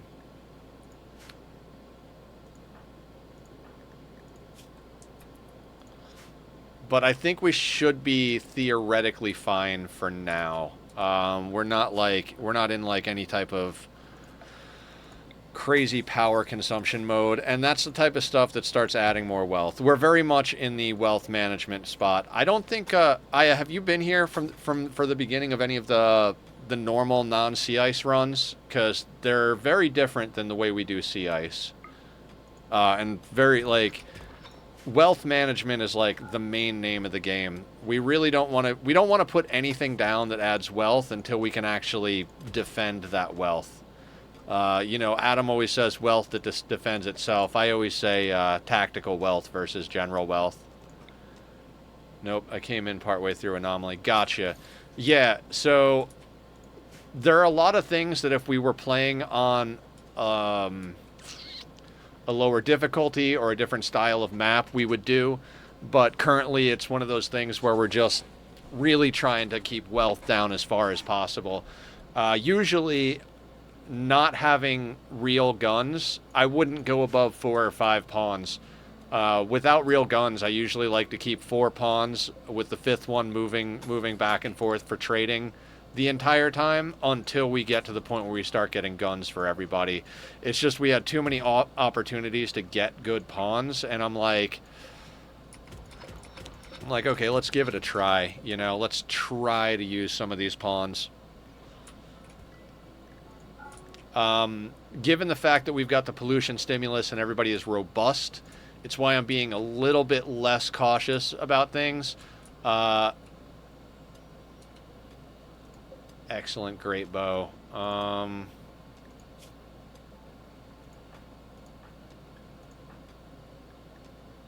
Since everybody's good, who's got the best shooting?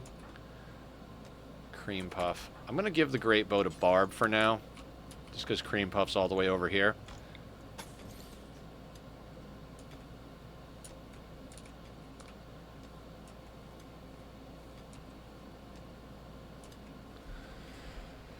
Okay.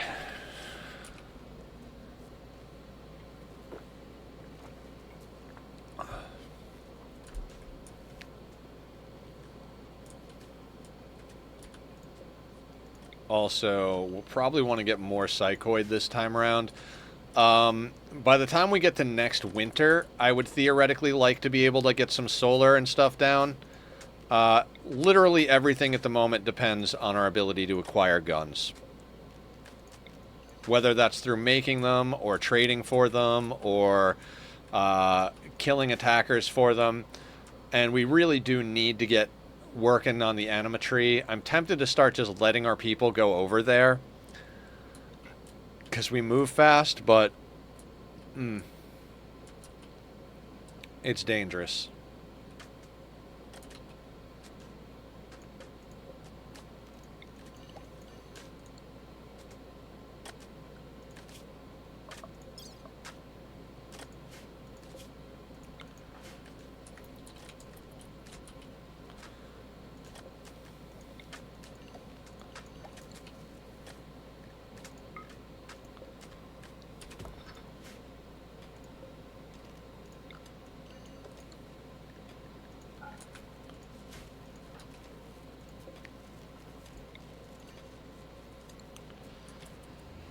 We should probably inject Killer with the genes, too.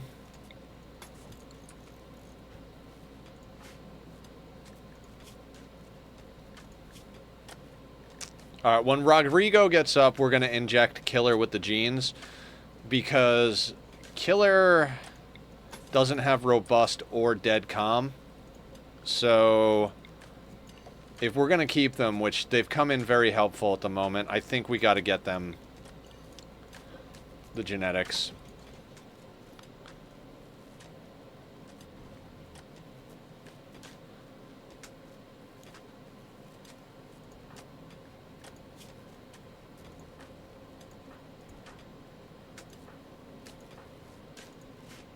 And doesn't have kind, so actually cares about everyone as ugly. True.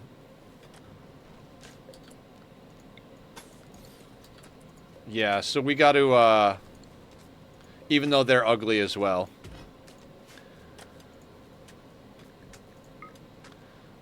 But I don't want to have 2 pawns downed in case something goes, something happens here. So we'll wait until Rodrigo gets up, and then we'll knock that out.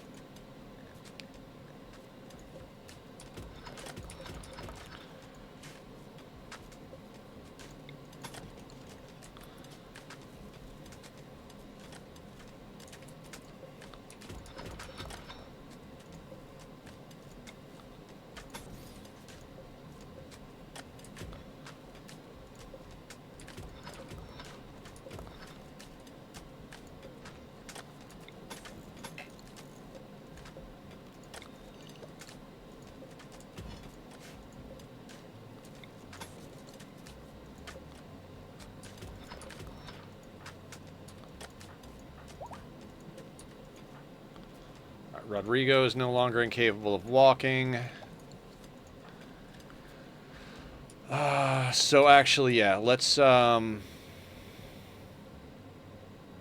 drinking Psychite tea, that's fine.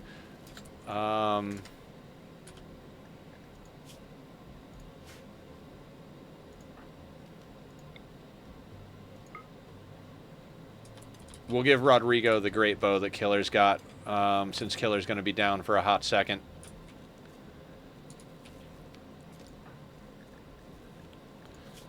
Now, their metabolic efficiency might be kind of wonky. Like, they might eat more. Oh.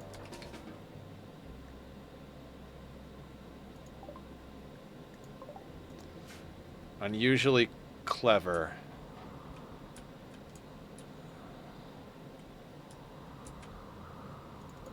Melee only. Okay. Rodrigo. Instead, let's get you a bow.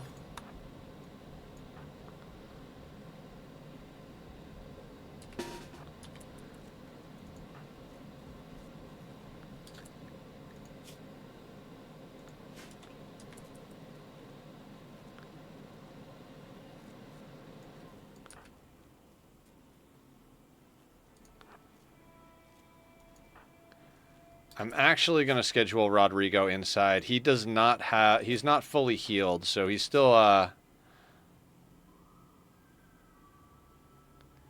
yeah, he's still pretty beat up. So we're going to let him chill there. while the rest of us take care of this.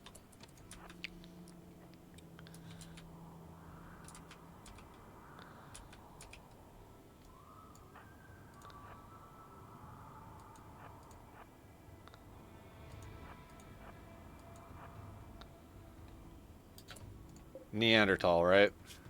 Yeah.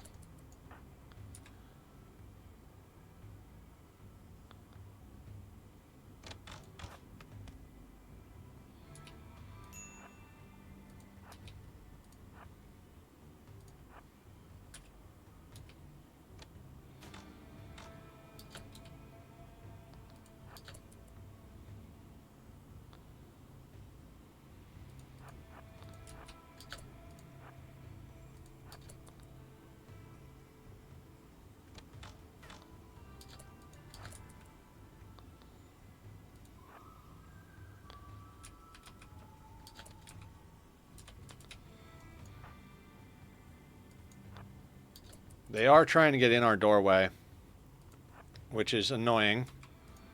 They're in.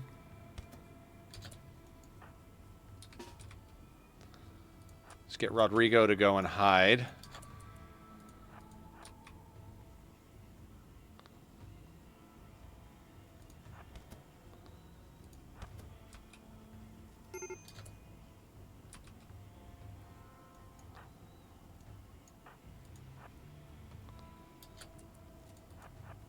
Setting fires, which is not good.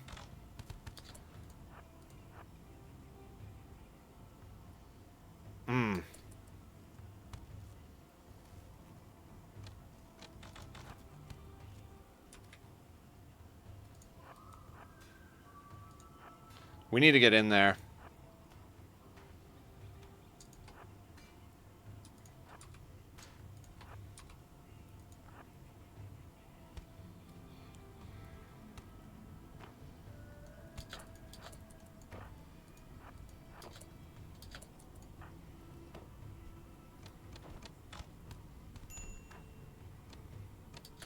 Shit, I'm not paying attention. I split my people and I'm not paying attention.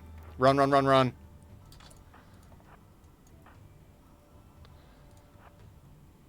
Shit.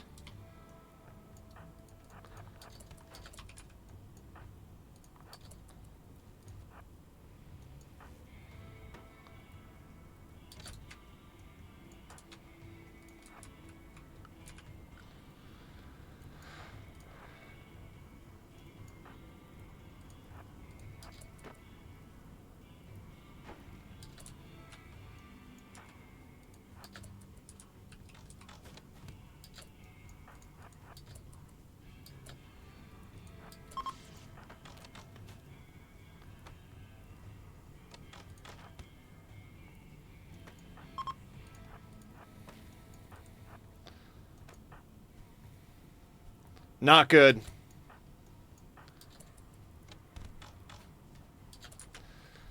Ah, shit balls.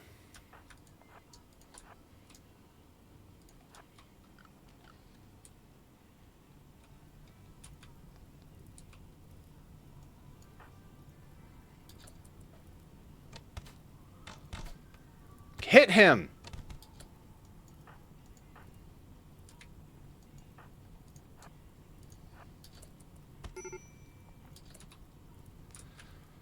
Fuck me. I need Killer to immediately deconstruct this door.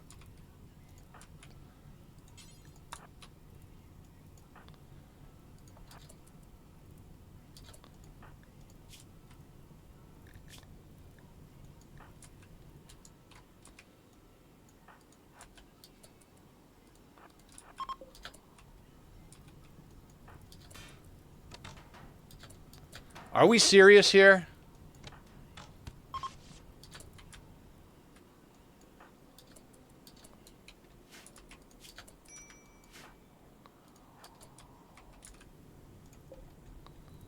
Come on, Killer, work faster.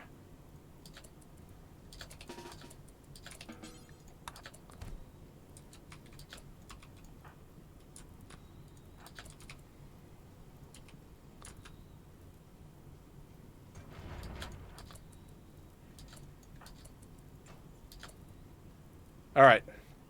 Temperature dealt with.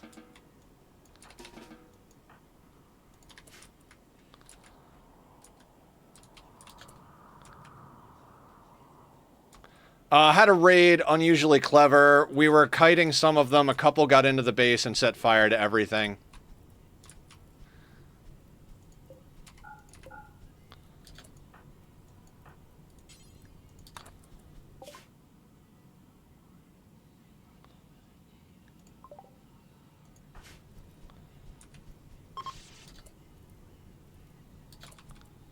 Alright, so we lost all of our bedrolls. Not good, but...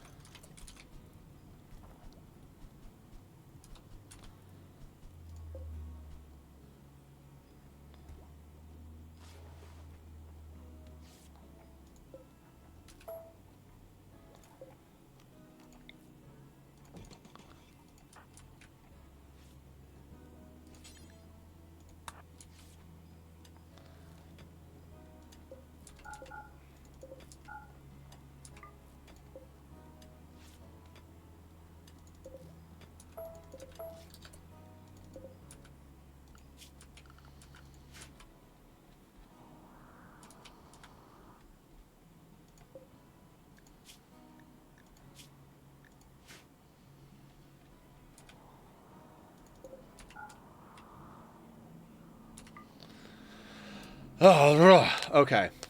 Thought the battery was gonna blow. Phew. Sorry, I try and stay mainly in the shadows because of it. Yeah, no stress, no stress. I mean, that went slightly better than the worst it could have gone. I'm gonna get that door rebuilt real quick.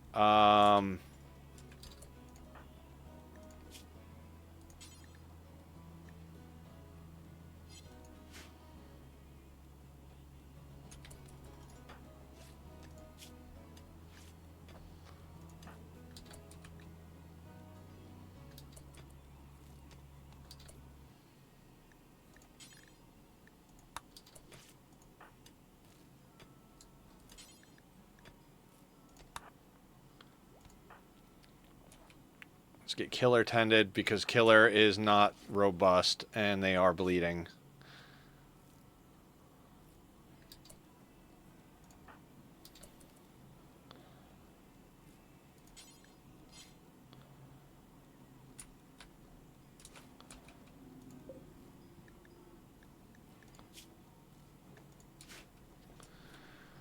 Sleeping spots, yes. Yes.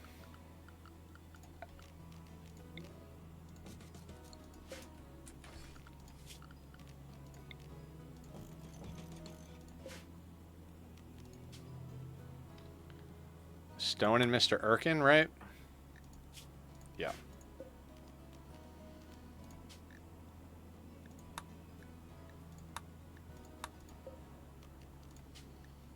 And this is Cream Puff and Barb. Okay. If Rodrigo hadn't been changed over to our custom race, that could have been really bad.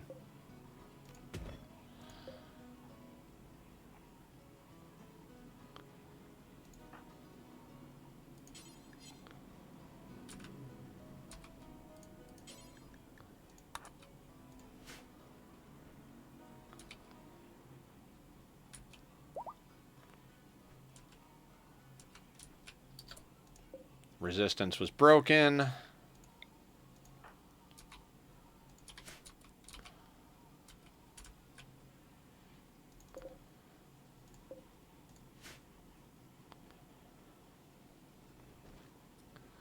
I mean, all said and done, we didn't lose too much other than bedrolls, so we can go and do some hunting, and we could chop up what's out here. I'm going to put you on work. I'm going to unrestrict Cream Puff, and Cream Puff's going to bring in...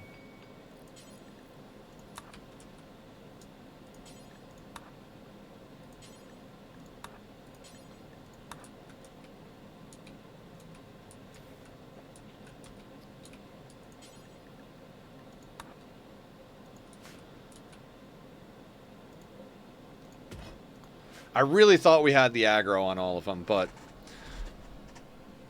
You're dating a guy named Cream Puff. Yes, that was named by Cat Pig.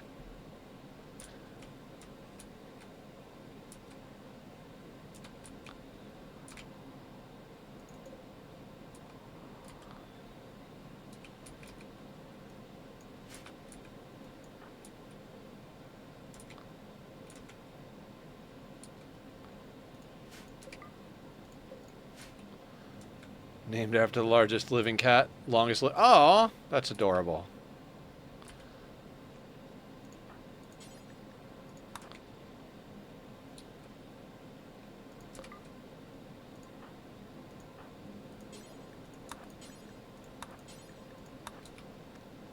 Let's get some of this stuff out of our way.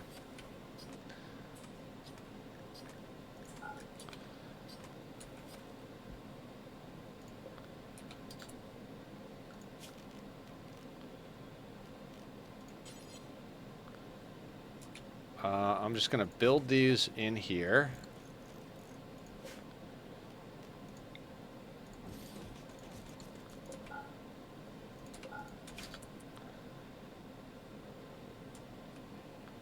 Do a squat? All right, Herno. I'll do a squat. We can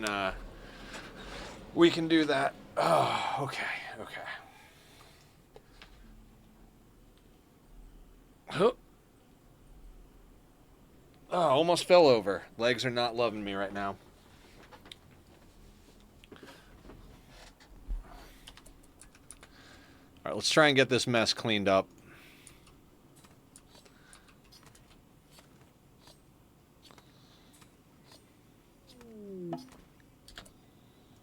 Demon's Forest, trade.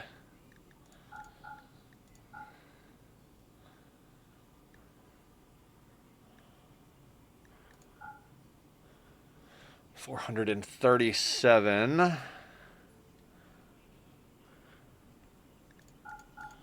Get rid of that stuff. Get rid of you. Get rid of you. Kind of glad we had a lot of that wealth off map. All right, that gives us 1,000. Can we get a gun, for fuck's sake? I mean, an SMG for 514 is not optimal. God, I'd almost rather have a great bow.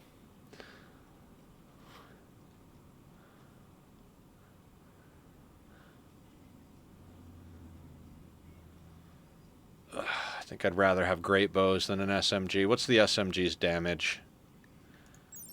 12. Yeah, screw it.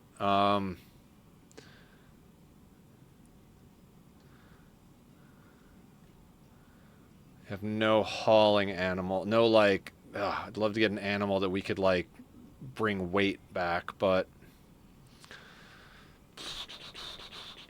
what are we going to grab? Animal Pulsar might not be the worst idea here. Most people treat me like S because of it. What happened?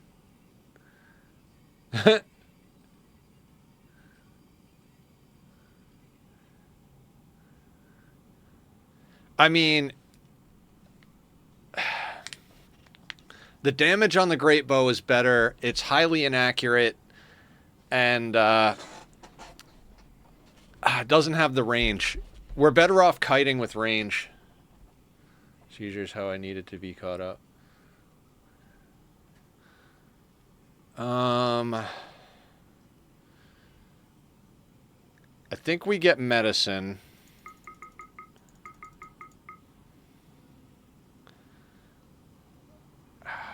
Let's say like 20 medicine, because we need medicine, right? We're okay on components at the moment. I know always buy components, but we're not at the stage where we're using them fast enough to justify that mentality. We don't have mortars research, so the reinforced barrel is not necessary at the moment. Scary for later. We already just made ourselves... hold on.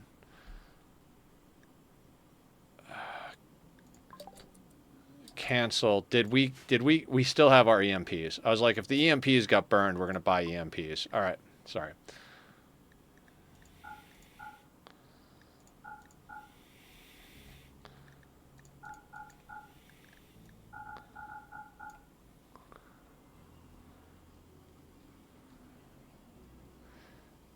So I think medicine and wood again.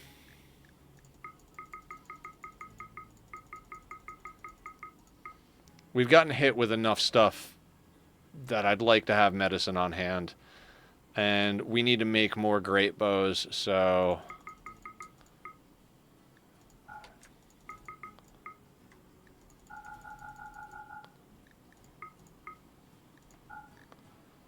Insane. And we'll have to send them right back out to get more.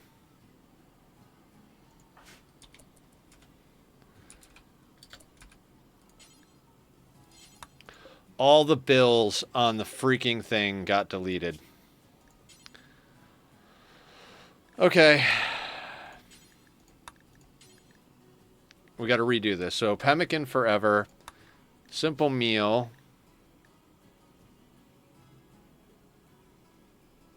I don't even remember what we were doing.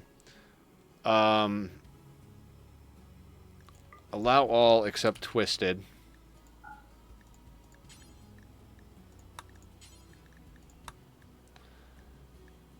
Do until you have, what do we got? 2, 4, 6, 8, 9 people. So 18, 27, something like that. Let's just call it,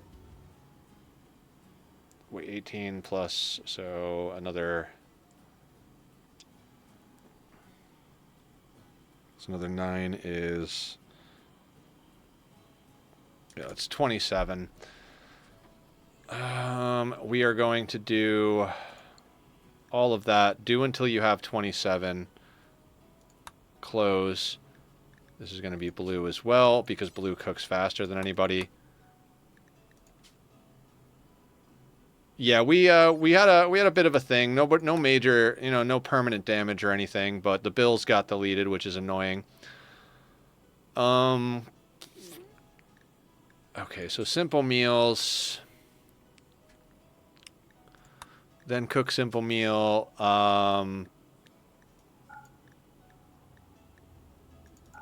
think all the meat products, except for twisted meat, I think we do this forever as well.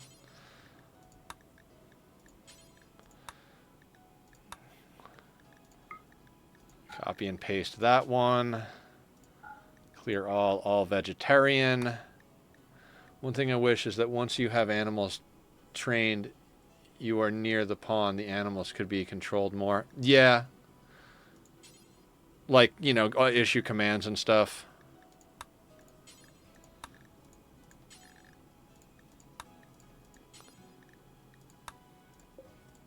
I'm glad the fire didn't go into our storage room. Like, if we had all this, like, if they had gotten in here when this was our main base and all of our drugs burned, that could have potentially been the end of the game for us. But the fact that we've got all this stuff up here, it's not the end of the world. All right, that was exciting, to say the least.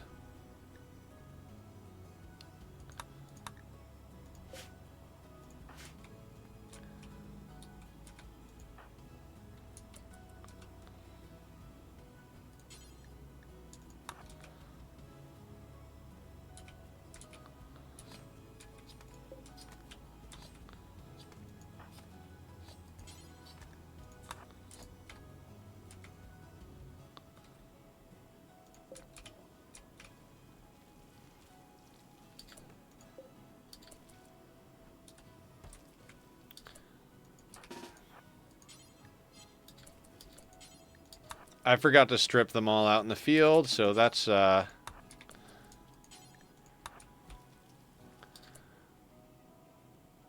would be too powerful. I was thinking only certain animals, like not animals that have high wild level, more like dogs.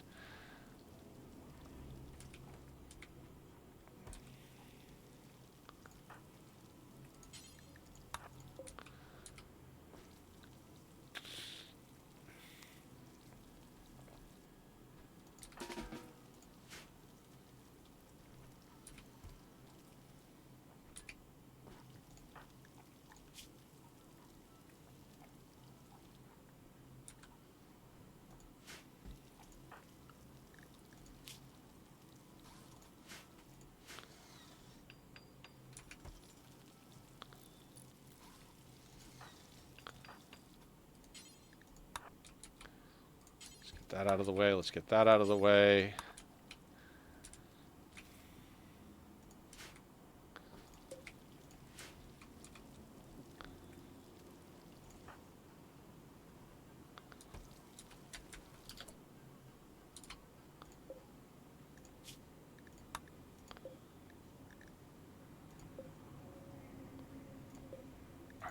Let's suspend that one. Blue just falls over and goes to sleep in front of the stove. Okay. We could put down sleeping spots, I suppose. Doesn't really matter.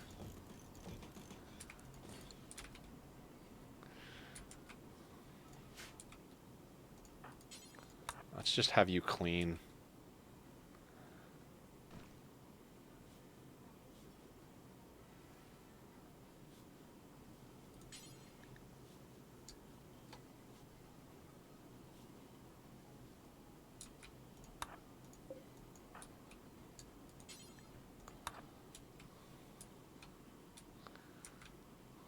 A lot of cleaning to do. I love video. Yeah, me too, Tom. I do love me some video games.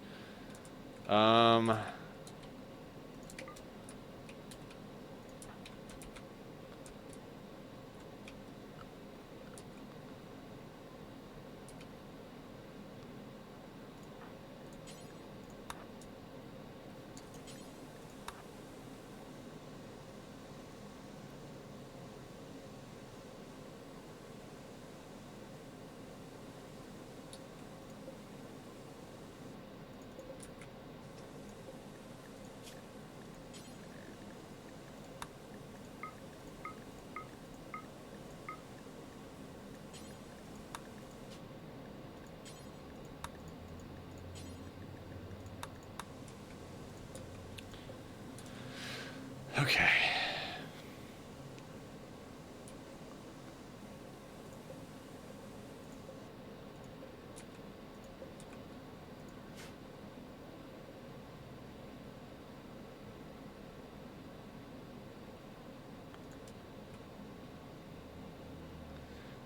I have found it making meals out of meat for them, like they have with number of animals I have, is keeping them all fed through winter. Yeah, I mean that does sound like a big deal. I mean, are you at raid cap yet, Aya? How much wealth do you have in your colony? I know you're on a lower difficulty, but if you're at raid cap, you might as well just like stockpile massive amounts of food.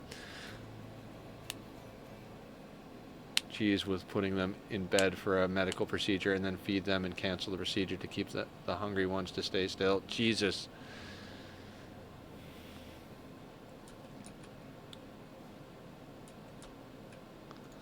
Okay, now on the plus side of everything, normally this is the situation where you're dealing with everybody mood breaking, but because we have a whole bunch of bloodlusting pawns,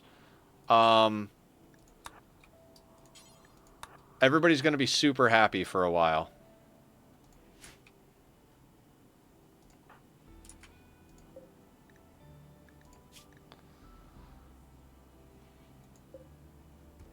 And this should be never back on our team.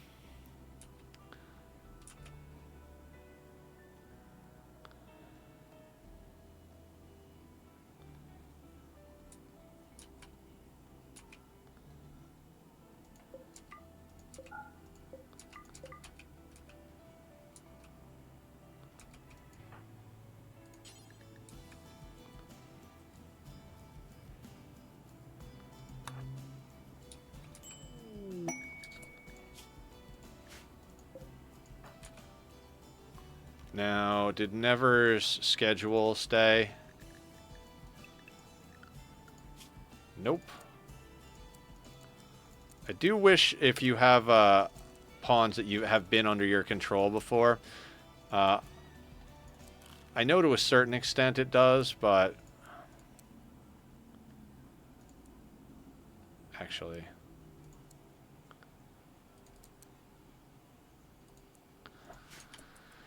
Okay, Never. Let's get you a weapon.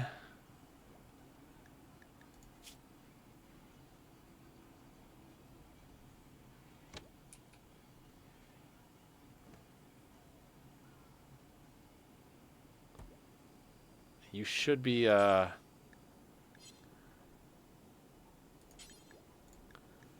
drink the tea. You have a deficiency. I just put a zone of 1 tile and changed how important it is as I go.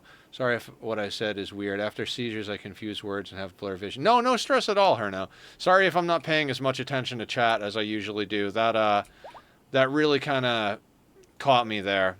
I'm glad we didn't get anybody murdered in the base. For anybody who's not sure how I was able to save our burning base from not, like, killing everybody, I immediately had Killer deconstruct that door because they had already broken this one. So by deconstructing this, it becomes outside. The moment it's outside, it immediately drops. Like, the outside temperature was like 40-something degrees, and it was almost 200 in here. I moved Killer to the opposite side because the fact that this door existed meant that it was 47 here, and over here it was 100. So I put him on this side of the door, had him deconstruct the door so he wouldn't pass out from the heat. Once it broke, it fixed the temperature in the whole place, and bing, bang, boom, we were back to normal temperatures. Then it's just a matter of getting all this stuff sorted out.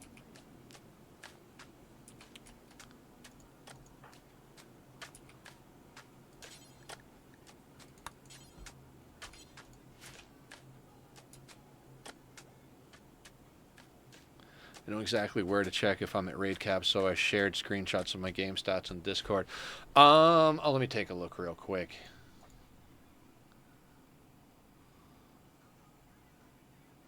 $351,000? Oh, yeah, you're not...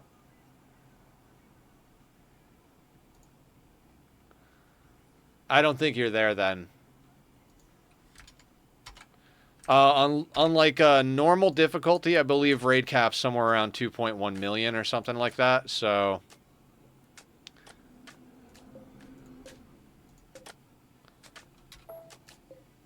Why is that cloth? That needs to be human leather.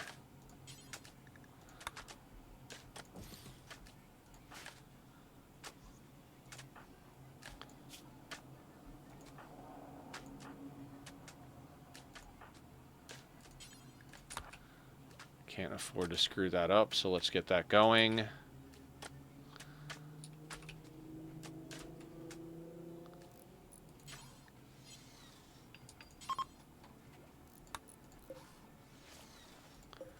Missing meat. How?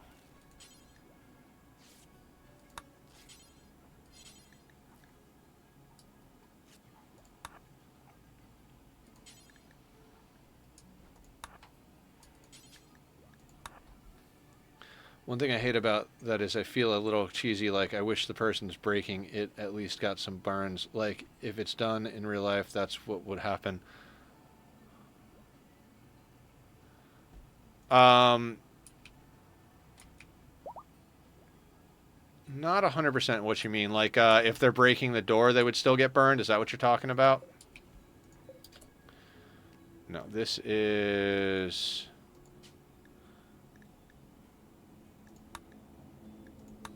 Barb and Cream Puff.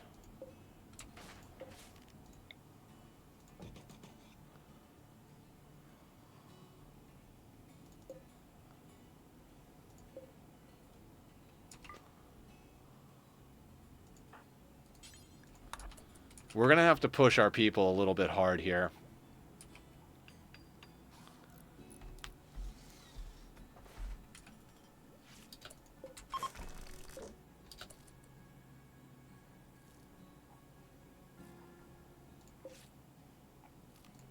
Let's unassign our mules spot.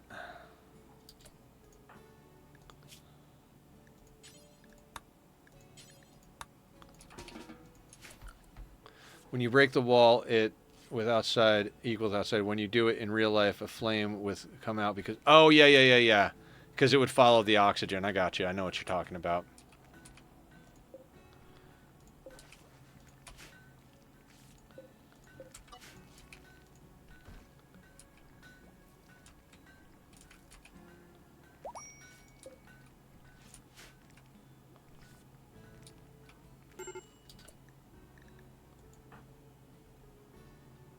Rodrigo didn't get to see any of the killing, so they didn't get the mood buff. They're going to be the hardest one to deal with right now.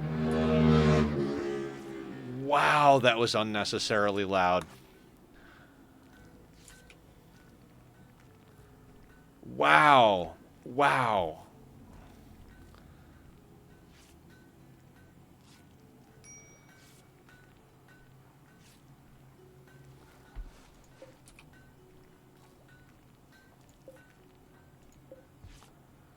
Plain leather and light leather.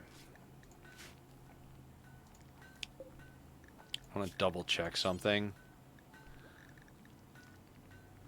50 of each, yeah, no. Actually, that could do the trick, right?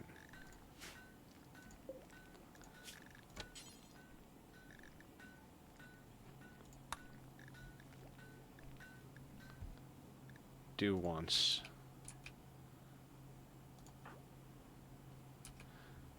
All right, that should get us a patch leather bedroll.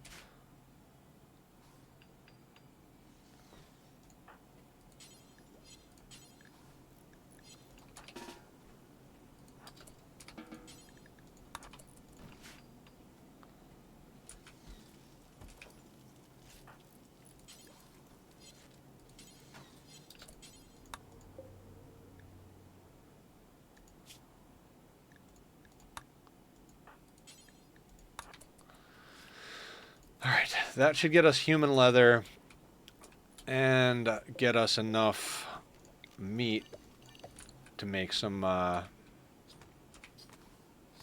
pemmican.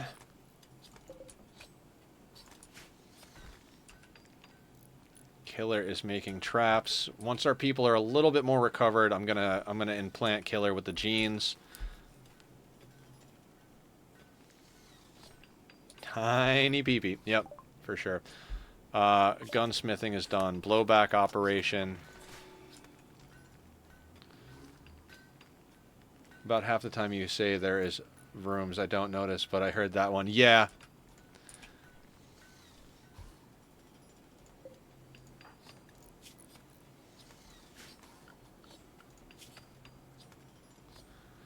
That was a crazy hit.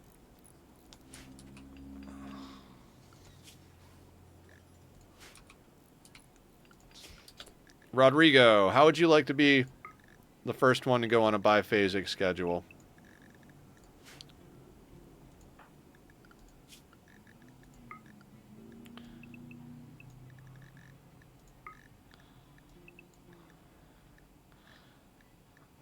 And then that's 6, 7, 8, 9, 10, 11, 12.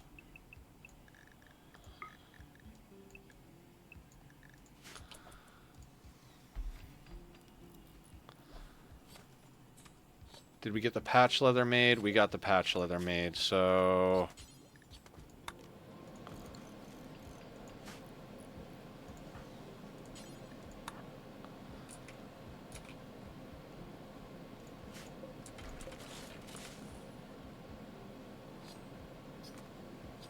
Heard that vroom sounded like the driver needs assistance from either a mechanic, a psychiatrist, or both. Yeah, probably.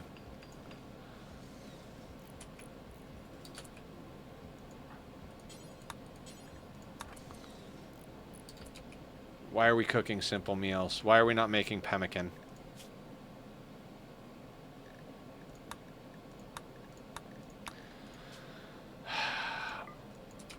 Because I have to do that.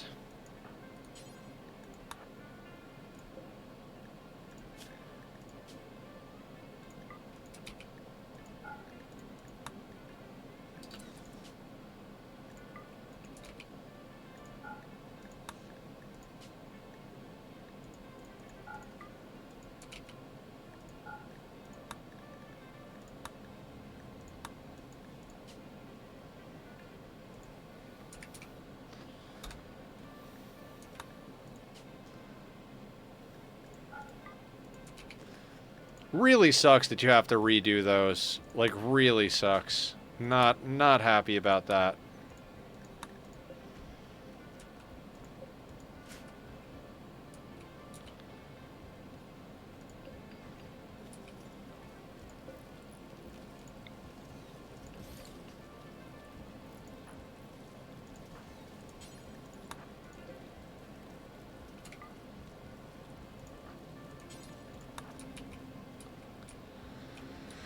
And Stone just keeps putting stones in the friggin' hallway. You're like, oh, this can go right here. It's like, dude. Okay.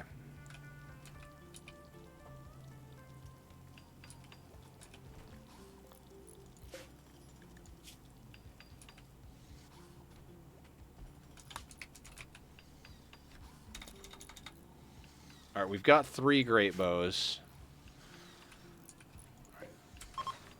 Stone and Mr. Erkin can go here.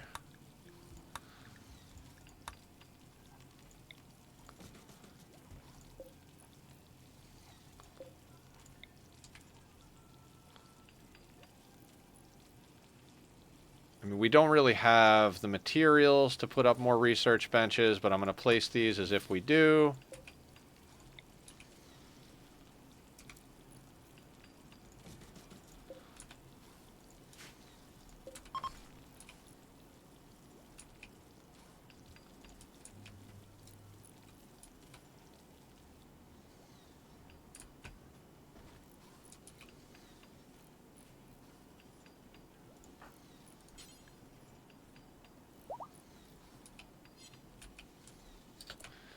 Okay, so we need a spot for tainted clothing. Let's go over here.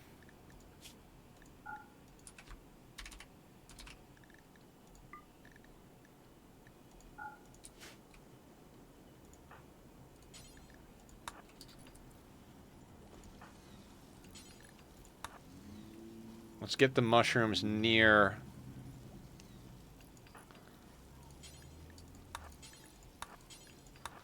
Microing a lot of stuff over here.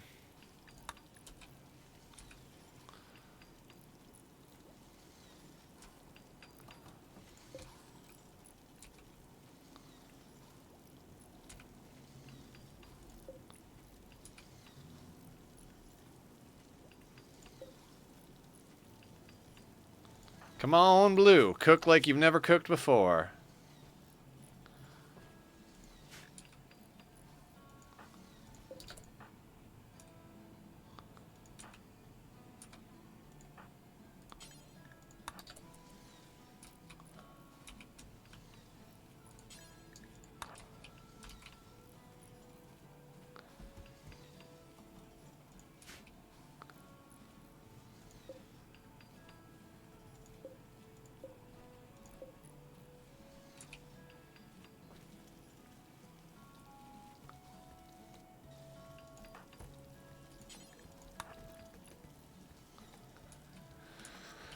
Okay, slowly but surely making our way there.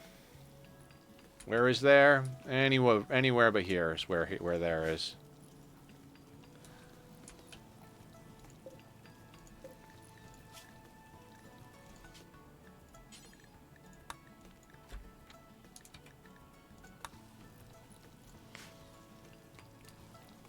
Okay. Should have enough mushrooms to turn all of that into pemmican, and because we were able to butcher the enemies, we've gotten enough bedrolls back.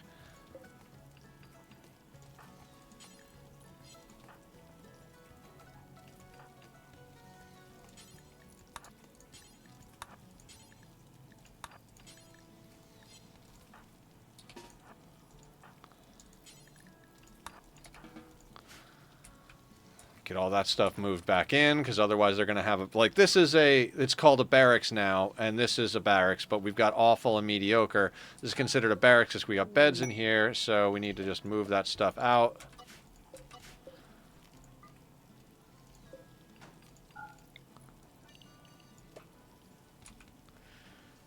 Moved the beds. Excellent. I'd like to get up the other research tables again, but until we're repaired and sorted out, we don't need them to be.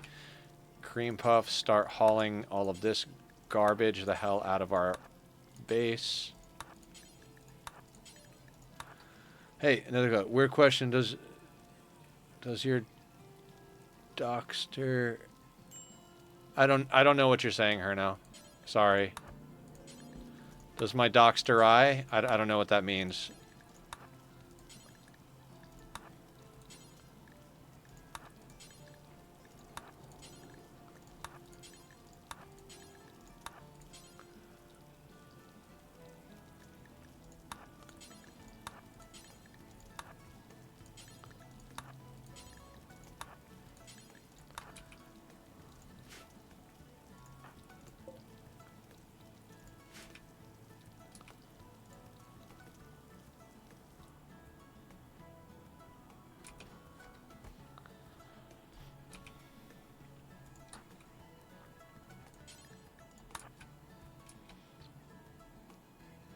Sorry, does your doctor tell you to stop doing something they so... I mean, my doctor tells me to do more exercise and drink more water, which I've been doing, but I've also been eating more, so, you know, not great. Yay, chocolate. I don't need chocolate, so...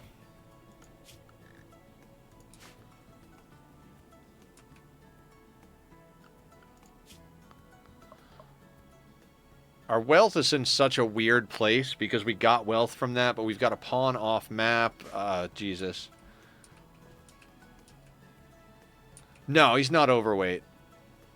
I don't think he's overweight. I mean, he's not like a small guy, but I don't think he's a chonky boy either.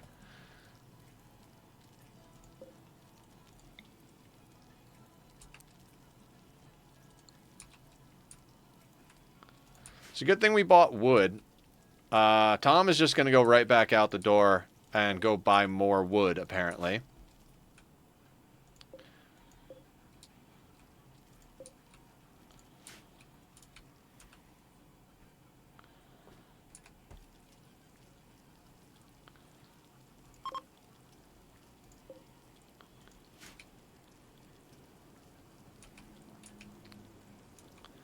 Okay, guys. I think I'm going to take another quick restroom break. That was intense. So I'll see everybody back here in a couple of minutes. I'm going to put up the links to Bobby's music. If you like the music from the Be Right Back screen, go show him some love. I've also been running the commercial breaks during bathroom breaks because I'm trying to make a good go at this. And, you know, I do get a few pennies for the ads here and there. So appreciate everybody sticking around and watching them. And if you're subbed, you won't see any. I will be back in just a couple of minutes, and we'll see what else we can get done with the rest of stream. We got about an hour and a half, but we'll go late if we need to. All right, see you guys in a second.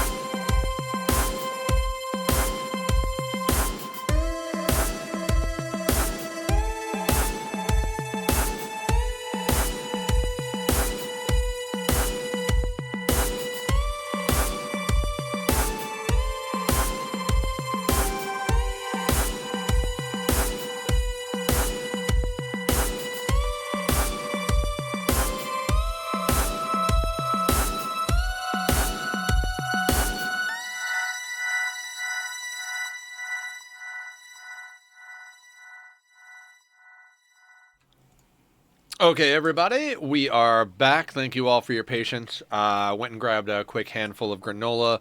I'm also, in addition to trying to exercise more and eat healthier, I need to do what worked for me when I was younger when it came to losing weight, which was only eat when I'm absolutely hungry. I can't manage my eating. Like, if it's like, oh, you have to eat on a schedule, I can't manage my eating. Like, oh, it's before stream, so I need to eat breakfast so that I can stream. If I do that, I just wind up eating too much. I have to wait until I'm actually hungry, then eat a little bit of food, and when I do that, I can manage my eating properly. So I didn't eat breakfast today because I was very full from eating really late last night, but I was getting kind of hungry, so I grabbed myself a good handful of granola, and now I'm feeling pretty good. So just giving you guys some info. Uh, that I can't say. I also don't know if these drinks interact in some way with our conditions and/or medications that make it even more important for you than normal to not consume them. Brain surgery or energy beeps that bad. Oh, so you guys are talking about having similar conditions. Is that what you're talking about? Do you guys know each other? No, you don't have to answer that, but like do you guys know each other IRL, or just from talking online you figure some stuff out, or I don't know what I'm asking.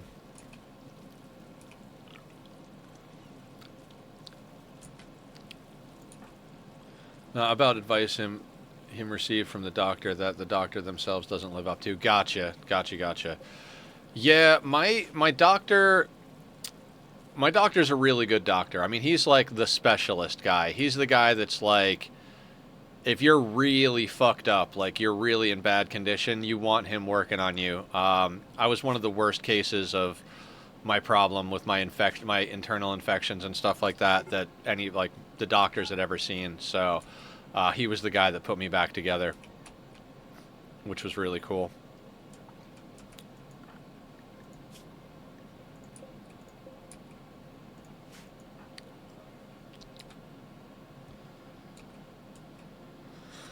Okay, we are slowly but surely sorting things out. Never is building traps, which is perfect. They're back on the team. Yay. They shouldn't dip out on us now that we've actually... I think the event only triggers once, and then they're with you. So we're doing okay. I'd like to get the other research benches back up, but it's not the most important thing we've ever done. How's Killer doing? Fibrous mechanites. Sheep join. Of course they do.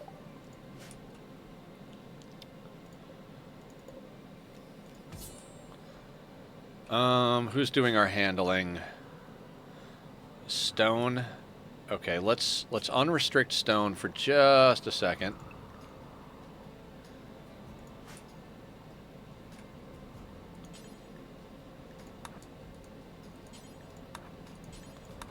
Let's rope them and then slaughter them.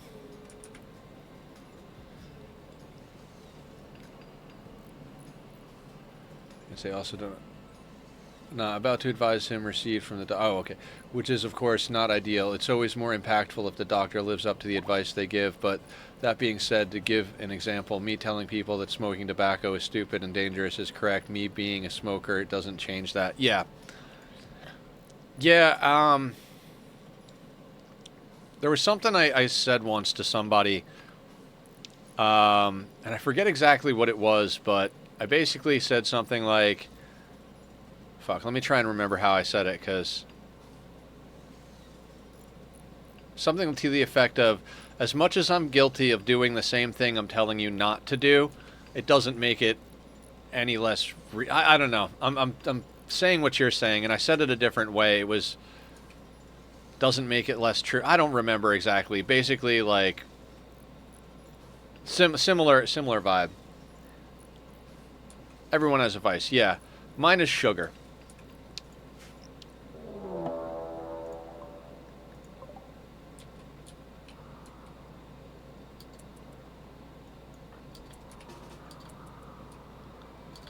Run.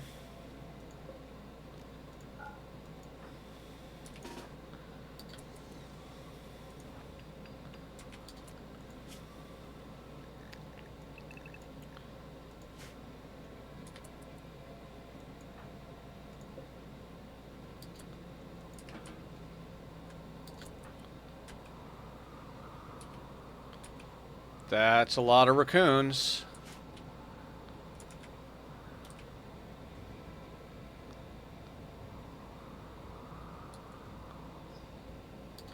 So we have a saying, the sum of the vices is constant. But you know, one of the job of many types of doctors to tell us our vices are harmful to us. Yeah.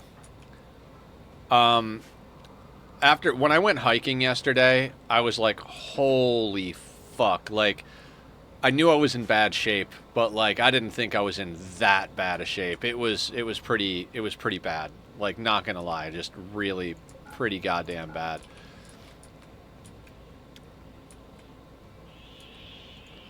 Alright, so they kind of all forgot that they were aggroed to stone because she went through a door, but they didn't have line of sight, so they should not have seen her go through said door. That being said, just in case they come and smack on it, let's put our best builder next to it to repair.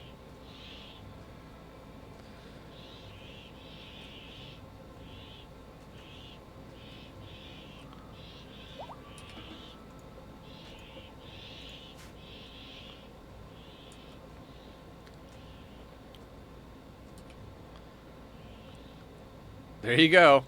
Candy at work. Oh, you. We can't have you come in just yet, and you are probably not doing good on food. You've got some berries.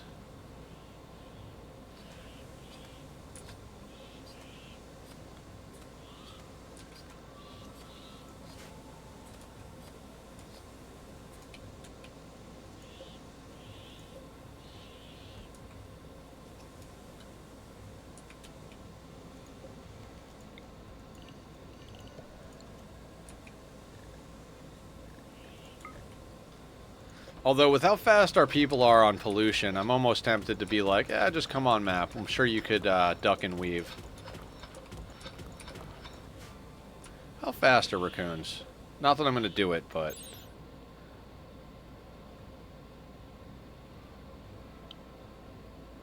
.1. Yeah, probably a little faster than us, even with the pollution stimulus, or close to. Probably be hard to juke them.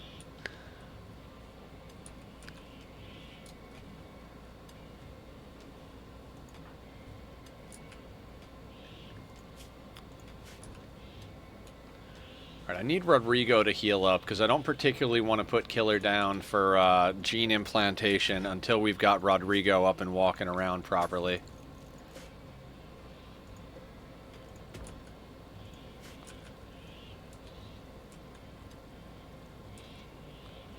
God, it slows us down so much to not have access to 3 research benches. That's just big kick in the pants.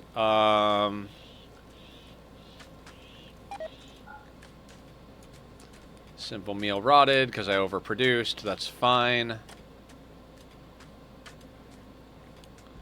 We're now getting to the point where we shouldn't have simple meals existing in our lives anymore. They should realistically be getting swapped out for pemmican across the board. We've got enough fungus for that, so... I would really like to get some proper weapons. I mean, the problem is we're still kiting out in the field. We've got a little bit of a trap tunnel, but we haven't even been able to use it because the first raid that we actually had to deal with ourselves was unusually clever, which they wound up actually hitting the traps and not getting all the way in, but...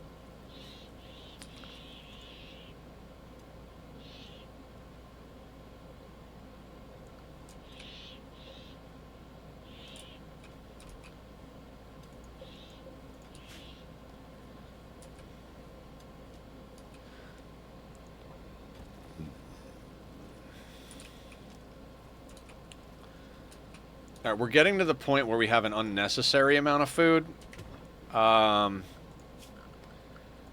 You know, first world problems and all.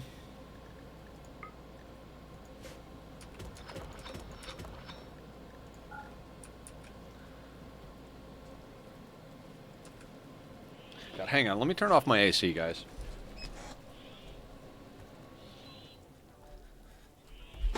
It's been super hot all summer, so I'm so used to having the stuff on. The thermostat should be not kicking it on, but, you know, it's kind of right next to where my computer is, so I'm sure the heat from the computer is messing it up. But whatever.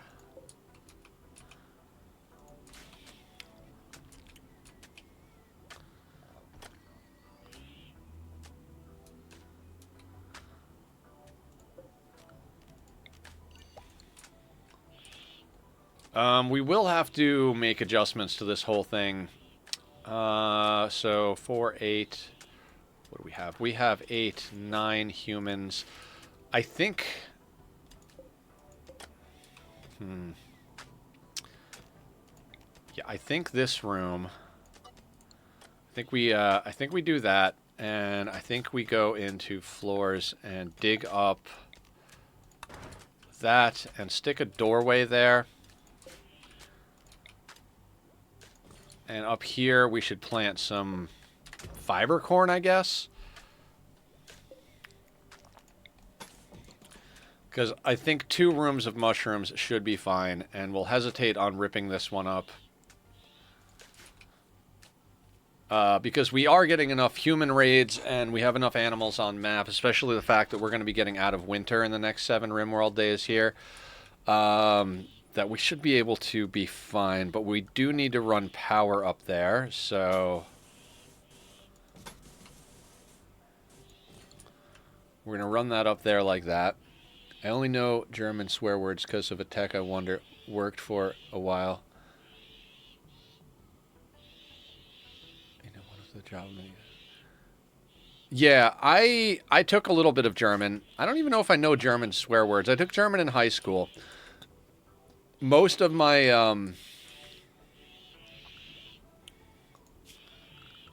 hold on a second. Let me fix something real quick.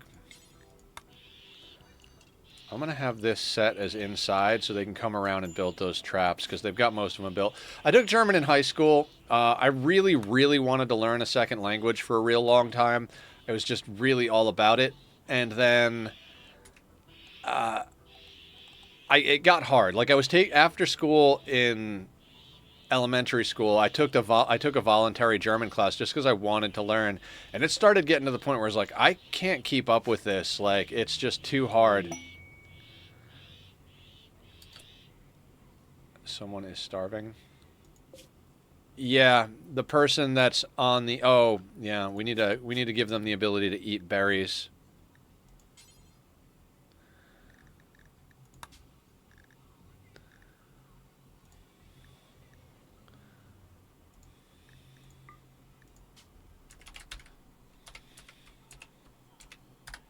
Thank you, Aya.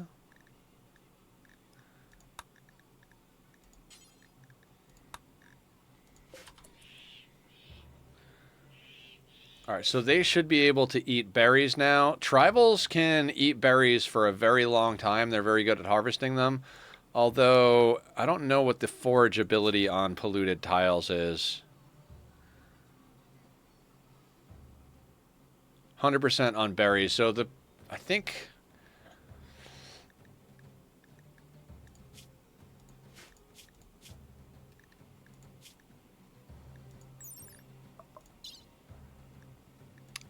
I don't think they'll be able to last forever out there, but we just need them to last until all these raccoons pass out.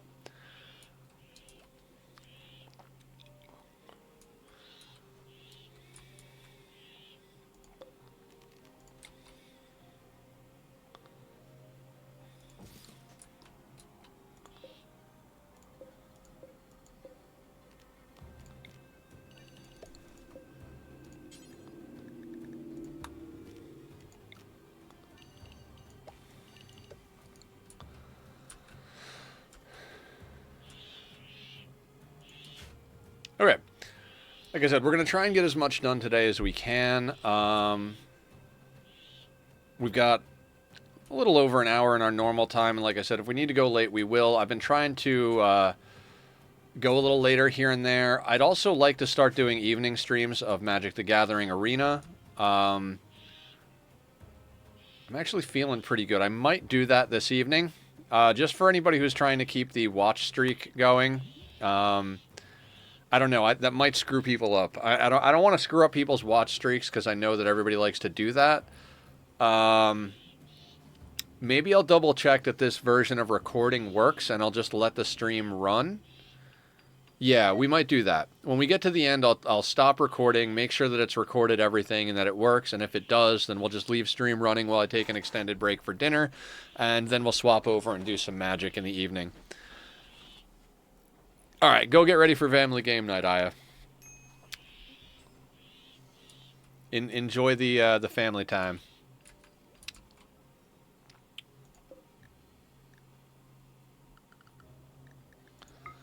Okay, so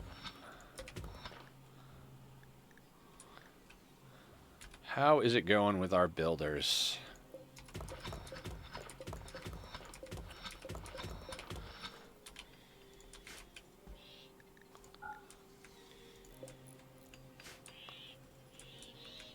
All right, Never's over here getting these traps done, which is perfect. I mean, Never's coming along nicely. They came to us as a kid, and I think they had like a 3 or a 4 in construction, but they're up to a 6 now. Traps are rebuilt. We really got to get into an actual kill box type of situation. We need to get a burn tunnel up. We need to get a kill box up. I don't think those are things that are going to happen today.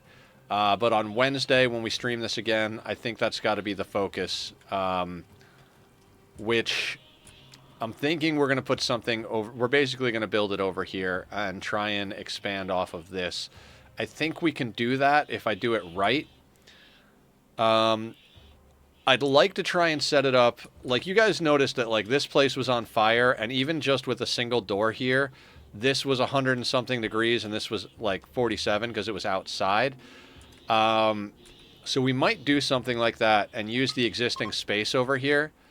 Like, if we use this as the burn area, and we, like, roof all this in over here, double up some of the... We would have to double up this wall, replace this with a... 2 stone doors, held them open, and then, you know, obviously, like roof over all this thing. In fact, I think I might set that up. Then what we could do is that we can rip some of the roof off of here so that we have access to set this up as a burn tunnel and have a separate entrance to get down to an actual kill box and route stuff through it. Like, how do I explain? Like,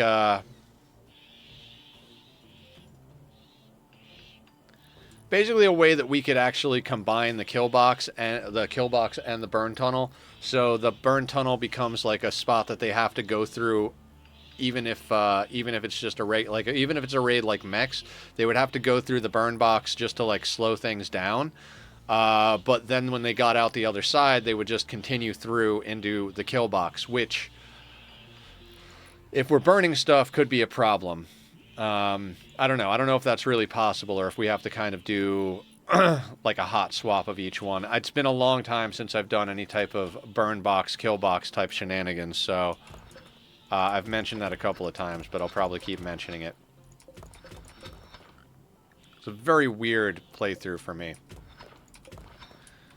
Like, I legitimately prefer open map, no traps, no kill box styles at this point, so... Very weird for me to do this. What's our wealth looking like? 29,000. We are... Ugh.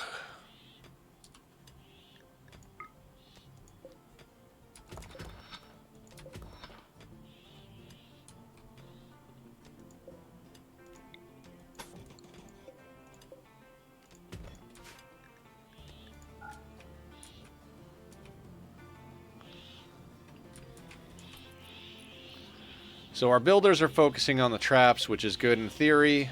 They definitely did some work on 1 or 2 of those pawns during the last one, even though they were unusually clever. Yeah. Definitely looking forward to some Oxygen Not Included tomorrow. And like I said, I think Saturday we're still doing Satisfactory, but at one point or another I might take a small break from Satisfactory. And maybe do Nightingale again. I'm not sure if everybody would like Nightingale or not, but... I enjoy the game, and it'd be neat to start one from the beginning with everybody. We did kind of start one from the beginning, but I didn't continue it because I had one going that I really liked, but it'd be cool to actually start one from the beginning that you guys can watch. That's another game I had suggested to watch from. Nightingale's a great game. I've already spent, I think, like 300 or so hours on that game. Had a really badass playthrough going. My buddy Linus actually came and shared my home server for a little while and built his house on the server that I had started on. I did like a whole little medieval town type thing going, but they've done a lot of upgrades both to the story and the mechanics of the game. And not just the mechanics like the combat mechanics and abilities and stuff, but also with the building mechanics. Like, they've done a lot of upgrades to the amount of buildings. You know, everybody calls them buildings, but like the amount of like placeable stuff. Like, there used to be a very hard limit on the amount of aesthetics, like torches and campfires and wheelbarrows and stuff like that, because some of them actually had other purposes in addition to that, which they've also changed a lot of mechanics. Like, sometimes you'd have to put like a telescope next to a crafting bench in order to unlock specific recipes on that crafting bench, and they've done away with that now. I think some of them do give crafting things bonuses, crafting benches bonuses, but you don't have to have specific aesthetic items next to crafting benches in order for them to actually have all the recipes. So there have been a lot of neat little updates with the way they've done everything. There's some other stuff that I've seen on the list of updates they have that I'm like, I don't know. I think that kind of takes away from what the game was originally. But at the same time, I'm willing to give it a shot because, like I said, I was waiting for that game for almost 2 years. And I think I put something like 300 hours into it already. So it is definitely up there on my list of games that I enjoy playing. So maybe we'll do some Nightingale. I'll make that decision as the week goes on, whether it's going to be this Saturday that we start doing that or another day. But we're definitely doing Ani on Tuesday and Thursday and Rimworld on Monday, Wednesday, Friday. I don't foresee a world anytime soon where Rimworld is not 3 days a week. If we get to the end of any particular run and I'm like, all right, guys, I need like a week or two off from Rimworld, that might happen. But realistically, this game has been the top game for the channel. I've had more viewers and more fun with this game than any other game. Blowback operation is done. Gas operation. All right, so we're starting to actually get some research done, which is good.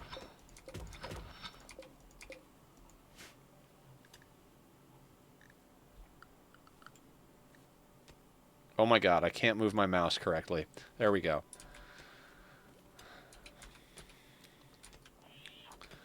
Rodrigo's almost healed up, but not quite there.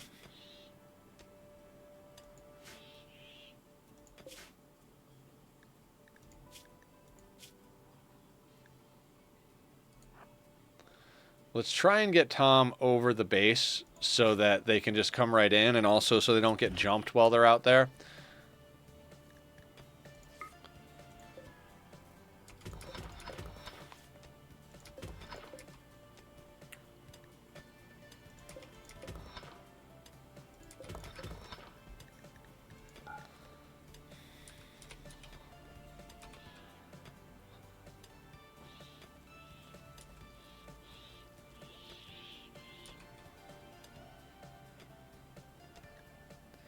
It is really weird to be back on a mountain base. I'm not gonna lie. Like, I preferred mountain bases for the longest time until I got good at the no traps, no kill boxes style.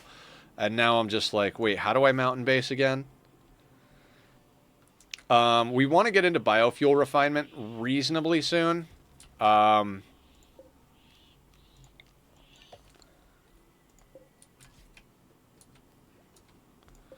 Because it would be nice to get on the chem fuel power. The big problem with everything continues to be that we don't have good guns.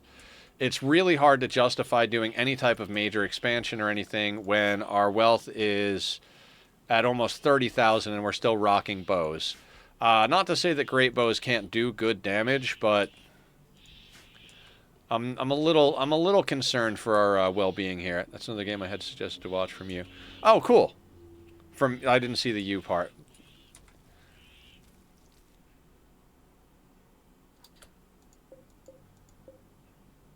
Okay, let's get another zone down here. I forgot to put in a empty zone.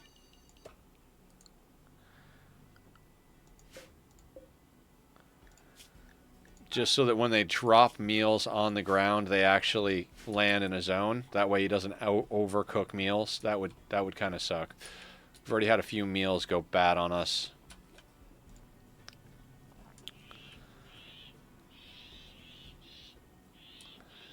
These animals, I swear to God, these animals.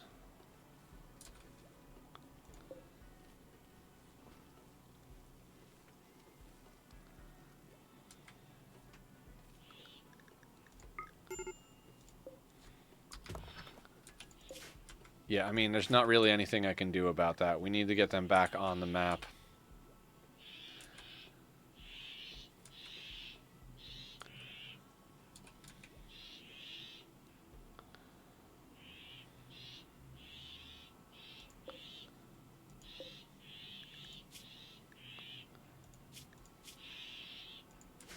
Come on, raccoons.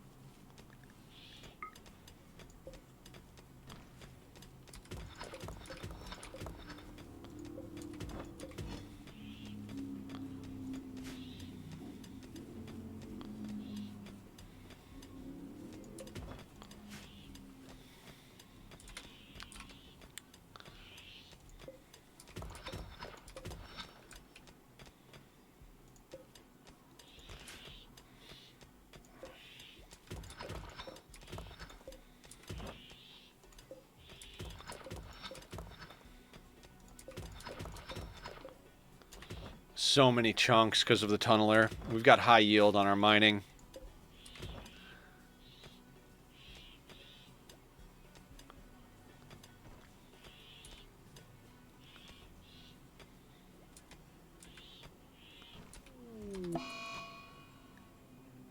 Dark visions on never. That's fine. That's fine. Everything is fine.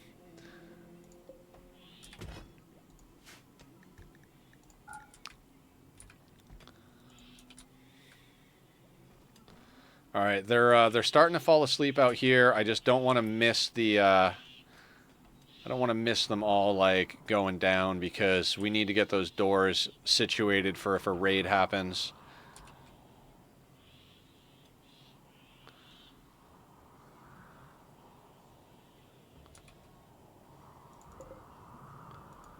We've got a good amount of pemmican going here, so. Oh yeah, the animal that we didn't want is roaming away? Oh no. That's terrible. What do we do now? Although on our sea ice run, those animals would have been freaking a godsend.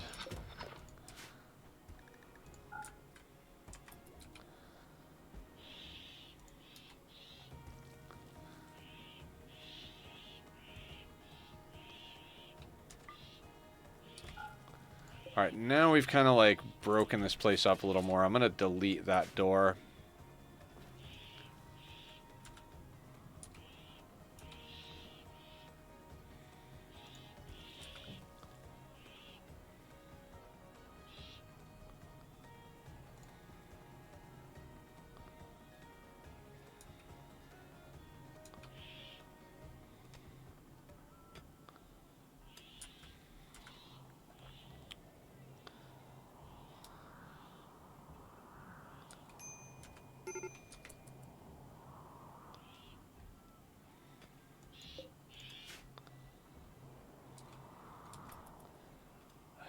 Maddened animals. Thank you, Candy.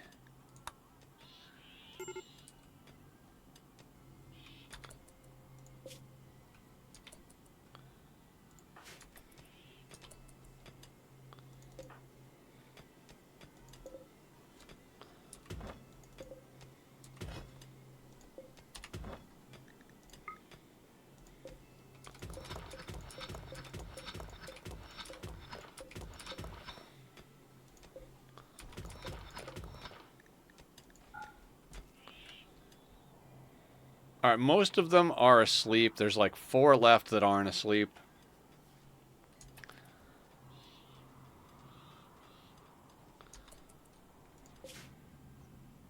How come you're marking the mining tiles individually?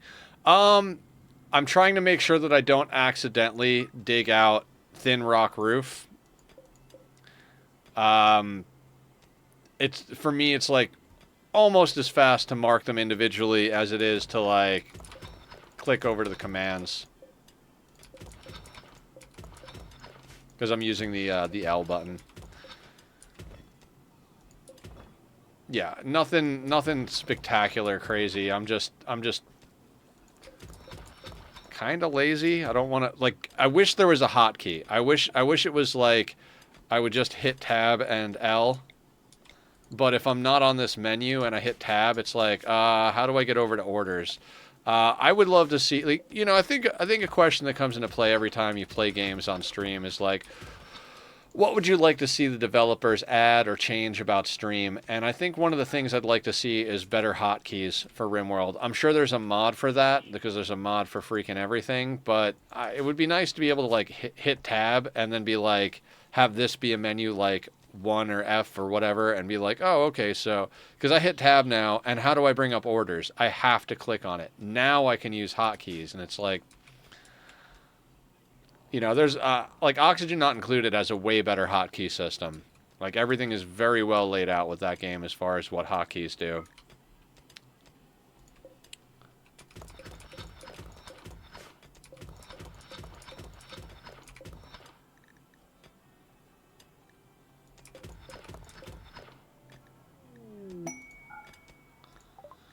War Merchant. Cool. More compacted machinery. Very cool.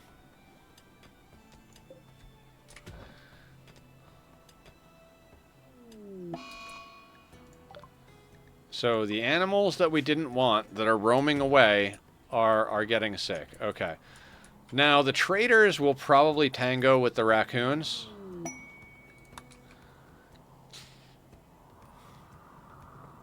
Although the manhunters, like, they still technically say manhunters, but once they fall asleep, they, like, this one is like roaming off the map. It's not like aggressive manhunter anymore. So not sure how all that's gonna work. So I guess we'll see right now.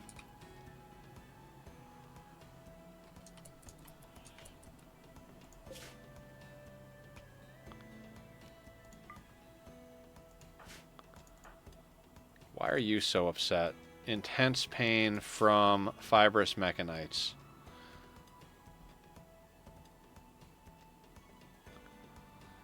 Yeah, okay, so we just gotta deal with the intense pain of fibrous mechanites for a while, and that'll be fine. Oh, they're fighting the raccoons. And probably hitting each other.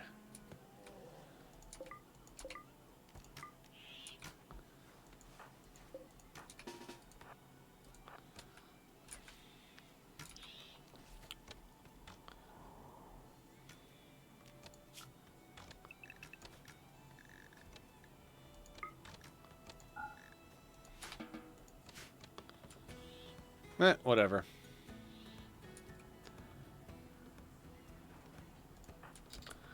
Alright, weapons on the map, right?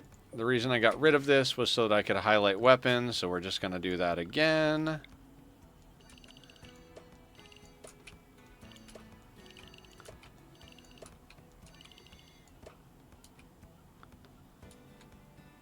Anything else around here? I don't know. Barb, let's go talk to these guys. I think it's safe to assume that Tynan does not have a background in UI UX work. I mean, probably. It's a good assumption, I suppose. The venerated terminal. Okay.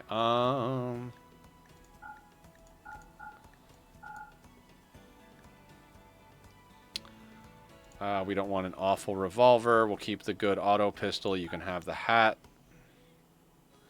You can have the poor pants. Do you guys have anything we want?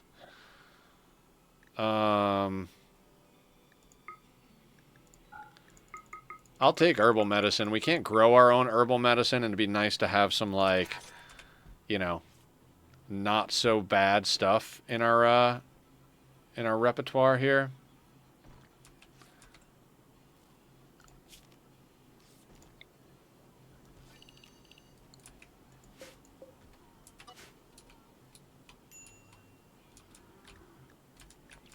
Yeah, low medicine, I know.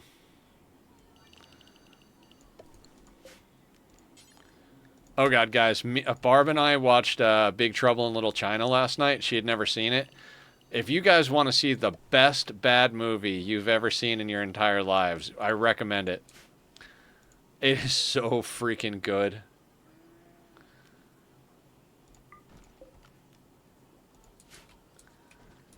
Like, it's so bad. What the fuck was that movie, right? Oh my god.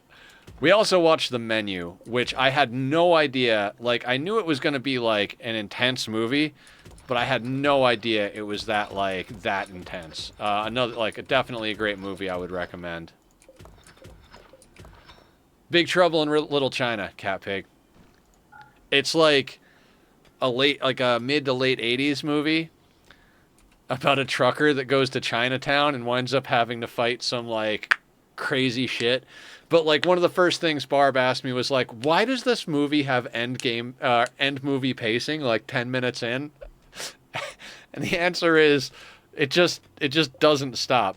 For those of you who know John Carpenter, it was one of John Carpenter's earliest movies.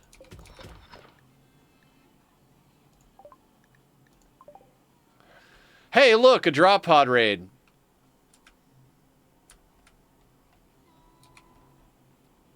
Hold on.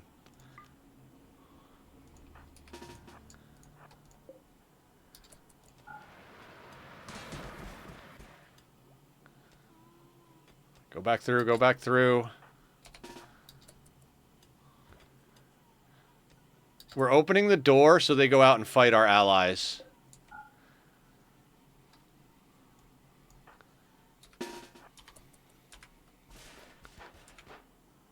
They're going to smash our stone thing, but who cares? They're going to go out and fight the allies.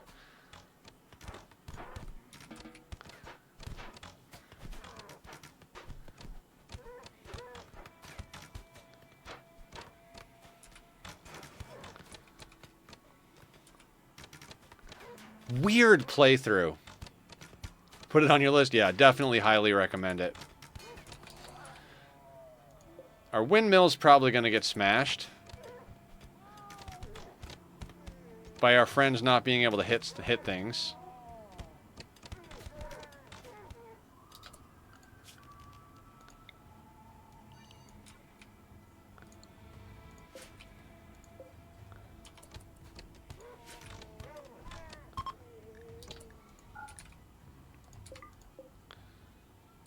Oh, we made that out of uranium. I forgot that.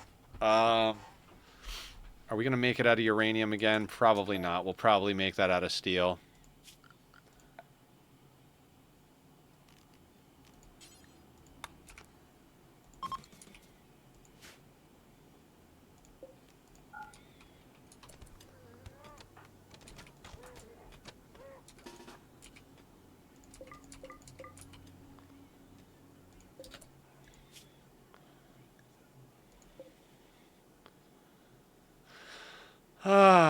You gotta love it. What nonsense. Okay, so cool deal here.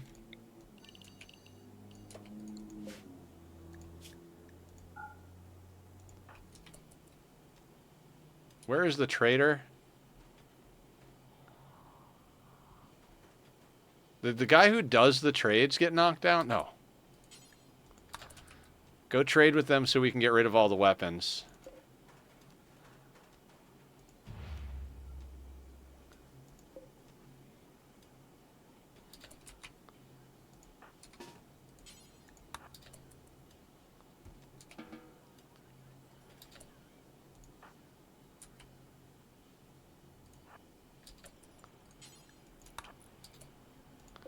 What do you got? Bunch of garbage.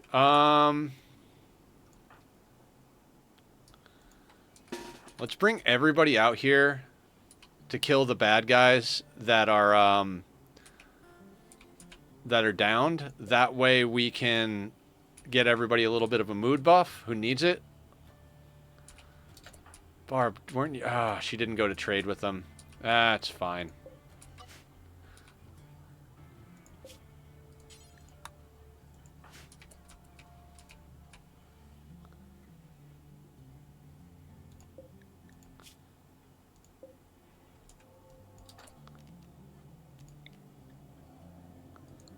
Oh, might as well get Barb out here too.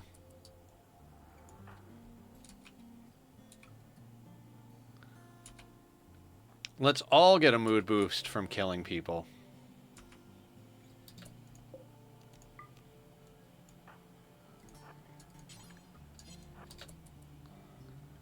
That was so awesome.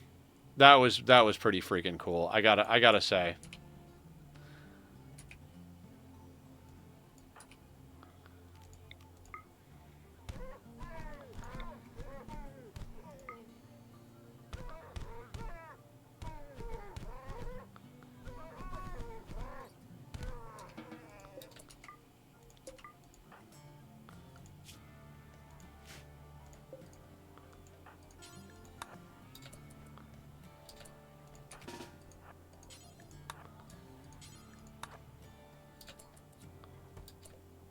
Oh my god, strip them first, guys.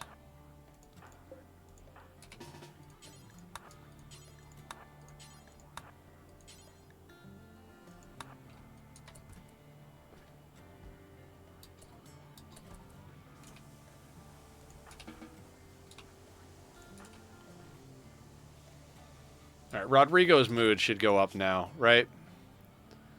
Witness death with bloodlust, plus 14. Perfect. Oh, right, we still need to convert you to our ideology.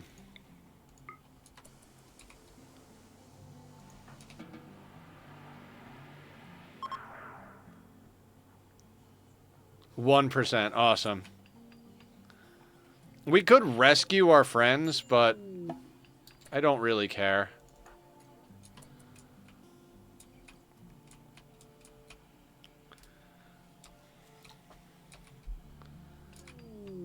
Cargo pods. What a weird day. Oh my god. Nonsense. Just sheer nonsense.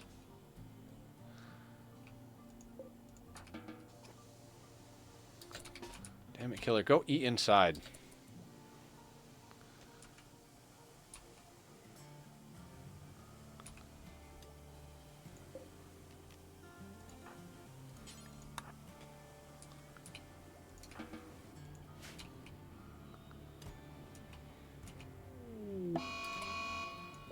Psychite binge.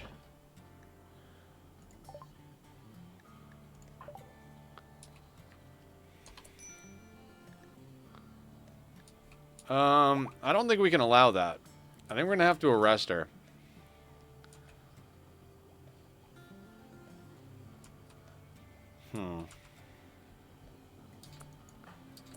Where are you going? Are you gonna... You're opportune haul... Okay, you're eating. Okay, I was like, are you opportune hauling while on a mental break? Like, what the hell is going on here? Nope, eating.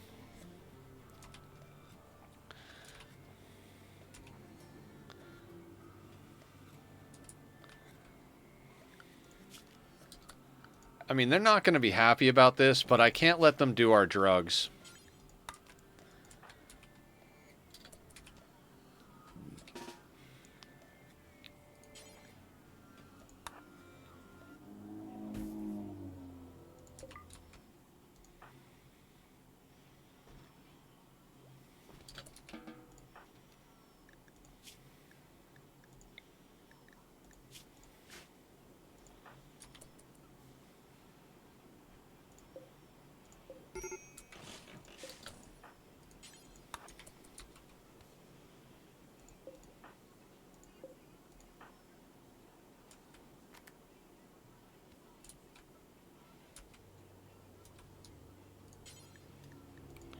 Have her smoke some smoke leaf.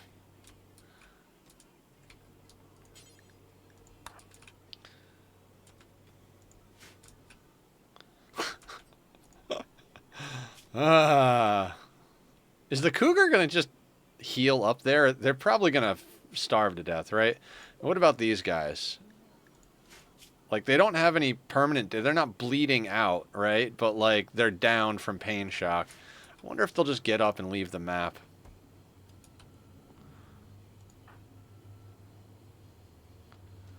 Did we get any good, like, weapon drops on that? No good weapon drops at all. Why are you hauling the short bow? Oh, you know what? Let's get short bows off the list here. We're past the short bow point of our lives.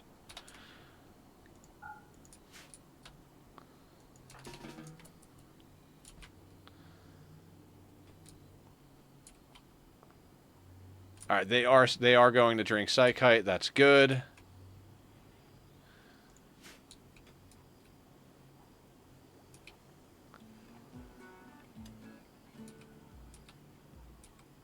So weird.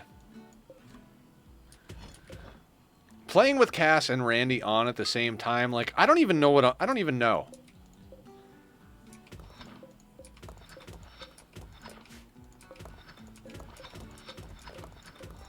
Like, we have so many random events happening because of Randy, like with the traders and friendlies, like I feel like a lot of this run has actually been, I don't want to say easy, but like we've gotten really lucky. I don't want to get ahead of myself and say easy, but I mean, we have guests here most of the time. Like, we have a drop pod raid while we've got guests right out here, and one of our pawns is right here. We just open the door, close the door, let them do their thing, and it's like, what the fucking hell is even going on, right?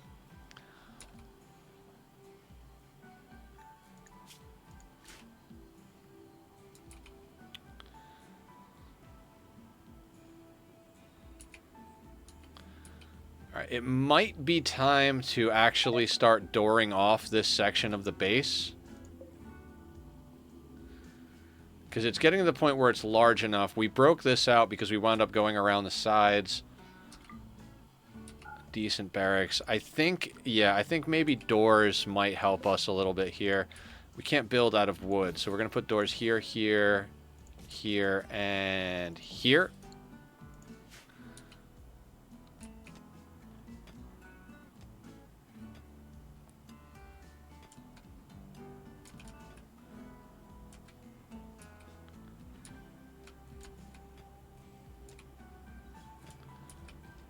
Did I delete the zone that was here? I did. Okay.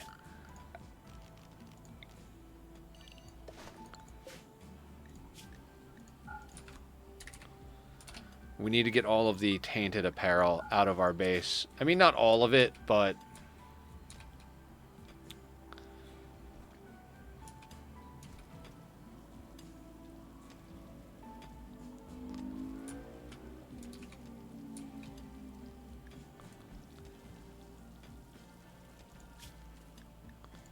yeah, we're just going to accept these early on. The earlier we accept them, the more they're going to be lower raid situation, like lower possibility of problems when we accept them early, which is good.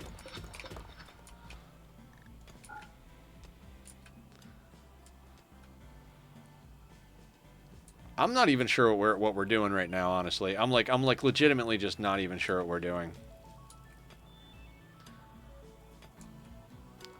We've got a very large quantity of mushrooms for our particular situation. How many people do we have? We have 9 pawns. 2, 4, 6, 8. We've got 10 beds. Cool. Which means if the need arises, we could absolutely make one of them a medical bed.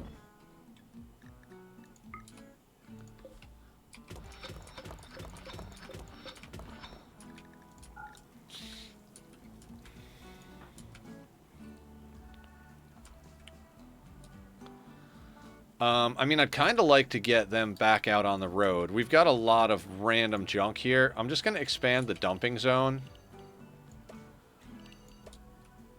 That should put most of what we've had here in the dumping zone. What else? That. Okay. And there is money over here.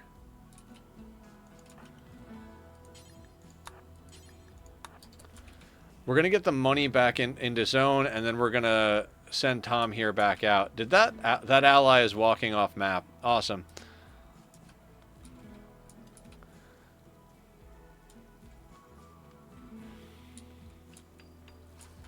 How much wood did we wind up with? 53.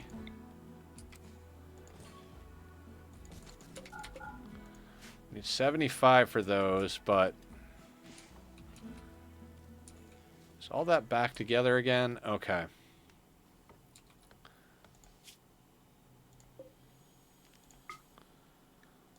We're literally just going to try and keep them running back and forth with all the money we have. I don't think you know what?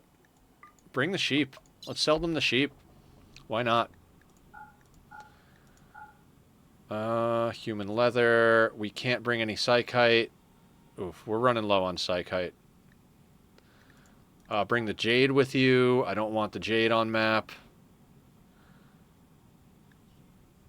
Alright, let's make sure we bring the money first and foremost. You know, nothing's worth more money than money. You know what I mean? You know what I mean? And then we can start getting rid of these weapons.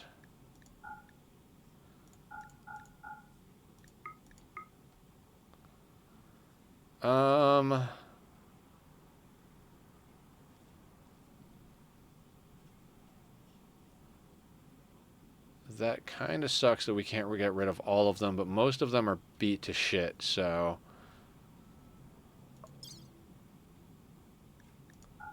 You're not taking enough pemmican. Okay, Alright,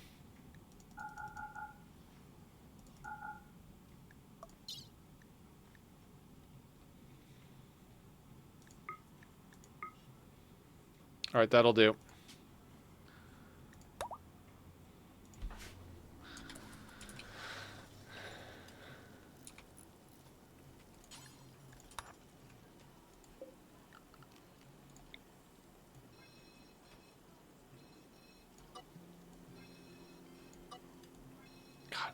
I think I've told you guys how I really like the band Tub Ring, which is like arguably a pretty terrible name for a band, but I really freaking love them. And the first track off their new record just gets stuck in my head nonstop. There's a bunch of other stuff on that record that I really like. Like all the songs on there are good, but that one is just like it just gets stuck in there real quick.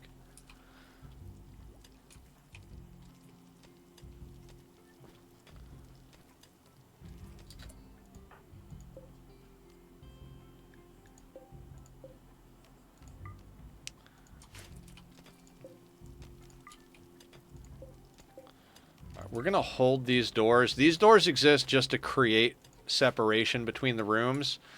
You know, it doesn't have to be physical separate. It doesn't actually have to, like, be closed. It just needs to be there so that the rooms are not bad. Dull barracks. I might very well trade some of that stuff for some artwork.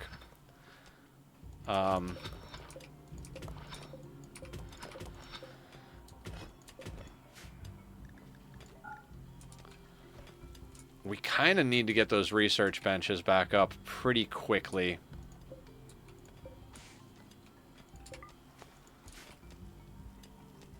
I'm going to let them try to build another one.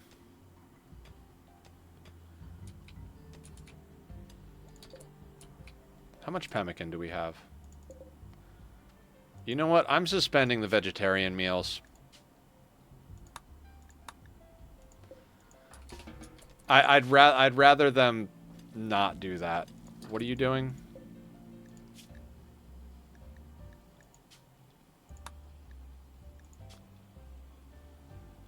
Oh.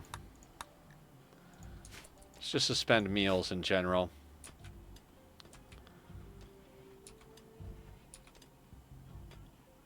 Yeah, I'd rather them chop the corpses and make more pemmican.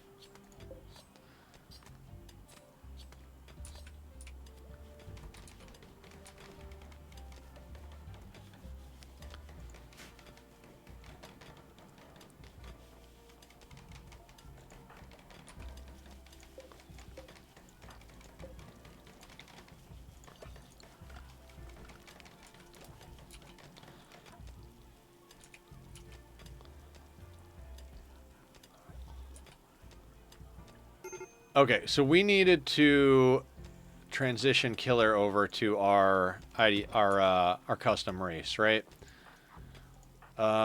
Never. Your genes are probably still healing 1.1 years.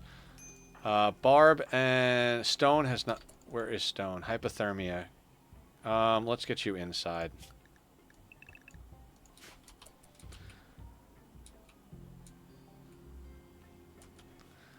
I keep forgetting that 28 degrees Fahrenheit is freezing. Even though I live in America, you're going to go through the kill box. Fantastic.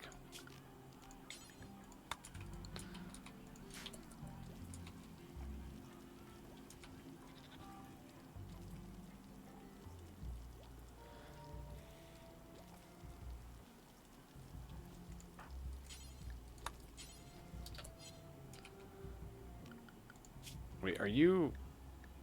Stone is set to handle.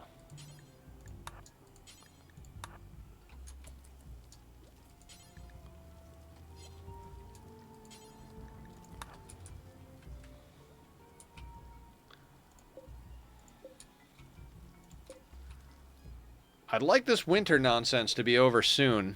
I would really love for that to happen. Oh. Stretchity stretch.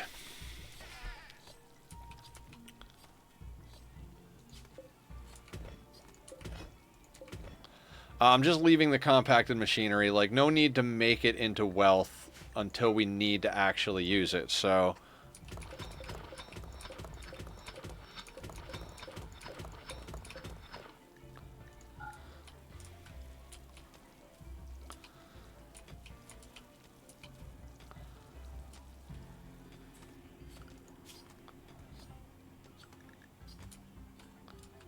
How did...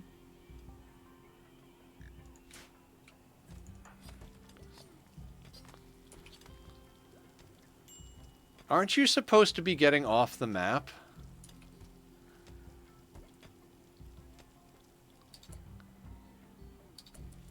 Okay. I was like, how are they hauling things in? It's like, oh, because... Yeah, gotcha.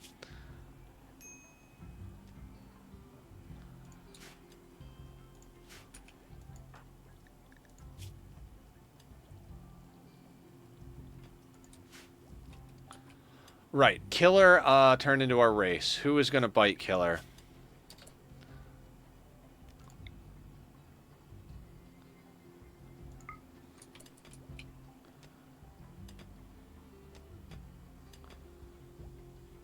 God, so many chunks.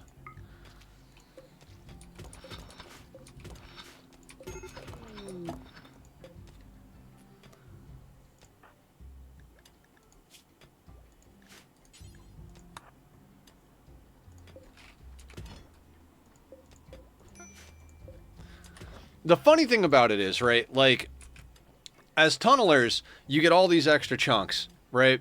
It's like, oh, cool, high yield. Finally, we have tons of material to do whatever we want with. And it's like, yeah, except for the fact that because you're tunneler, you don't need enough build, you don't need as much build materials. Like, we've got these extra build materials, and it's theoretically good, but it's not actually good, if that makes any sense. Like, we don't actually need to build material. Like, I mean, we do need some, and eventually we'll use it to make artwork and everything, but we don't have to build walls. We're literally using stuff to make traps.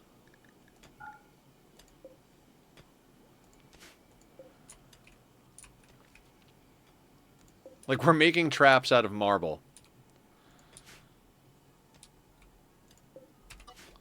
That zone can go away, which means we can rip up that floor.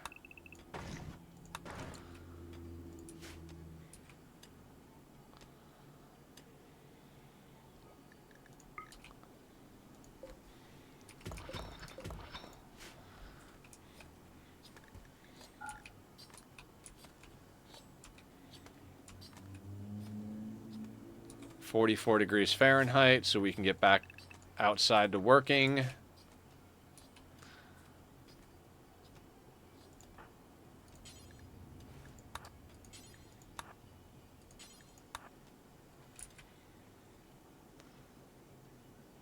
Jaguar is going to starve to death.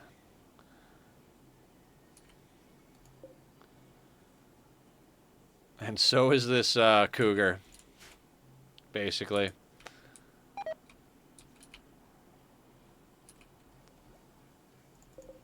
And we've already got too much in the way of textiles kicking about here. Although we do need dusters made, so...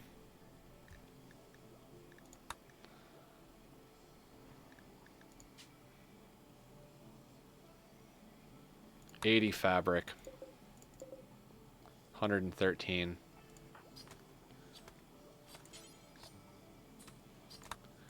How are you missing 80 fabric or leather? Is this not set? Oh, I never allowed all. Yep. My bad.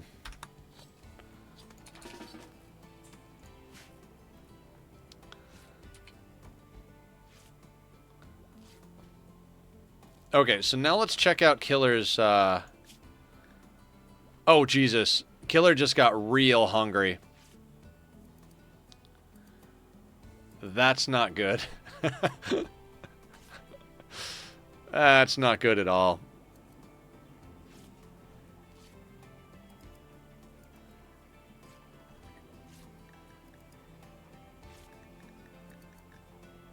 That's not good at all. They eat more than double the average person now. Probably should have just left him a waster, but you know what? It's fine. Killer's a hungry boy. Hungry boy.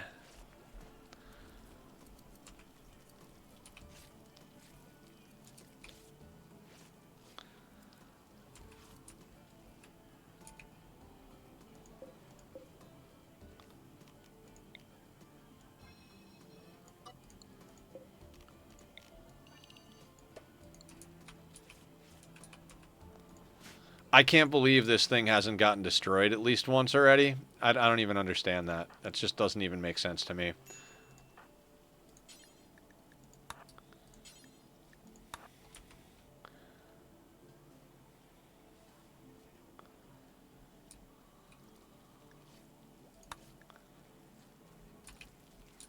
We're gonna have to get Killer, like, something. Like, I don't even know. Like, it's not like we can give them a nuclear stomach because of the... He'll never have non-senescence, but...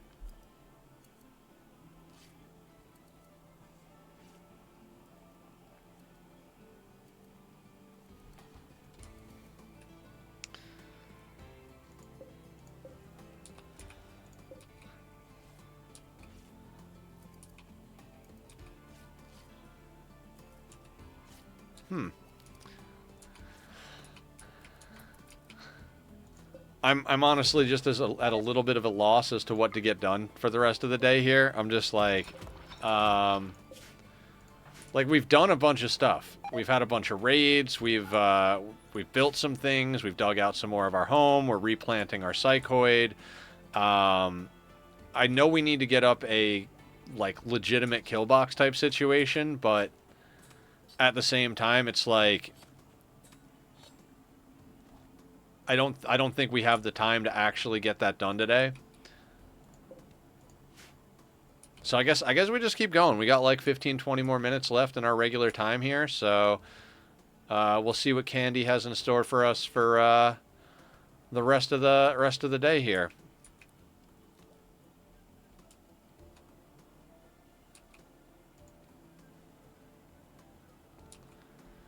Yay, games. Yeah, and then I'm going to grab dinner. What I'll do is, before we end stream, I'll check out what's going on with the recording. Like, I'll stop the recording so that the file is there. And as long as the file opens and works, I'll just leave stream running. I'll take a little extended be right back break, and then we'll fire up some Magic Arena. And do a little bit more hanging out. My energy level should go up considerably once I get a little bit more food inside of me. Dryer and the encampment. No, thank you.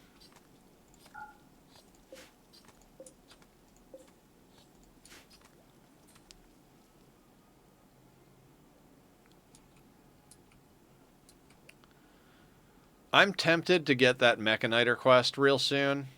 Maybe not right this second, but in anticipation of that, let's set up pollution removal in our crop area. Because what I'd like to do is start getting into mechs and start polluting our base, other than our crop areas, of course.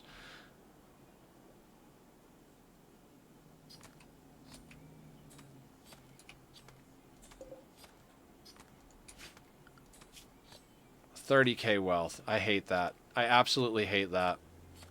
So painful. I'm going to cancel that. It's 60 for a great bow. I've got 47 wood. I mean, it's great that we've got a room going for fiber corn up here, but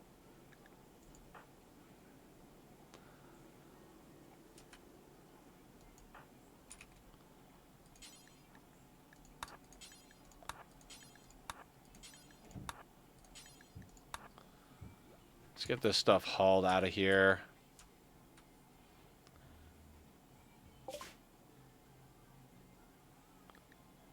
I mean, if we could trade everything off before we get there.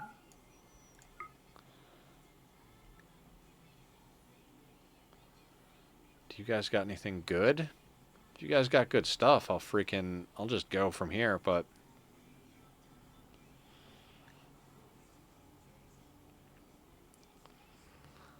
they don't really have much of anything, and they won't take the animals.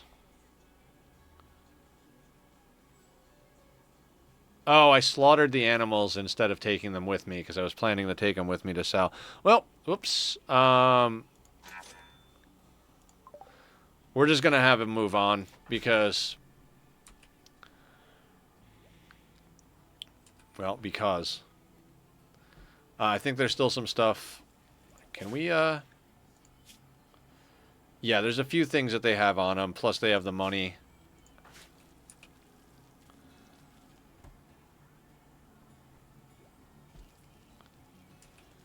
I mean, considering how we started with 5 pawns, and all of our pawns are officially our custom race, like, we're not doing too bad as far as, like, gene implantation goes.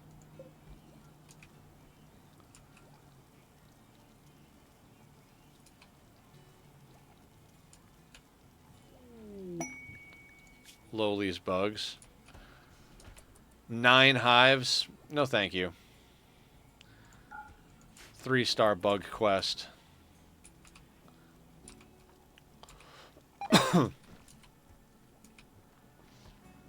Imperium of God. What a name for a faction.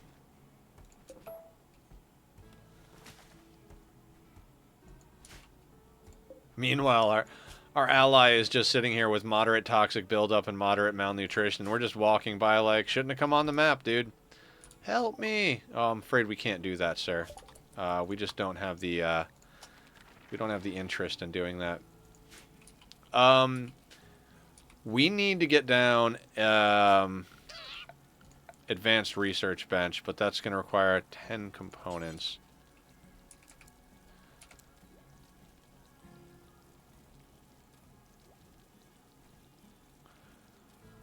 Do we want to put that down? I mean, we could just put it down up here and just slap down another light. That is a lot of power, though, that we don't have access to. Let me think about this for a second.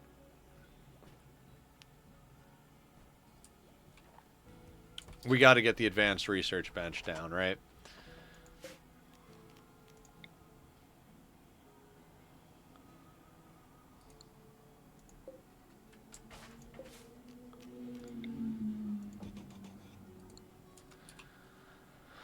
So let's say we put that down there, go into power, bring this up here. How many of these do we have? We have 4 currently, so let's mine those out.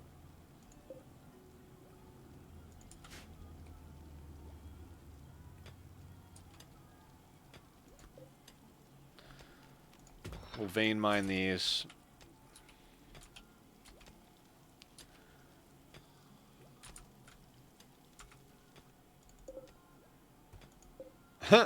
Collapsed rocks, yeah, because they came in with the drop pods. Awesome.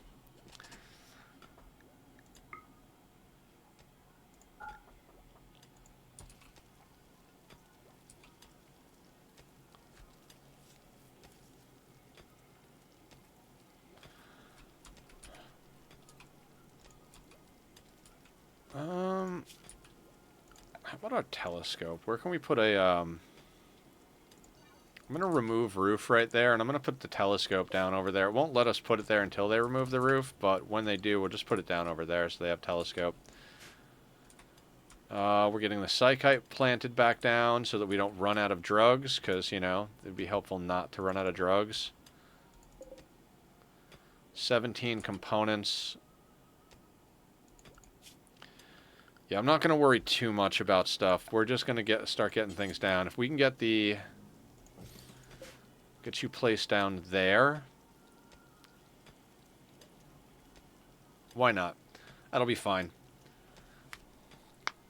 Because if we can get precision rifling...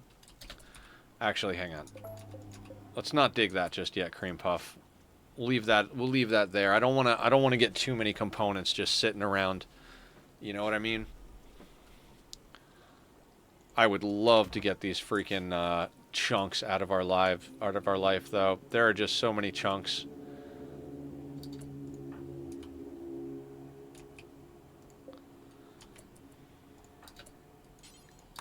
Eat the simple meal instead of the pemmican.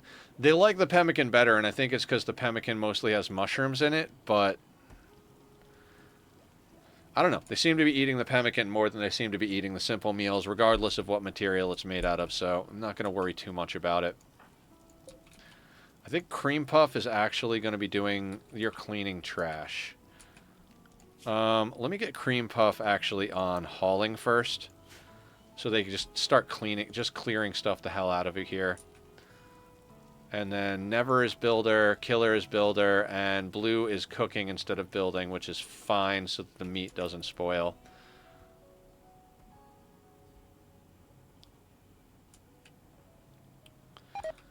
Yeah, I need someone hauling stuff. We need to get the hauling done here. So we'll have Cream Puff haul because they're a miner, and we've done all the mining we really need to do right now. We don't need more than this. Like, we've got a fucking assload of fucking pemmican. Like, way more than we probably should. We've got plenty of nutrifungus that's going to be growing in again soon, which is just unnecessary, right? Like, we've got too much wealth in food. I don't want to get rid of it because there have been so many times that I've gotten rid of wealth that's food, and then our people go hungry, especially given that our last run was sea ice. But whatever. We'll try and get everything organized in here a little bit. I want to get this steel high-tech bench going, because if we can get that going, we can get into precision rifling, and getting into assault rifles puts us in a much better place. So Wednesday, what we're going to be looking to do is get our people armed up with assault rifles and start getting our burn box built up. We'll need to get something to set fire to it, either flame bows or Molotov cocktails or something of that nature. I'm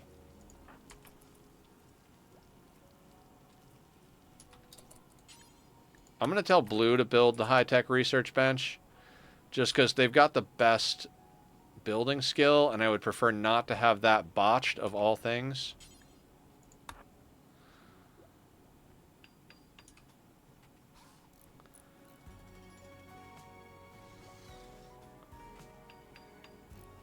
Yeah, but we need to get the burn box and some sort of kill box going here. What do you take? 250 watts, not bad. That's less than the machining bench.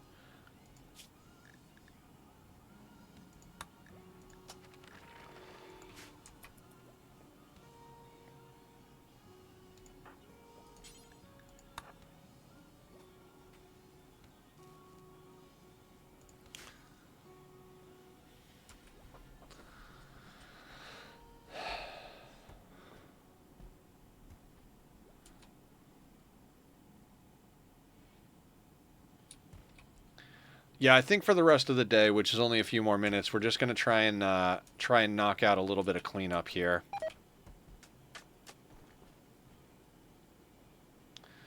let them kind of like move the food around, move the chunks around, get a few more things planted.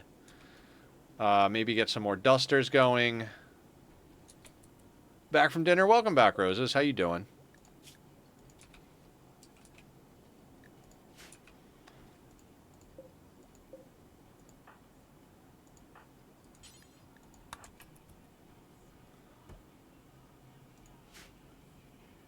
Do a squat? All right, we can do that. It'll be probably the last squats of the day, at least until we switch over to something else. Oh, this is so hard with my legs from yesterday.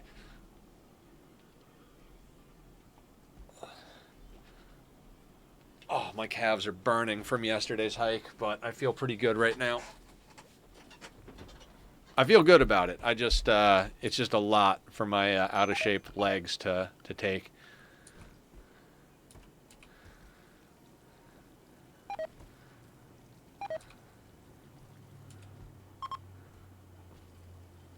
Gentle snow.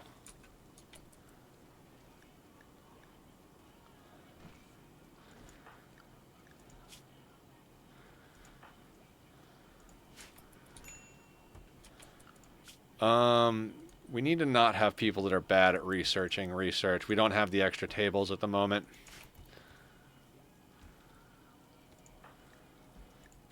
Yeah, Barb said an 8. That's fine.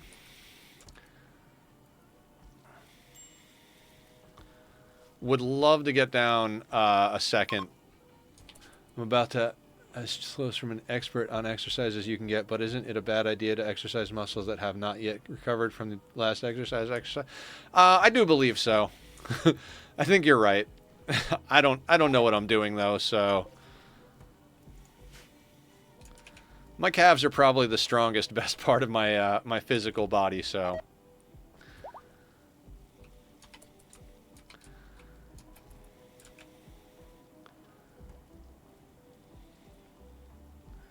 Yeah, I might have to take squats off the menu for a day or two until my my calves heal a little bit more, but God, that's an unnecessary amount of food.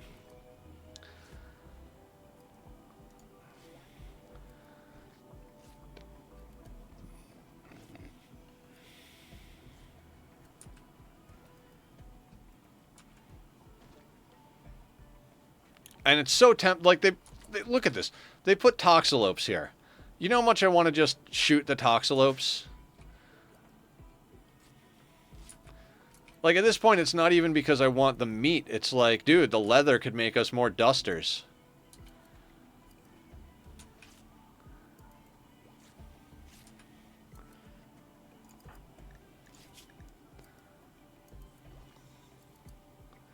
What do we got? We got 1, 2, 3 dusters or so.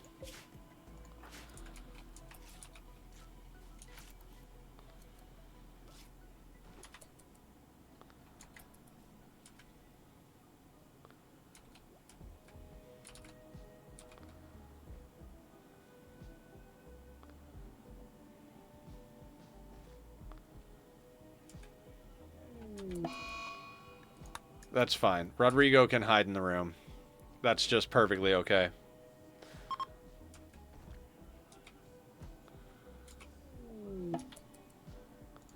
Alright, caravan arrives at Demon's Forest. You can take the Jade. 881. Right, there's got to be something worthwhile for us to grab for freaking $900+ over here, right? Alright, let's go down the list and see what we got. There's some Mind Numb serums, which might be useful. They did restock, though, huh? Charge rifle. Ugh.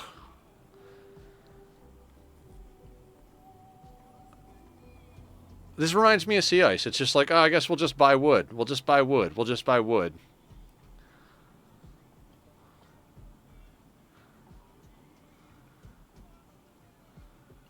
I mean, we could get sculptures to make the place look better, but I mean, we're not really hurting for that at the moment. Whereas we are hurting for other stuff. The marine helmet's too expensive. No, they haven't restocked. The charge rifle would be great. I would take a charge rifle over a great bow, even though the great bows outrange them. Short bow Pila, you guys can have those. I might just buy more wood. As crazy as it sounds, like, we need more wood for all sorts of things.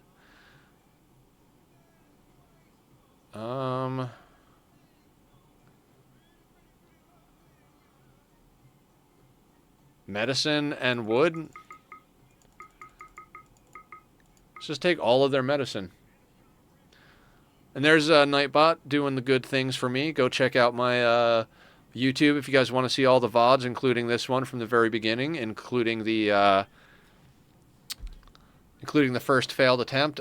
They will be going up after we finish uploading the Sea Ice. I schedule 3 days a week to upload the VOD, same days we stream. It's lagging behind by like a month and a half, 2 months, something like that.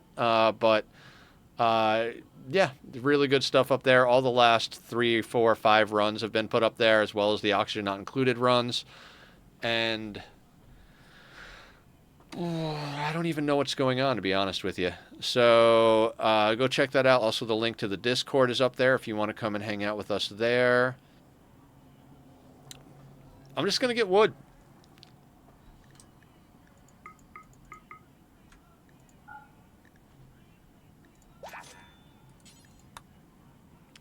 Actually, I'm going to send them to the tile next to Garbage Land, because it's very possible that we'll wind up with harvest botched. Good job, Never. I mean, of course, if there's ever a time to botch a harvest, it's when we've got 2,500 pemmican just kicking about.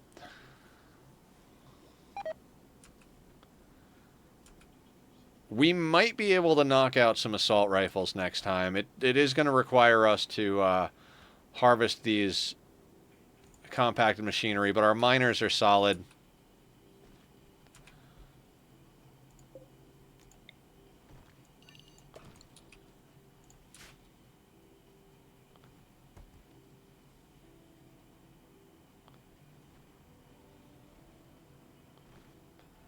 Yeah, if we could get assault rifles and a proper zigzag kill tunnel type thing going tomorrow with, Jesus, I don't even know what I'm talking about anymore.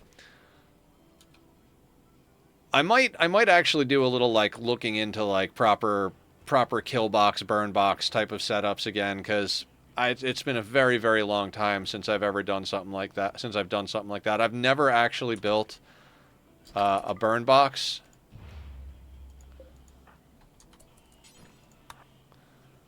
And it's been a long time since I built a kill box, so long that, you know, my knowledge of such things is completely outdated, and I know that. So, all right, can we get the rest of the chunks out of here before we end stream? That would be a good place in my mind to end the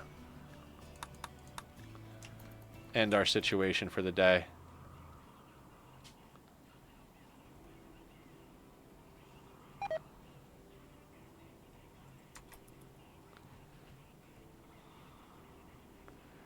All right, that's all the chunks out of the base. So what I'm going to do, I'm going to stop the recording, and we're going to call Rimworld there for the day, and I'm going to see if this actually worked. Now, I think I remember where all this goes. This goes to OBS recordings. So that should be this one. Does that actually play? It does. And what format is this?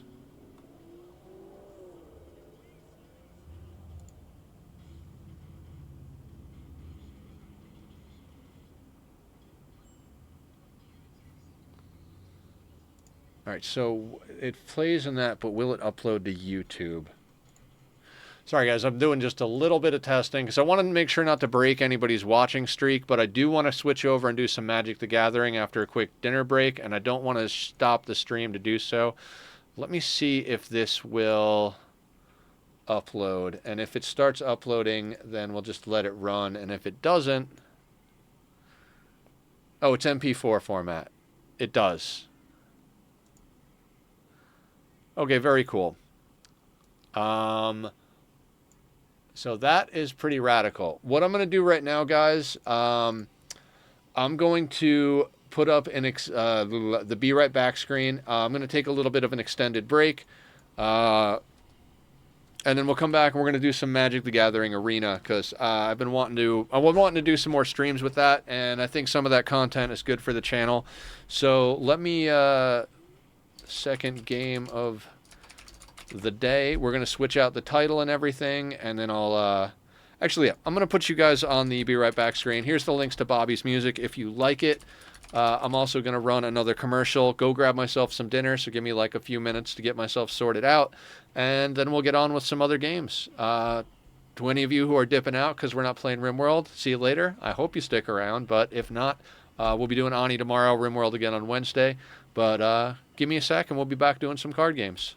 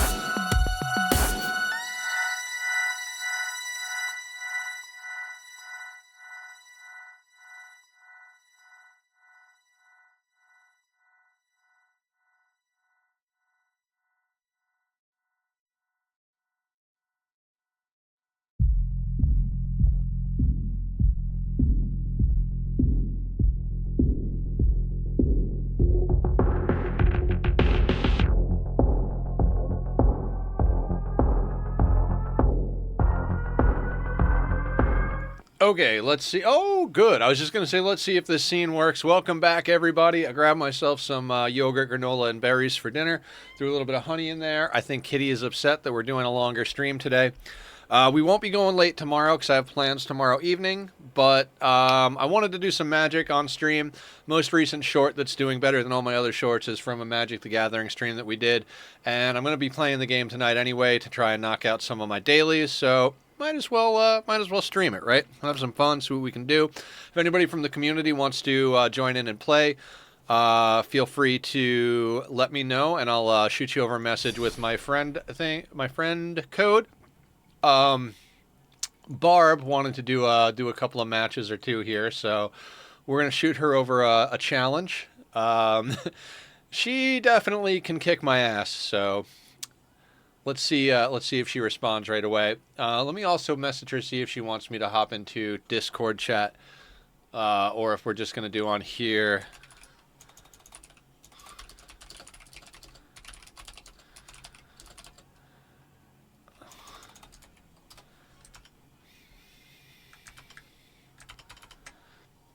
But anyway, if she doesn't answer the challenge in a second here, we'll just go play another game real quick while she does it. I've been fine-tuning a few of my decks. I've been trying to get a few things going. I recently created an Oracle of the Alpha deck, which is really not great, but is kind of fun to play. But my main deck that I play is a Black Shieldred deck. In fact, I want to rename that, because I keep calling it Deadly Fast, and it's a terrible name. It's actually more like a Deadly Draw. I like that. Back to home. Is the challenge going through?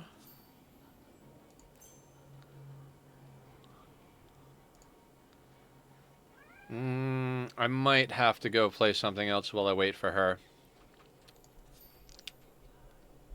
Tachyon? I know you're not happy, Appa. Do you want to come hang out with me for a second? Come here. Come say hi to everybody. Seems like the owners of an empty UK office space are putting crates with snails, but no water, in empty offices to evade tax. How the hell do you evade taxes with snails? That sounds weird. Is that like, is it because they count as an infestation or something like that? Or what the heck does that even, how does that even work? Infestation of snails. I don't know.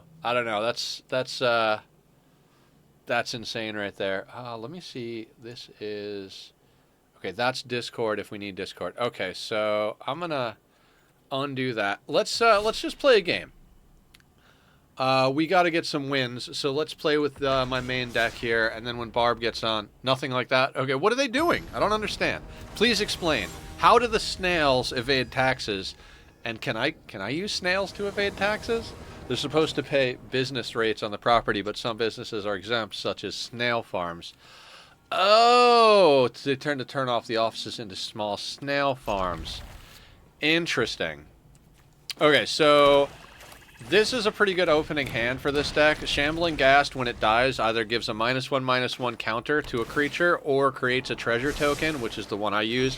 Basically, I use it as a form of ramping. We're going to toss this down. We're not going to play a card on this turn. I meant to attack. Should have attacked. Explaining and playing properly are two different things. Guardian Idols enters tapped. We'll resolve. The reason I didn't cast on my turn is because I wanted to cast Deadly Dispute, but I wanted to do it in case they decided to hit me with a removal spell. I could waste their removal spell. If we draw a Swamp, that'd be optimal. We did not draw a Swamp, so we're going to put down Cabal Stronghold. We're going to use our two treasures to put out a Phyrexian Obliterator. Turn 3 Phyrexian Obliterator is nasty. Failing to provide a certain chemical that is required by snails to survive water makes it a bit of a tough argument to sell. Yeah. We're a snail farm. Okay, so show us your snail farm. Oh, it's right here. That's a crate with no water. Right, but it has snails. But they'll die. Well, you know, if they die, we'll get more snails. Then how are you a snail farm? It sounds more like you're a snail butchery. Is this going to be an all-artifact deck that we're fighting against? Alright. We don't have too many options at the moment, so let's get down our lifelink 1/1s. We'll tap him for 5. Phyrexian Obliterator is a great deterrent because of the text where it forces them to sacrifice permanents based on the amount of damage that they do to it. So if we get into combat or if they use a damage removal spell, that's going to cause problems. What do we got? Whenever legendary creature you control enters, you may have the Iron Crag become a legendary equipment artifact named Everflame Hero's Legacy. If you do it, gains Equip 3. Equipped creature gets +3/+3 and loses all their other abilities. Okay, fair enough. Fair enough. What are we going to do here?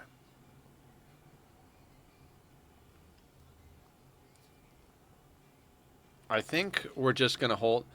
But to return the game to the games, have you ever tried Thronebreaker? I do not think so, no. What kind of game is Thronebreaker?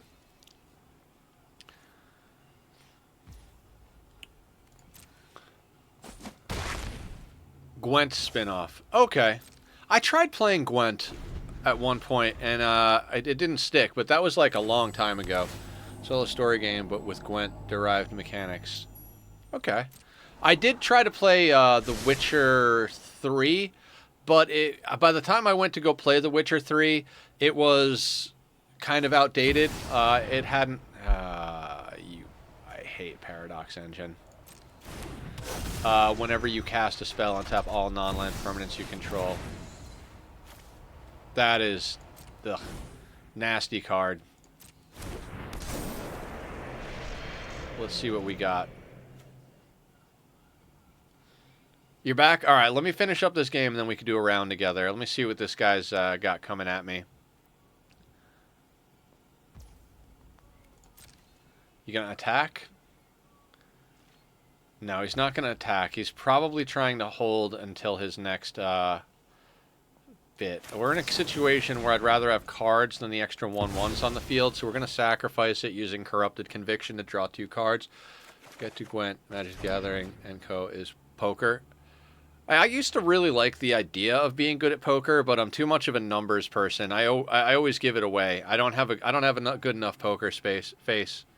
Poker face, that's the word. You let me warm up? Yeah, okay. That's so kind of you. Alright, so we're gonna put you down. Now I want him to block the Obliterator.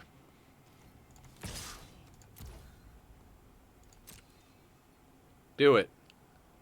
Do it. Nope, doesn't block it. Okay, fair enough. I mean, that puts him down to 5 and puts us in a good situation. Let's put down another Archfiend, but we're going to leave mana open for the Hero's Downfall for removal. So if he tries anything funny, we can get rid of his creature. We want him to waste his mana. Like, if he spends mana to equip, and we get to kill it before whatever it does equips. Oh, I didn't even realize that I should have been reading the card. Alright, well, can't stop it from happening by killing it, but... Okay.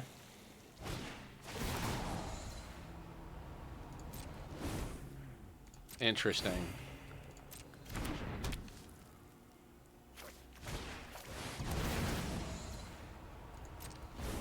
Okay.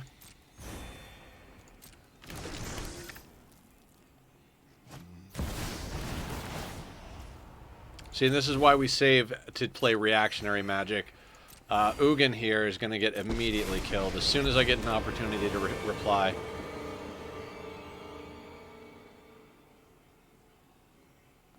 Hero's Downfall destroys target creature or planeswalker. I mean, given that they've got an artifact combo board going on here...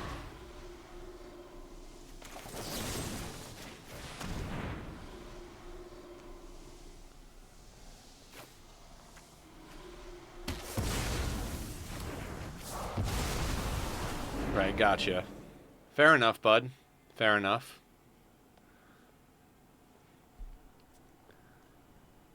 Online, you don't need a poker face. True. I Again, I just play too close to the numbers in order to do anything interesting. I probably made a couple little misplays here, so let's just see what we can get done. Braid's Arisen Nightmare, Sanitarium Skeleton. And we've got a blood money, so if we get a few more land, we could, we're going to sack a Sanitarium Skeleton. They'll have to sack a creature or take 2 damage and let me draw a card. If they do either one, I'm happy. Excellent. Wonderful. Fantastic. We got another Hero's Downfall, so another removal spell. Saying you should start playing poker for money, but online fixed limit hold'em and such are all about statistics. Gotcha, gotcha. This card is a pain in my ass. I really wish I could have taken that out instead of Ugin. Yeah, Ugin the Ineffable. He's probably got this game now. I can only have so many answers, and since he's got the ability to do this, we have to kill that. So, that's down to 4. So, provided he doesn't fuck me too hard here. Okay, so Hero's Downfall, that guy, we should be... At that point, I would have liked to have been able to attack Ugin, but now we've got a 12-12 in our way. Uh-huh. Uh-huh. Yeah, he's got this game. I made a few misplays. It's gonna happen. First game of the day, you know. I'm gonna take the hit. I don't want to, like, we don't have enough money to be cycling Sanitarium Skeleton back to our mana to cycle Sanitarium. One more land and I can money? Kind of.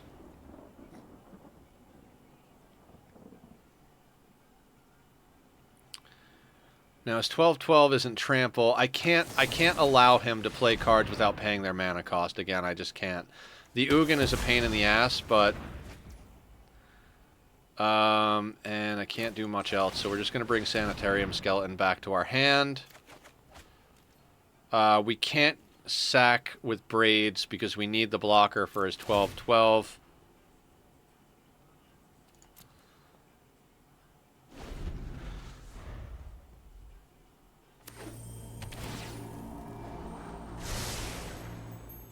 Yeah, I should have taken this this guy out sooner. I didn't read the rest of the card.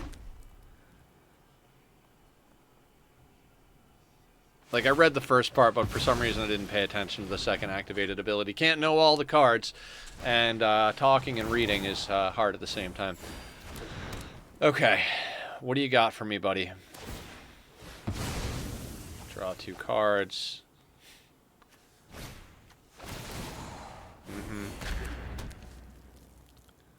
I do like it. I mean, Paradox Engine with that is good stuff.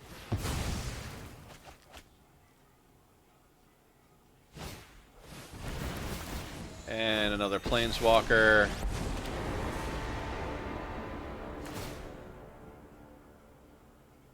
The game, choose a face-up artifact card you own and exile. Put that card into your hand. Yeah, so he's got a sideboard that he can take stuff from. I played around with that. Yeah, that's a good game. Yep. He's got me. Like, I can't block the 12-12. I'm just going to concede, so I don't have to watch him do, like, 1,000 cards. Alright. Now let's play with Barb, who's probably also going to kick my ass. Well, you know. Coming into a day. Now, no cheating, Barb. What do I want to play? I don't... this 5-color deck is absurd. I'm going to play my new deck against Barb. This one, I don't know if this deck actually... I don't think this deck is good. I think it could be good. I played against a version of it that's good. I've always loved Oracle of the Alpha. I think it's a really great card. I just, you know... I'm better at building black than blue. I've always loved black and blue, but I'm better at building black decks than blue decks currently. Not a great hand. Do I mulligan? No, I'm going to keep it. It's got lands. We'll draw into something, or we won't. Or we'll just draw more lands. Symmetry Sage.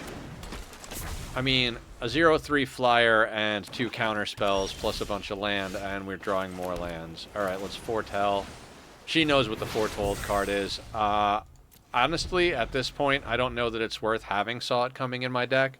I'd almost rather a hard 3-cost counter spell, just because everybody knows what the card is, especially, like, the first one. If you guys don't know what Oracle of the Alpha is, it conjures the power 9, which is some cards from Alpha, including Black Lotus, Ancestral Recall, the Moxen, so... Vampiric Rites, huh? I don't need more land, goddammit. Give me some kill cards. By kill cards, I mean flying creatures, because that's all I really have to kill with in this deck. I find it difficult to kill with most colors other than black, for me personally. Green's got big creatures, but ooh, this is what we're looking for. Problem is, we're tapping out, and we're a blue deck that needs counter magic to work. I don't really have removal, so... Oh, have fun exiling a land.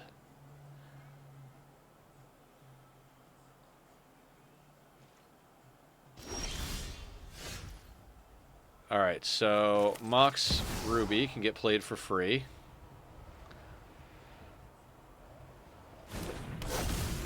Island. Attack with both flyers. We're going to keep that on top, because we want to draw 3 cards next turn. For 1, it's just a friggin' amazing rate. 1 of the power 9, Ancestral Recall. Target player draws 3 cards. In Modern Magic, your going rate for drawing a card is 1 colorless for the card and 1 blue to cast it. So if it's 3 colorless and a blue, you could draw 3 cards in theory, but even that is a little unlikely. It's not exactly how it goes. 5 or less. Why would you kill the Oracle instead of the Imrith? I mean, the Scry is helpful, but the Imrith is the one that's going to draw me cards and do damage, unless she's got another spell. A lot of people tap Oracle of the Alpha, but it's ETB, or Enters effect. Oh, because she wants the power 9. Fair enough. Fair enough. Nice play.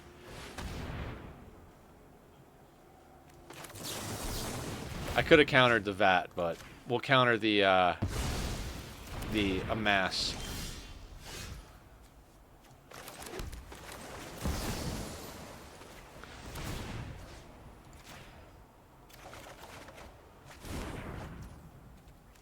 She's gonna hate me right now. Watch.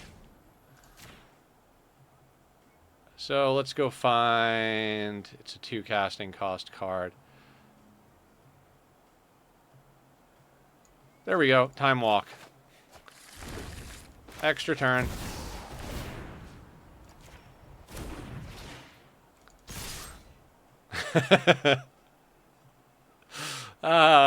She wants to hurt me.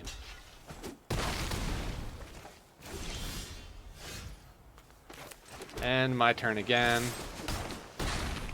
Oh, I didn't need to attack with the 0/0. That draws us a card.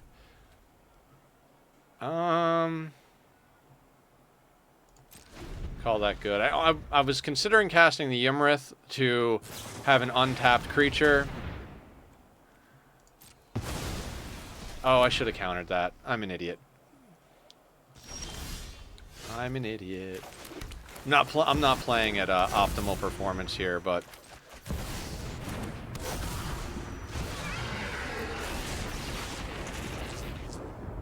Now, I don't think she has blue in that deck, so she won't be able to cast Time Walk, Time Twister, Ancestral Recall. She will be able to use the Moxen.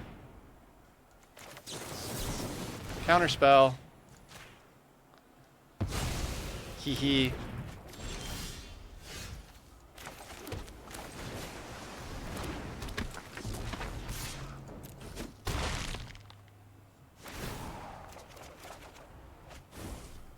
Yay, Black Lotus.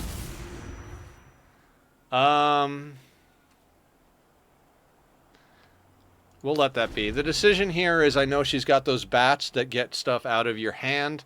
So is it safer on the field or in, you know, in your hand or on the field? So you took out the Ymrith, so... Ah, very nice.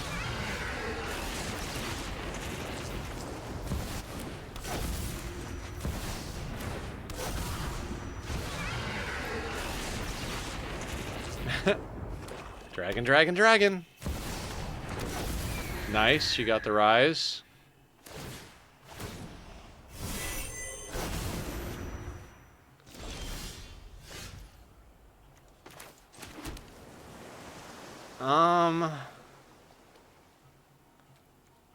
Not a great situation for me. I mean, she's at 2, but if we attack, she blocks with the Ymrith, we both trade. And then she's got stuff to do in the air. Okay, so Cloud can... so let's tap the artifacts instead of the land.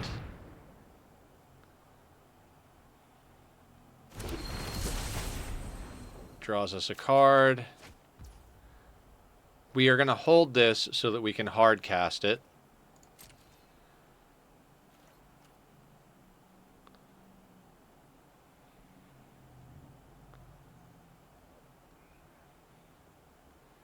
If I attack, she'll be forced to block and we'll trade. I'm going to attack. The thing is if she draws another removal spell and removes my Ymrith, then she's got a Ymrith. I've got a 0/3 and a 2/1 to sack to hers. Right, so she does that, draws a card. Now, as far as she knows, I don't necessarily have a counter spell in hand. Because it's not suspended. She could guess that I have one, but it could also be a card that I can't really cast. Mills 3 cards, put a land card from onto the battlefield tapped. No, we can't allow that because that would mean she has the mana to cast Time Twister. Time Walk and Time Twister, so we can't allow that to happen.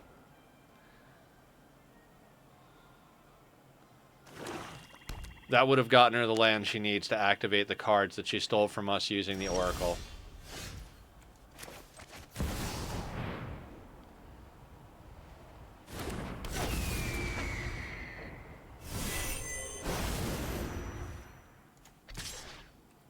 Again, better to trade the Ymriths now.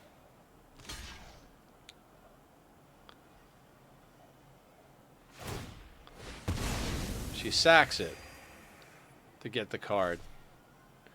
I'm good with that. I keep my 5/5 flying.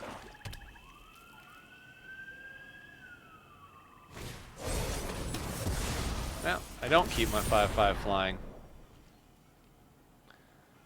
3/4. Well, we're both hellbent, so this is really going to come down to the RNG of it all. If I attack with both, she kills one, so really defensive position is probably the best play here.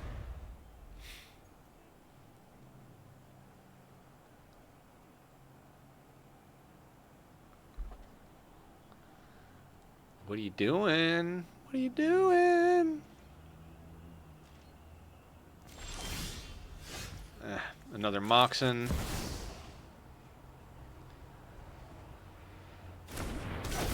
I kind of want to build a deck that's a pseudo 5-color deck that's predominantly around Oracle of the Alpha, getting me the colors that I need, but...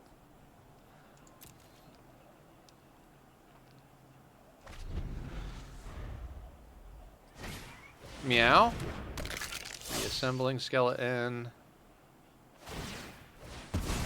Mr. Appa, please don't. Just a baby. That's a good baby. I love the baby. What are you doing, Bubs? Don't you? What are you doing? Ah, I see how this this loop works. And she winds up with cards, and I wind up with a... I have a normal amount of land in this deck. I have 24 land in this deck, which is what I've run in pretty much every deck, and for some reason we're just flooded to hell. We've got 14. Not that that's the worst thing in the world, considering I have an Omniscience in this deck, but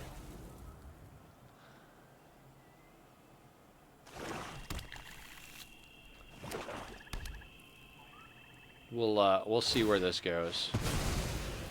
Right. Sack the reassembling skeleton, return it to the battlefield. Sack the reassembling skeleton, return it to the battlefield. Very nice.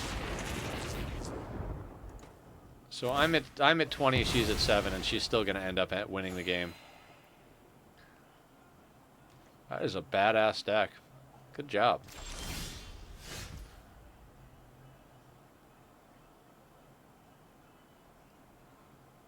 I don't have a play here. Like I said, this is not a good deck. This is definitely not a good deck. It has potential. It does have potential. I just don't know. I need more kill cards and stuff. Oh, absolutely not.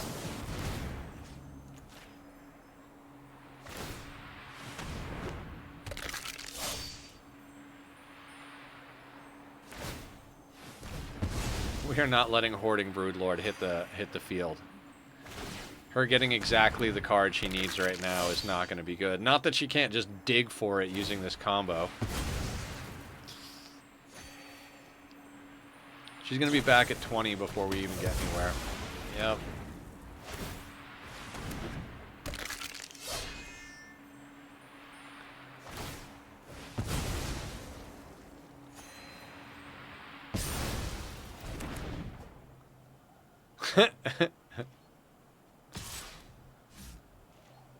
She's going to hold off because she knows I can kill it. She knows that next turn my Symmetry Sage goes back to 0-3.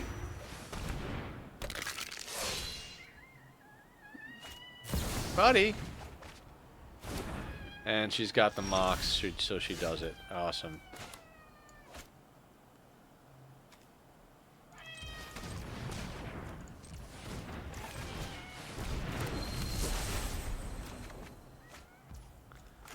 If I could draw something other than land. If I could draw something other than land. I don't know how we're 15 turns in.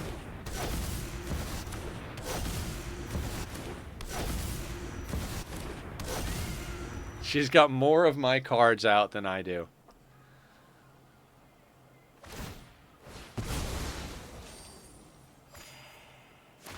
Yay! Nonsense.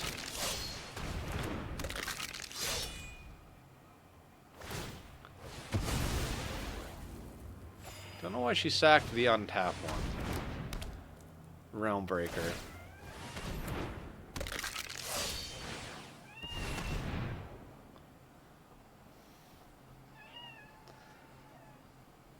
So now she Realm Breakers, and then she cycles the Vampiric Tutor Reassembling Skeleton. Shieldred. Good stuff. Since when do you have Shieldred? Meow! Who's my fuzzy butt? Use your fuzzy butt. He does not want us to keep playing. What's up, bud? Come here. Come say hi. Who's up, baby? Who's up, baby? I love you. Love you. Meow. Meow. Wow, wow, wow, wow. Can I draw something other than land?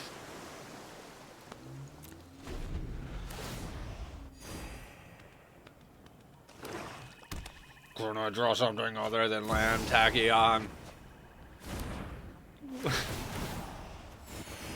Yeah, I need to properly combine my Oracle of the Alpha and my Shieldred decks. I tried to mess with the black-blue version, but I was also I was also trying not to. I'm gonna take the hit. Life is a resource. Does me no good to protect my life total at the moment. I mean, other than to stop her from drawing cards, but yeah. I need to find a way to combine those decks. I might work on that later tonight.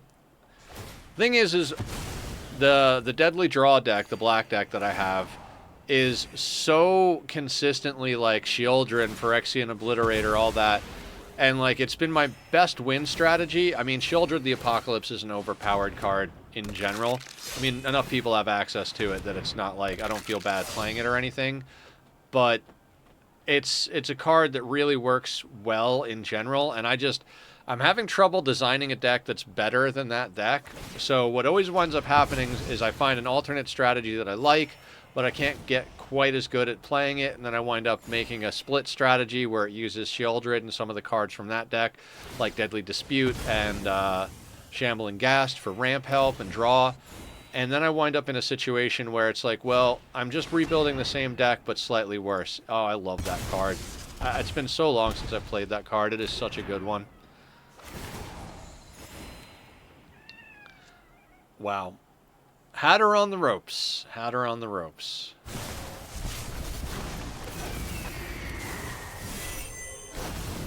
Wow. I bet she wants Oracle of the Alpha after this game, because she's having fun with that.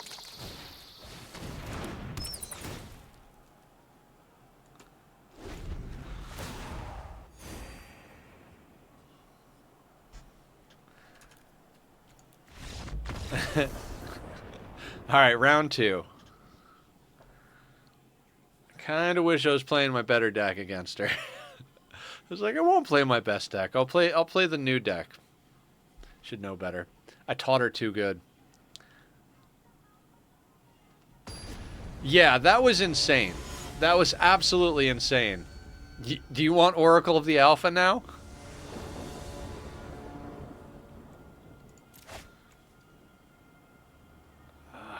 Mulligan. Alright, I'll keep. We'll throw one of the Cloudkins.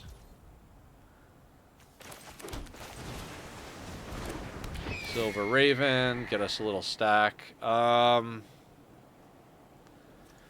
should keep that. Like, I really should.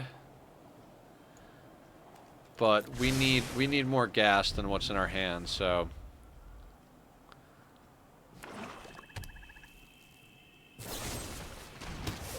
I mean, okay. It's just fodder, but fair enough. I only have one of these, and I keep struggling with whether or not to leave it in the deck.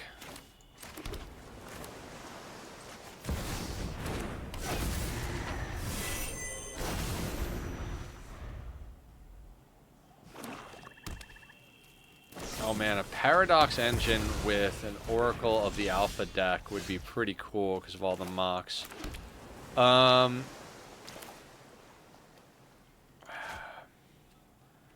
Cloudkin, because it'll have Summoning Sickness, and we can use Tome of the Infinite first next time. We got a Mind Flayer, which is a dominates creature. It'll steal their creature as long as Mind Flayer is on the field, which, knowing that she's got as much removal as she does, it's not likely that that's going to be very long, but maybe we could steal one of her good creatures and get in a couple of good hits. Ruby. Tome of the Infinite. See what we can grab from our conjured card. We get Force Spike. And we attack. Could be a good pull, but we'll see what happens, what she's casting.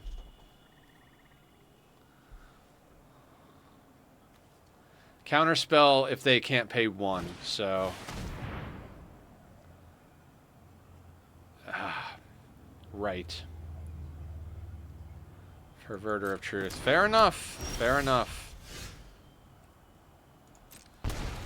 I'll take it.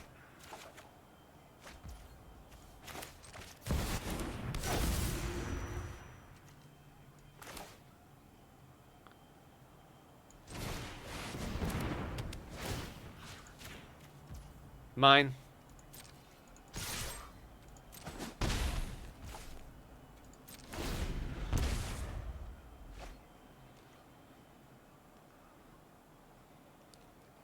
She loves this card. It pairs really well with Shieldred, because you get 2 extra cards, which gives you 4 life, which means it offsets it. You gain back double what you spend. It is a little high casting cost for my liking in a Shieldred deck, because that 5 is I like to use a card called Lively Dirge, which basically means any creature in your deck that's a 4 you can throw to your graveyard and get back immediately. So it's more or less a tutor for any creature that's a 4 or less. So in that deck, I try to keep everything at or below a 4. And then I have a Grim Tutor to pull the things that I need that are more than a 4, such as my Blood Money. All right, what do we get if we pop our Tome of the Infinite? Swords to Plowshares, excellent removal spell. Chuck that down.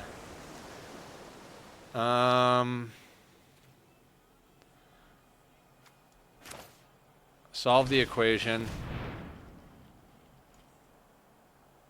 Time Walk. Take an extra turn. And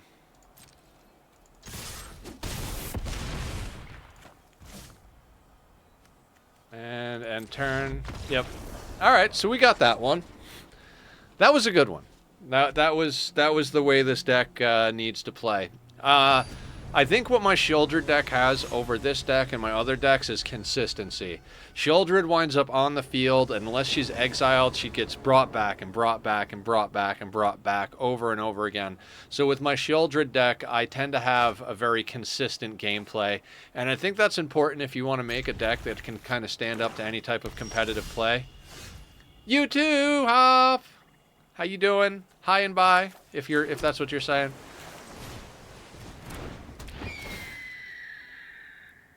So this deck doesn't have that kind of consistency yet. I'm going to leave that on top. Last time I threw it when we had 2 lands in hand and 1 on the field, but we also had put the Power 9. We had the ability to put the Power 9 in our deck, and we weren't holding a Ymrith, or Ymrith, however you pronounce it. So I'd like to be able to get this out onto the field, meaning we're going to want to have the extra oomph.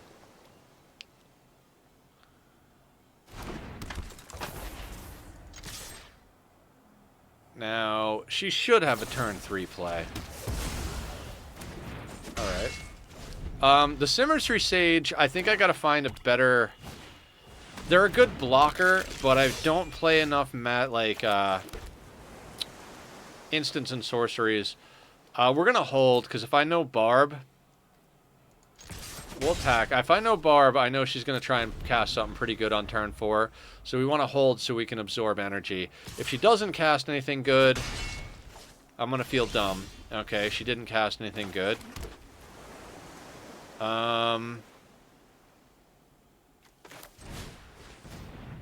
It looks like she's getting a little hosed on mana, but if she draws a land... Might as well hit. If we wait to use our bird as a blocker.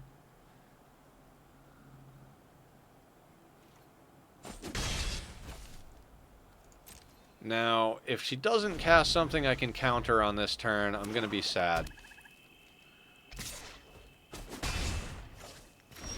She never, yeah. I think she knows I'm holding up a counter. Okay, fine.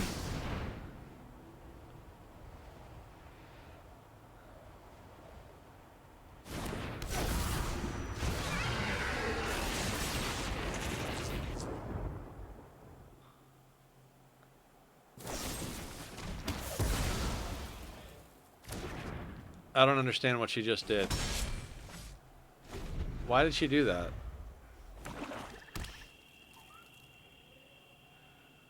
Did she misclick?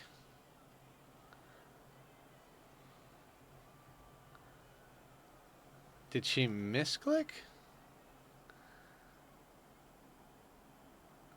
She's got to have a bad draw. Barb always casts on the first turn of her main phase. We're going to attach this to Ymrith. We're going to leave mana open, so we're not going to cast Cloudkin. We get a free hit with this, unless she does an instant to kill something. Right, because it's untapped. So we absorb energy. We don't want to lose our creature. That gets us a card draw. And we piece it together. and Silver Raven. Should have done Silver Raven first, but we don't need that, so we're going to go there. We haven't drawn an Oracle of the Alpha yet, so we can't solve the equation to get Time Walk. There's, like I said, there's not enough sorceries and stuff like that in here. This deck, it's a good idea, but it's not a full-on deck yet, so... Yeah, because I don't really have any way of dealing with stuff unless I pull it from one of my tomes. That's fine.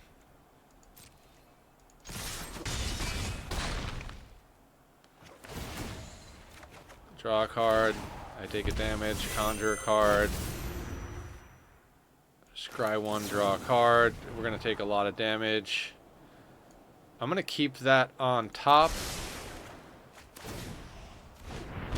And we are going to end the turn. This should prevent her from doing too much, and we could hit her in the air for lethal after this.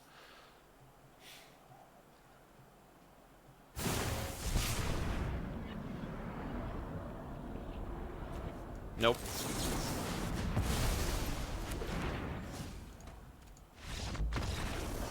And that's the win. Alright. We won in the 2 out of 3. Well, I mean, the deck worked. The deck worked. Are you there, Barb? Are you there? Are we going again? Send her a challenge.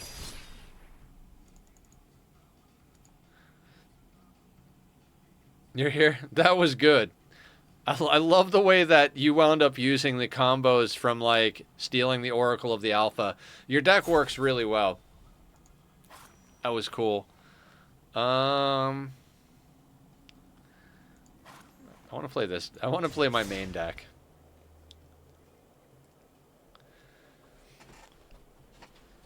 That was some good stuff. Not gonna lie, that was some good stuff.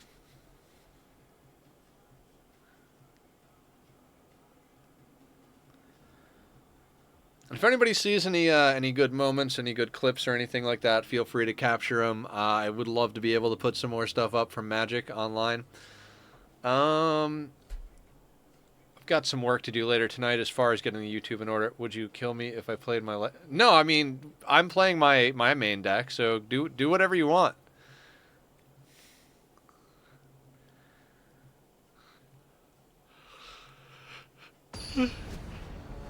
I've had games with this deck where I out life gain decks. Waiting on your opponent.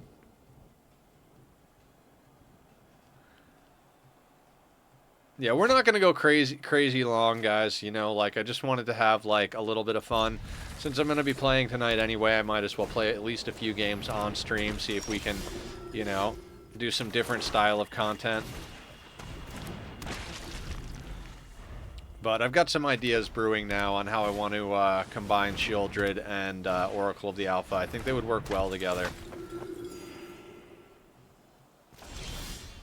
Yeah, like Deadly Dispute, Shambling Ghast, Shieldred, Oracle of the Alpha. A couple of other ones. We are going to hold off, no attacks, and turn. Because we will Deadly Dispute on her turn.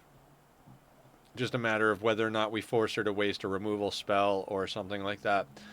Reactionary magic is helpful.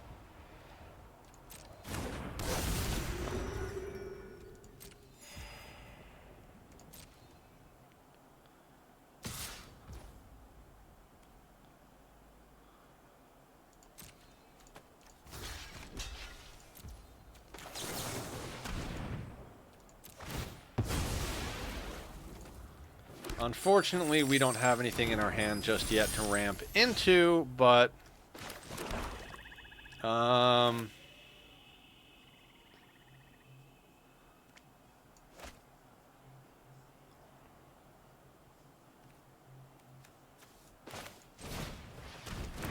It's not waste to play... Oh, it comes into play tapped, right.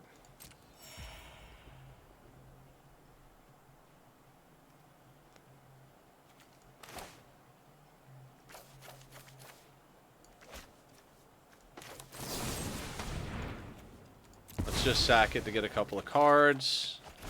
All land. Fine. We're just going to Phyrexian Arena.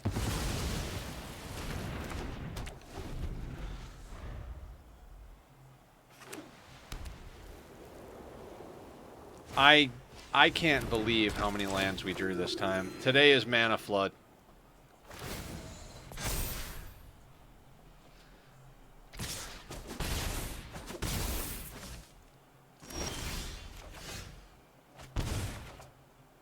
More land. Full grip of land. That's I hate when my stuff comes into play tapped. Annoying.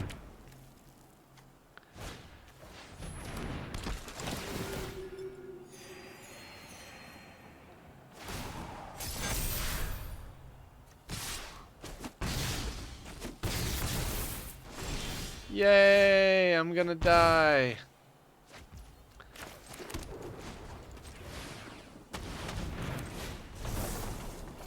Lively Dirge into Sheoldred. Ooh, or Obliterator. It's gotta be Sheoldred.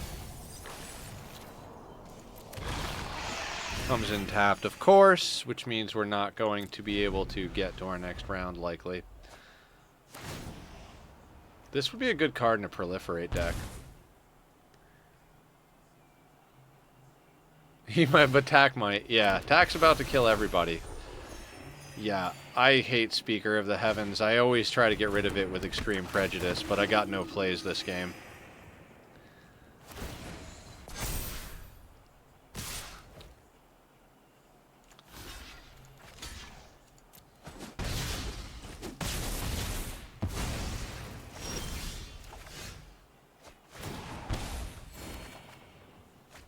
How much land can I possibly draw this game?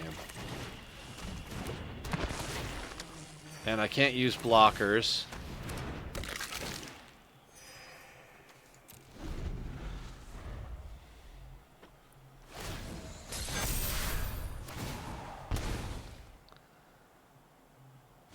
God, like if any of this was other cards, we'd be in a much better situation here.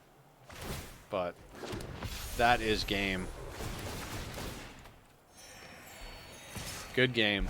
I feel like Magic is very much like chess. You don't actually win. You just get to checkmate. It's like, ah, checkmate. All right, you win. You reach across, shake hands, call it good. Online,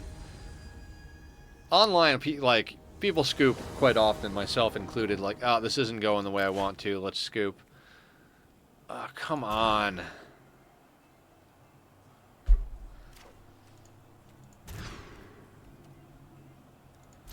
I guess we'll keep 5. We'll kick you. And the Obliterator, I guess. That sucks. To go down to 5 really sucks, but neither of those hands were keepable. With the number of 1 casting cost creatures and cards I have designed to draw me more cards, it really is odd that that came up like that. So, don't be sorry. Don't you worry.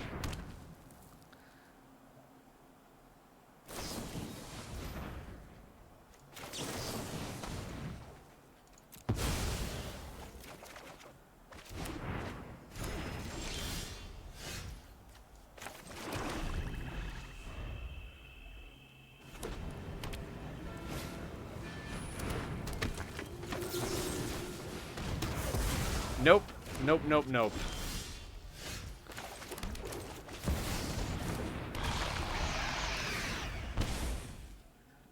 The One Ring and Sheoldred together, just fantastic. You get the One Ring, Phyrexian Arena, and Sheoldred on the field, just an excellent combination across the board. It doesn't actually matter how we tap this.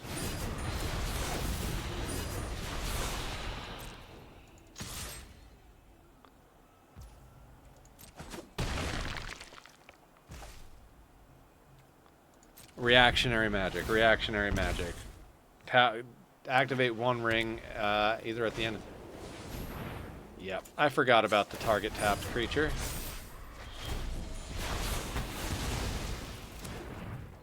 Well, I could have played more defensively. Everybody always attacks with one ring. Nobody ever remembers that one ring is there. We'll play on her turn. See what she's got for us. Yeah, you see? That's why I didn't waste it on the Orator.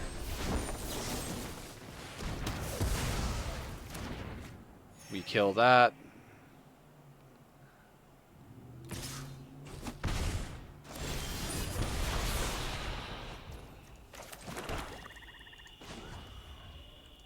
Oh my god. I hate the way they do this. I want to tap like that. I want Lively Dirge. We don't need to toss anything to the bin, so we're just going to use the other side.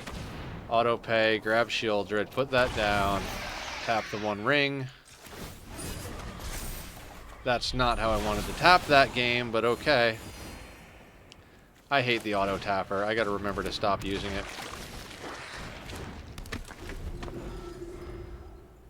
It tapped a single... Never mind. Never mind.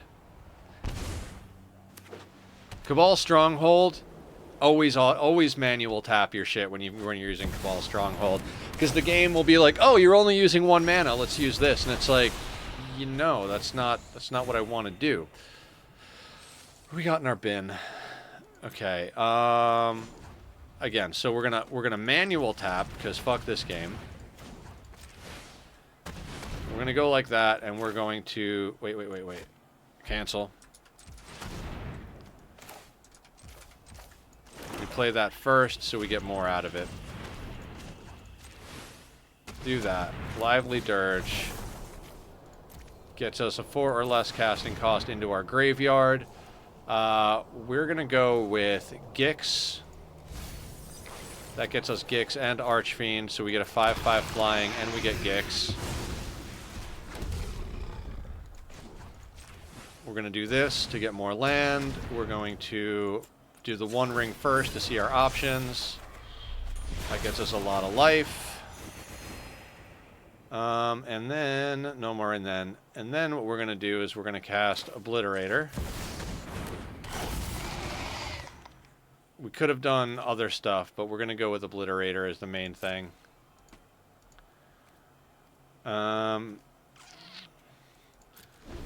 No attacks for now. I swear, she's going to board wipe is what she's going to do. She's got the Silex. She's going to board wipe. Yep.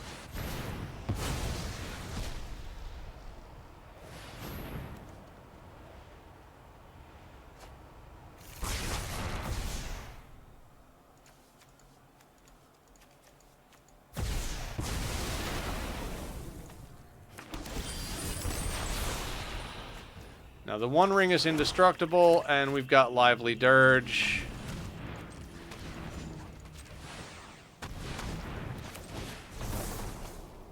And it was a destroy, not exile effect. So...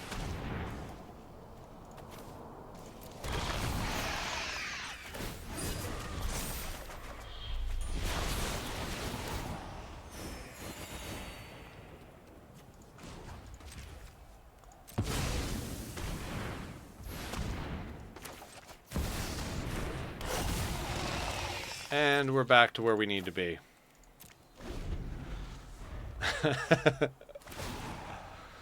Like I said, consistency. We're going to out-life game the life gain deck this game.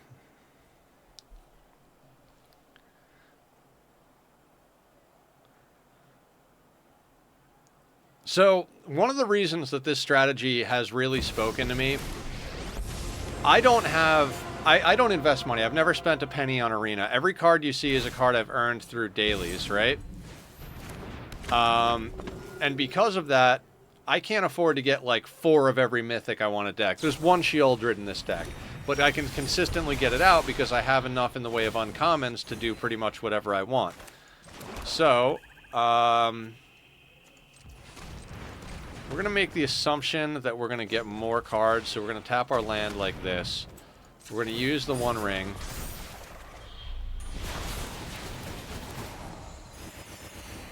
Then we're going to do the same thing here. No, not Blood Money. We want to do Obliterator. Phyrexian Arena. Shambling Ghast. We'll Deadly Dispute the Shambling Ghast. Oh, should have done -1/-1 to kill her creature. Kick down an Archfiend. Sanitarium. There's a million things I should have done better.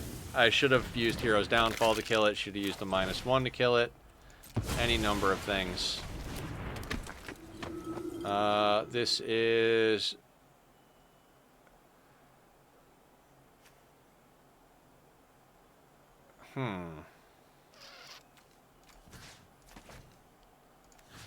No, she's got nothing in hand, so I'm going to risk attacking with the Shieldred. She'll block because she doesn't want Gideon to die because he's going to be her main card piece. I hope I get another Dirge because I would love to get Gix on the board so I could discard my hand and play half her freaking deck. Well, not half her deck, but like 5 or 6 of her cards for free.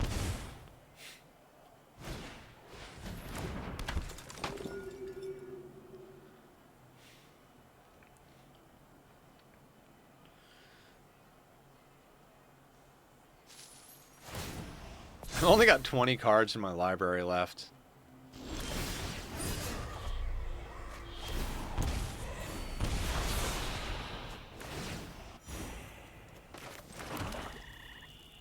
So let's go there. Yeah, it doesn't matter if it's a single tap.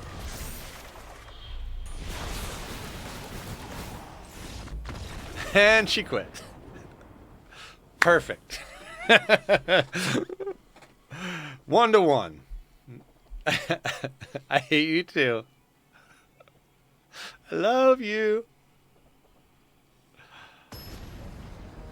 Oh, that deck, that gets out of control quick. I love it.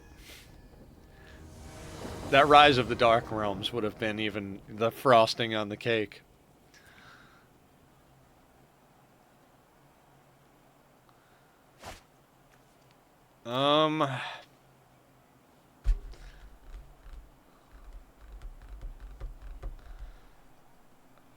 I'm gonna risk it. I'm gonna risk it. We don't have any creatures other than Shieldred, no turn 1 plays, but she did just mulligan down to 6, I believe, so she's not in as good a position. She's not in a great position either, is basically what I'm getting at, so. 2 Cabal Strongholds in hand is not the best situation early game, but could come in handy if the game goes long.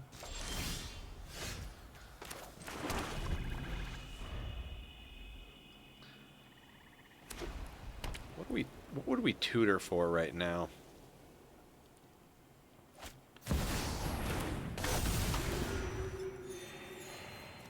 This thing needs to die.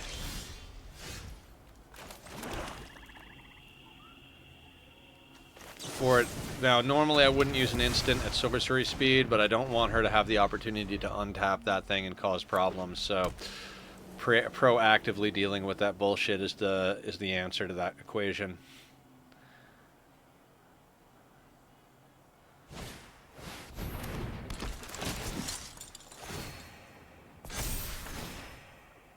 Uh-huh.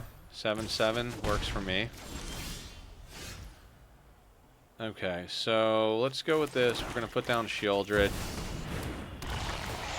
Now, in any sane world, she'd attack with the 9/9, not expecting me to block with the Shieldred. But we'll see. We'll see if she's, like, about it, because I know Barb, and she plays pretty defensively. There's a good chance she won't attack, but a lot of people would be aggressive and say, I'll attack with this, that'll get Shieldred off the board, so... but Shieldred is Death Touch, so she would lose her biggest creature. Okay, gave me the chance. Draw a card.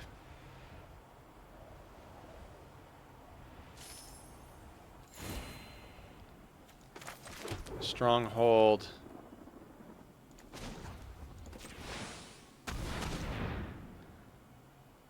We are going to tutor. We're going to snag the one ring, of course. Unfortunately, we're not going to do anything with deadly with that. We don't want to tap Shieldred. First off, she wouldn't block. She might have one of those tap to destroys, and she's got the 13/13 that we don't want swinging in at us.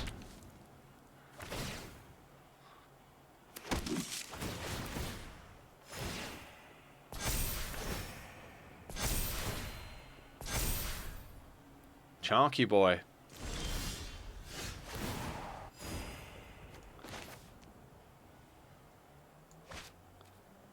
I think we actually get more land doing it this way.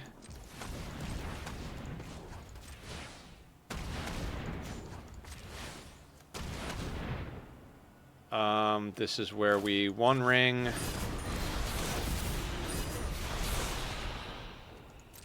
Unfortunately, can't do much other than that. We'll one ring on her end step, or in response to something.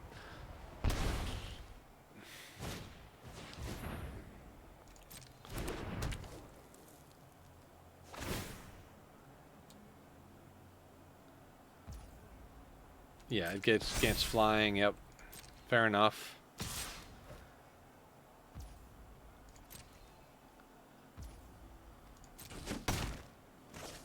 And nobody pays attention to the one ring emblem. Nobody.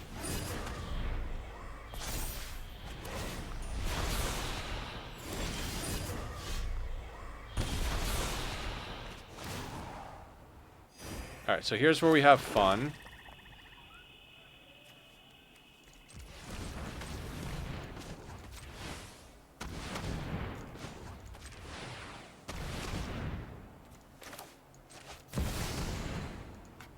Oops, should have one ringed first.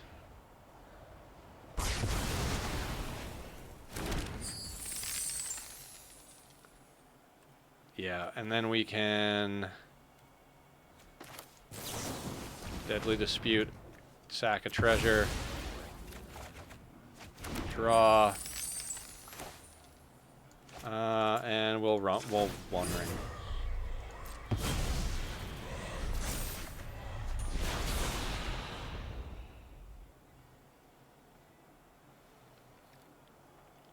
See, and once Shieldred's in the graveyard, Lively Dirge basically is like, this might as well say Shieldred on it, because it's going to cost me 4 to get Shieldred out of my graveyard onto the battlefield, so...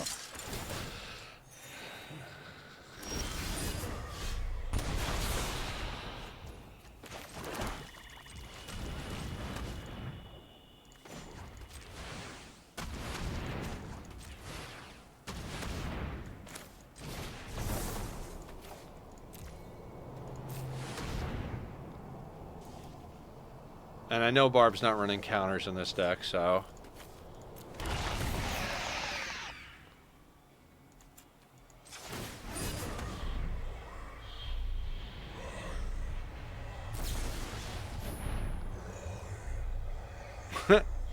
Fair enough.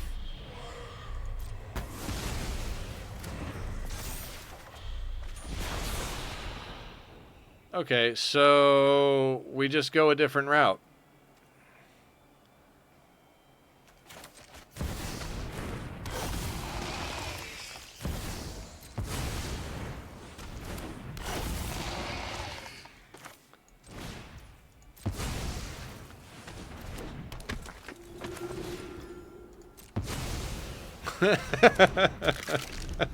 She's saying I hate you right now.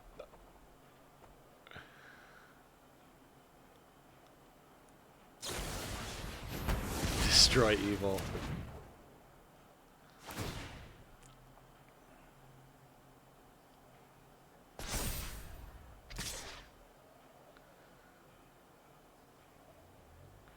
Thing is I have a way to get rid of the one ring if it starts to hurt me by putting down braids, but there's a better chance that I'll end up drawing something that'll get me back into Shieldred if I want it. Like that.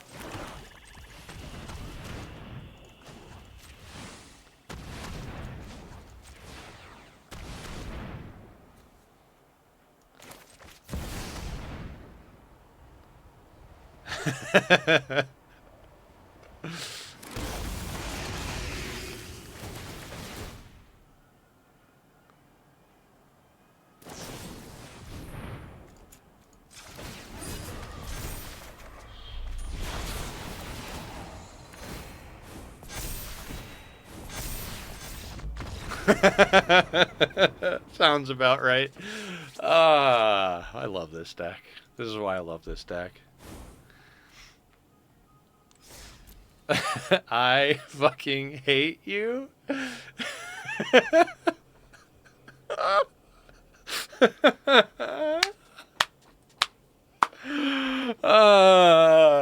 Thank you. That's why it's my best deck. That's why it's my best deck. Do you want to play again? I could try and play a different. You were the one that was like, "Would you kill me if I played my white deck?" Apparently, the answer is yes.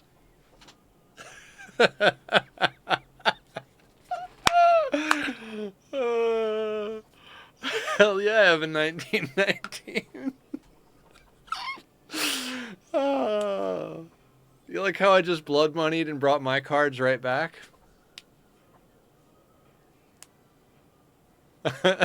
Board wipes plays my fucking creature. The funny thing is, because of the life that I gain from Sheoldred, my deck synergizes really well with using life gain cards. Like your card that gets +1/+1 when you gain life works great because by the time I'm able to steal it, I'm usually drawing extra cards, which is getting me life multiple times per game with Sheoldred and causing problems. But yeah, no, that's good stuff. Die. No, don't be mean like that. I almost died a lot. You don't want me to die. You just want my account to get corrupted. Do you want to play more, or should I play against some other people? You don't exactly.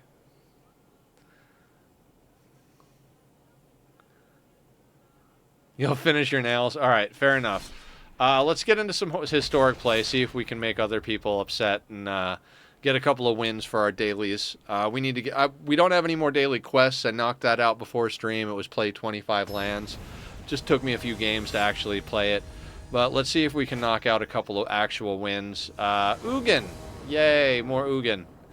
I mean, I don't know if they're actually playing Ugin, but I'll keep it.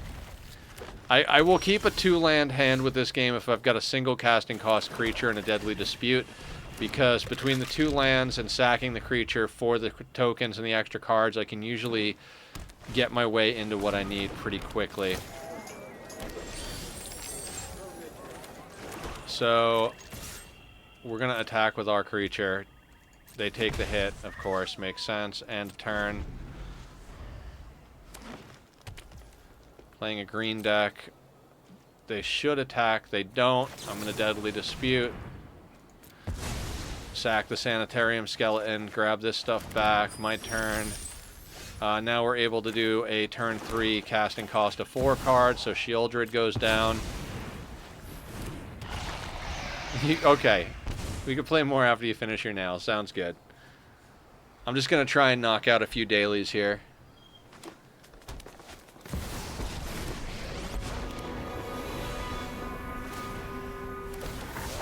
2/2 wolf, huh? Okay, that gets us that. Again, I'm not usually an instant at sorcery speed guy, but we don't allow planeswalkers on the board. Just not something we're going to do. We're going to slap down a sanitarium skeleton for blocking stats. We're not going to attack with the Sheoldred. It's not worth the risk.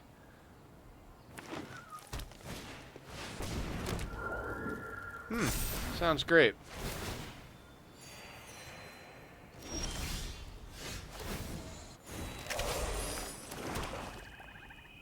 Now, the question is, what do we pull with the Lively Dirge? I think we got to go Obliterator. It's a very nice deterrent. The other option would be Gix or Braids, so Obliterator comes out on the map. We don't attack. They draw. They take damage. Ah, Questing Beast. Lovely card. Cabal Stronghold. We've got another Lively Dirge, but we have other options as well.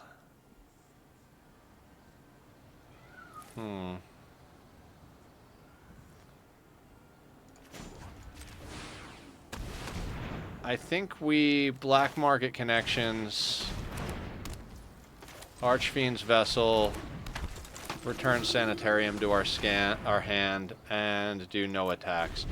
If they didn't have as many creatures on the board, I would have bullied them with Obliterator a little bit, but right now it's a deterrent to them attacking us, so we're going to do that. We're going to use this to draw a card. It's going to be a free card because Shieldred will get us back the life that it loses. We've got a Lively Dirge in our hands, and they've got a bunch of junk on the game board.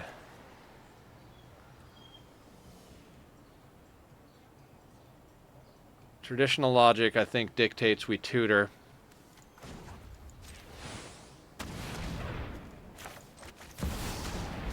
Playing against a green deck, I think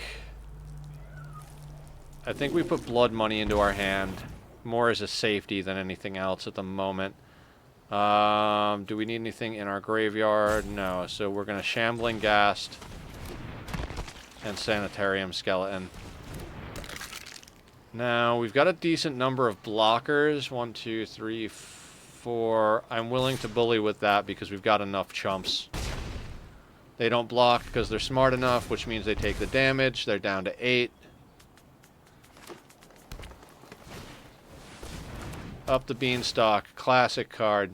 I mean, not classic, but very much played tons in a lot of formats, so... free card for us. Let's grab it. That goes down. Lively Dirge is definitely what we're going to pull. What are we going to grab? I'm thinking we grab Braid's Arisen Nightmare. A second Obliterate Braids. Let's grab Braids. I was going to say it's either Braids, Obliterator, or Gix. And Braids gives us the opportunity to screw with them a little bit. So next, bully with the Obliterator. They've kind of got a block. Now they're going to have to sack 2 creatures, or two permanents in general. They'll sack the treasure, maybe up the beam. Oh, no, they kept the treasure. We're going to sack our Shambling Ghast. They take the 2 damage. We draw a card, gets us a life, gets us a treasure. Should have actually done -1/-1, and they quit, and we get our win. And that's the very, like, nature of this deck. That's just how this deck is supposed to work right there. Let's go again. I don't know how much longer we're going to go. I was just trying to do a little bit of bonus content. Figure we're going to be winding up playing this quite a bit anyway this evening. Well, I am anyway. I've got a bunch of stuff I got to sort out with YouTube. I'd kind of like to go get some more food. I might just... I kind of want to go get something a little bit more substantial than the yogurt I had. Could go... I really, like... You know when you get... They died because of Shieldred? Oh, yeah. Okay, they didn't quit. They died because of Shieldred. That makes sense. Still, nice fun. I was just planning out what I'm going to do about food. Yeah, I think I'm going to go see if... I vaguely remember there's a good sandwich shop up the street a little ways. I might do that. I've been dying for, like, a good sandwich. You know, like one of those, like... But then there's the part of me that's like, should I just buy the stuff to make sandwiches? Because I can make a pretty dope sandwich. But... You know what I mean. When you go to a deli and you get, like, a sandwich. Alright. So, again, consistency is why this deck is so good. We wait for their turn. I never Deadly Dispute at Sorcery Speed if I can help it. Or unless we're at the point where we're pushing. You want to make them waste removal or react to things or do it on their end step. We do it on our end step. We get to do that. It's likely we drew a land. We get that. Now we get down a turn 3 Shieldred again. So you do jumping jacks. As long as I do what? Jumping jacks. Jumping jacks are about snacks. Snacks for jacks. Or jacks for snacks. I don't know. But yes, I will do some anyway. Although I'm probably going to destroy my legs if I keep doing squats, jumping jacks, and everything after a big hike, but...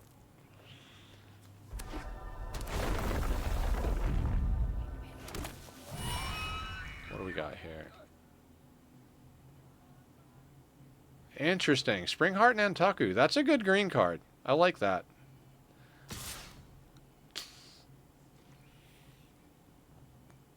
Why are they attacking?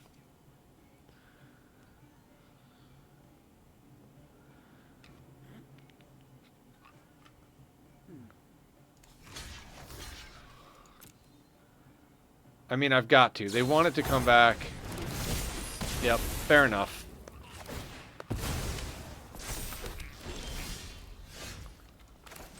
Fair enough there, but here's the thing.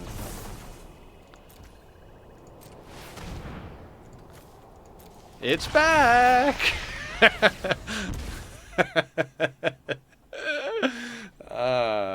Too much good stuff.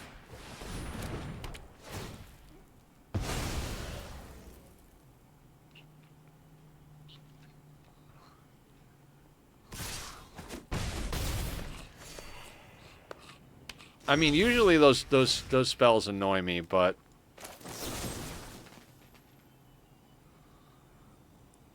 Ward 2. Alright, we don't have the 2 for that, so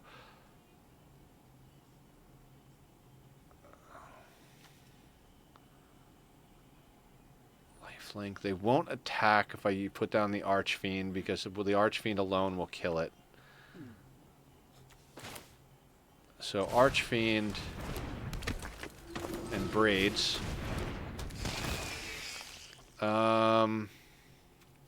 We'll decline this time around. I really like Braids. It's not always super effective, but the times it needs to be, it is. And a 3/3 for 3 with a badass ability, I think, is a good rate.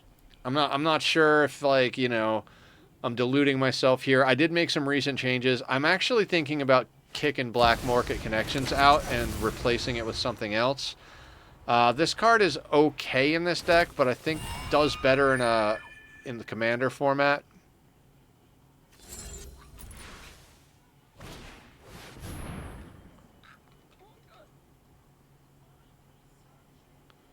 You're going to copy the one that exiles one of my creatures. It's a good deck they got going there. Okay, so we have to.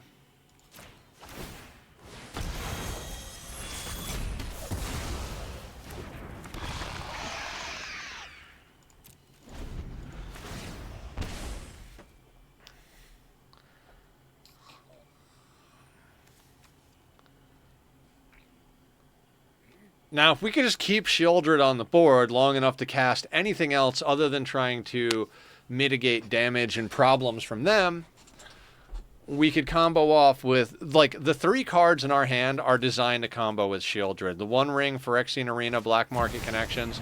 This is all...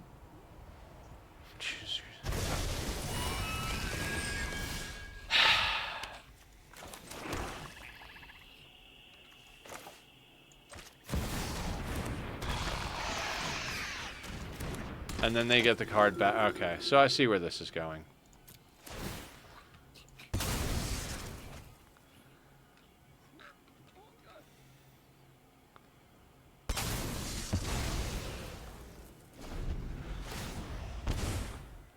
This is a weird game. They have a very tricksy deck.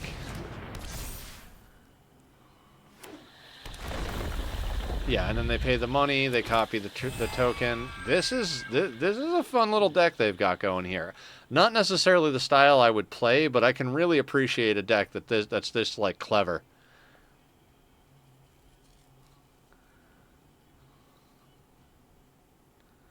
Very clever deck. Can I go now?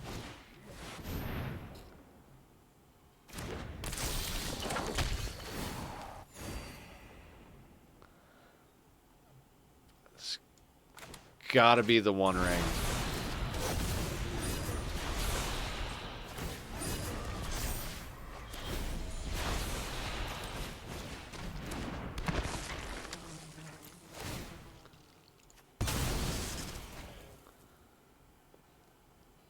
That's one of the things I love. Like, Braid's Arisen Nightmare turns Shambling Ghast into a... Now, I almost never do this, but let's get rid of that. I gotta remember there's another ability. I always auto-default to getting the treasure token. That's not always the best answer. Great way to ramp early game. If you put down a Shambling Ghast into a Deadly Dispute, you can cast a 5 casting cost creature on turn 3. It's pretty dangerous. I absolutely love that as a good way to ramp with black.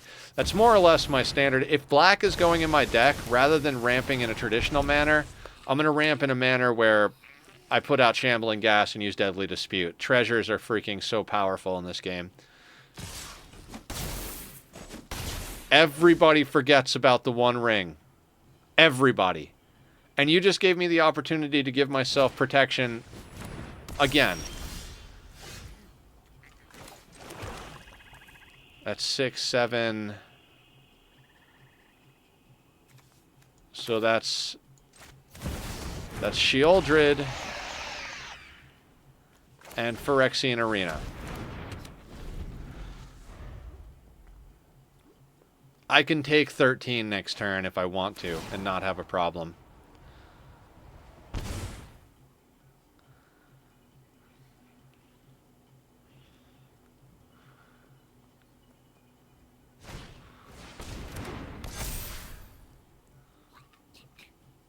That's 15.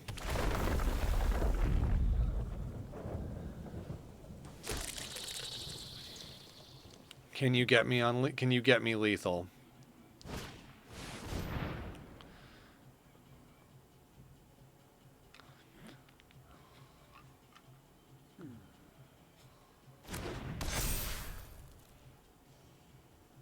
$18, $19, $20, $21, $22.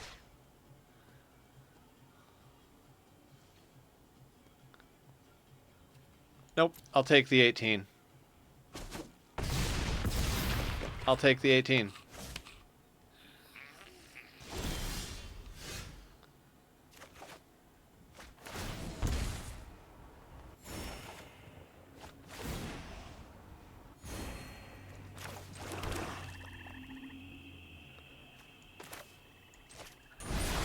So I can't take damage next turn now.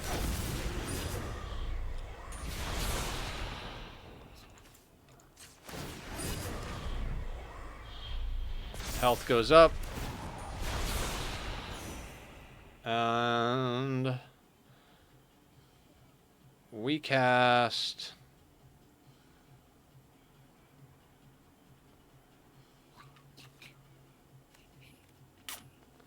I think we cast Gix. I was gonna say Braids, but we don't have any fodder for Braids. Gix could turn into us playing their deck against them if they let it ride. Now all we have to do is wait. They're gonna take 2 damage right now. They can't do any damage to us because of the One Ring. We cycle the turns again. They take 2 damage. They have to gain at least 2 life right now in order to survive another turn rotation. Otherwise, they just lose. Unless they have target opponent loses 9 life instead of target opponent takes a certain amount of damage, you know.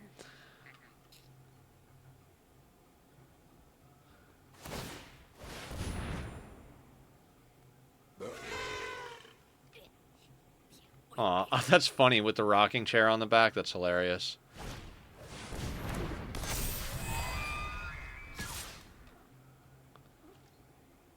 I don't understand. I don't understand. Good game is right. And they quit because they thought they won. They're like, good game. I'm gonna... No, dude, no. You lose. I mean, unless they were just saying good game, like... Whatever. I get a little bit more competitive. What do we get here? Unwilling Vessel. Vigilance, Eerie. Whenever an enchantment you control enters, and whenever you fully unlock a room, put a possession counter on Unwilling Vessel. When Unwilling Vessel dies, create an XX blue spirit creature token with flying, where X is the number of counters on Unwilling Vessel. There is a blue-white Enchantress style deck that I'm considering building that I was watching about on Tolarian Community College today. Not usually a blue-white combo deck. I like anything mixed with black, but anyway. Let's do one more, and then we'll call it for the day.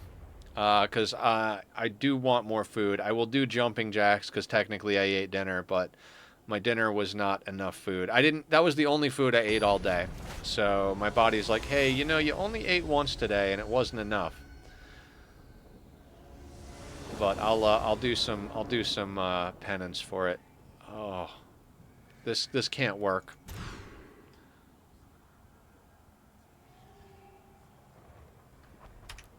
Not willing to play this out.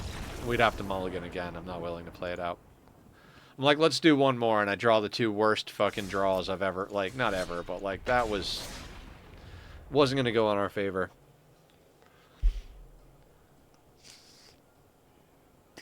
If I'm playing with you in person, and you're like, and you show me like I got all land, I'm not going to make you go down to 6 cards. Or, like, same thing the other way. Like, and if you've got a bad hand and you mulligan 2 or 3 times, and you're like, oh, I guess I'll play this 4-card hand. I'll be like, dude, just draw 7 cards.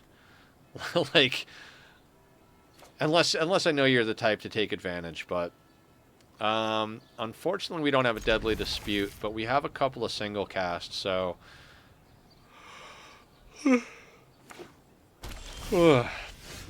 Swamp, Shambling Ghast. If we had a Deadly Dispute, that would be our 2 casting cost play. It's such good early game ramp.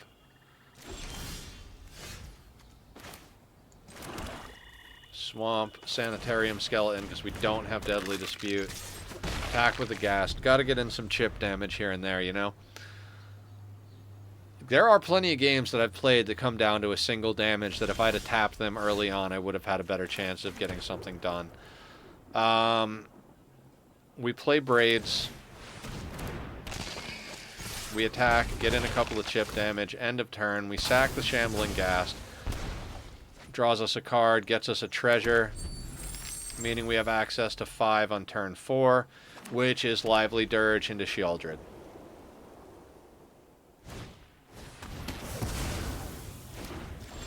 Really? Well, that's just a better version of Murder. Never play Murder ever again, guys. Just play Fel.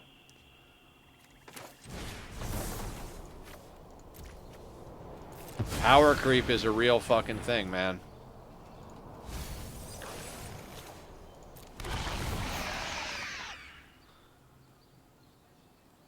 Glad that I saw this. Hey, Killer! I didn't end the stream, so you wouldn't have lost your streak anyway. I just ended the recording for Rimworld and then started Magic. Yeah, it's technically the same stream. You wouldn't have lost your streak. I used the record function to cut out all of the... Like, I'm going to try and do record instead of downloading the VOD, because that way I can... get rid of the intros and the Be Right Back screens for the YouTube crowd, and I can keep streams going for other people. We're just going to do that. We're going to use Lively Dirge. Sheoldred. We're just doing one more, and then I'm going to call it for the night, so... I've been trying to put in more time, you know what I mean? Now, I will switch you to my PC, but watching Zed's podcast. Sounds good, sounds good.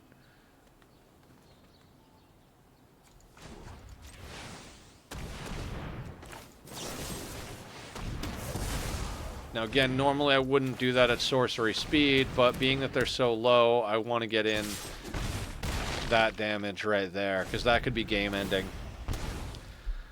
Now, if they don't kill Shieldred this turn, they just die to draw on their next turn. There we go. That gets us the win. I'm like one of those people who's like, I did good, let's do one more. Oh, I did bad, let me do one more to go out on a high note. Screw it, let's do one more. Let's do one more. There's a few people who I am a mod for, and his one of... Oh, yeah, of course, of course. Yeah, dude, take care of your mod duties. Zed's awesome. Maybe we'll raid over to Zed after this. Yeah, I've been trying to go later, start earlier, do as much as I can, just because I want to be doing streaming as my main gig, so I'm going to put as much effort into it as possible.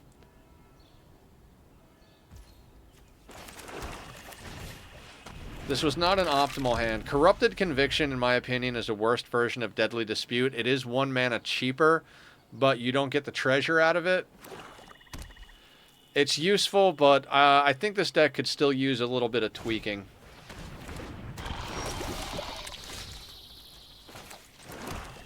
Toxic 1, Death Touch. Not a fan of, like, Toxic / Infect decks.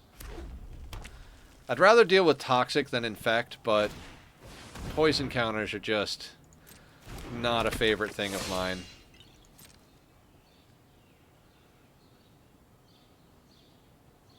I would love to pop Corrupted Conviction at the end of this turn. Since we've got Hero's Downfall, yeah, worth the risk. See if we can pull something worthwhile.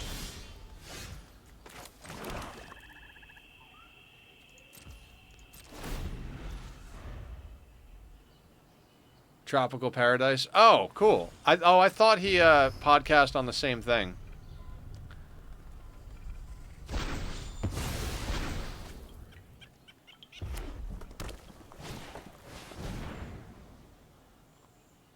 Hexproof. Whenever a creature's death touch blocks or becomes blocked by this creature, destroy that creature. Interesting.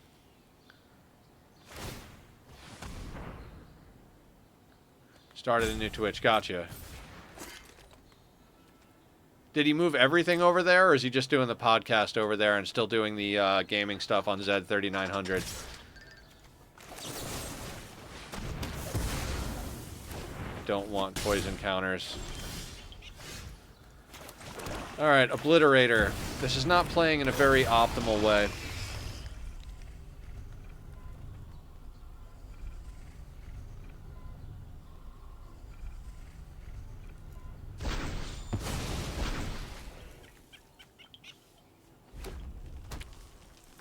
You got another Mirror Shield. Typhoid Rats. Good stuff.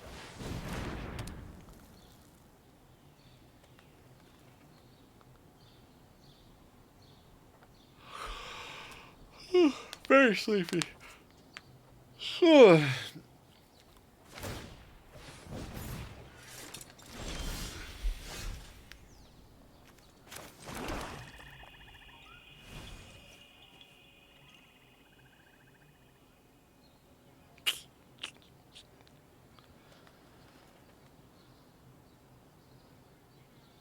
It's not an easy choice here.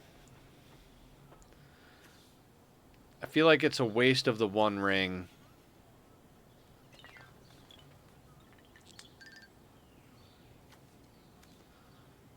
But I'm going to need to go digging. Yeah, we got to play the one ring because it's better at digging for cards. Thank you for lurking, Killer. Much appreciated. Thanks for coming in.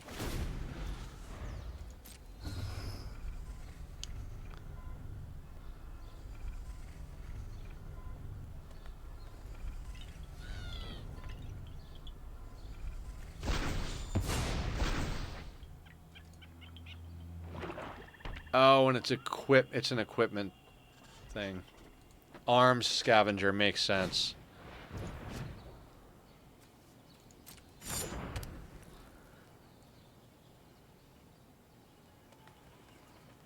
Not a bad little deal.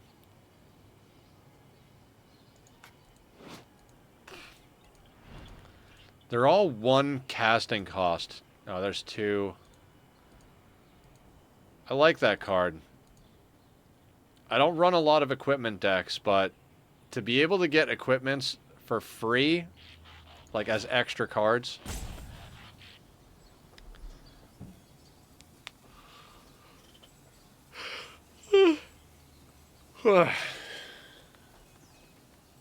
Need to reinstall Magic. Yeah, it's a great game.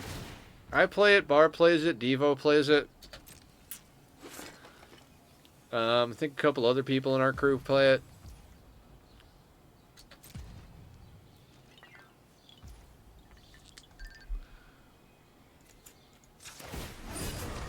Duskmourn's a really great series. I've yet to build a deck specifically around the cards, but it is a good series.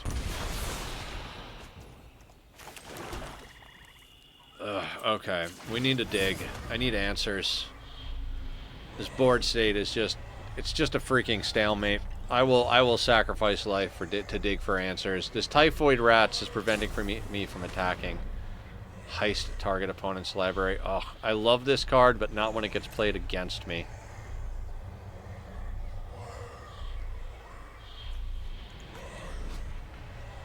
Look at 3 random non-land cards from target opponent's library. Exile one of them face down. You may cast that card for as long as it remains exiled, and you may spend mana as though or mana if any. Yep. I swear if you got my Shieldred, I'm going to be annoyed. Okay, so Sanitarium Skeletons. Black Market Connection.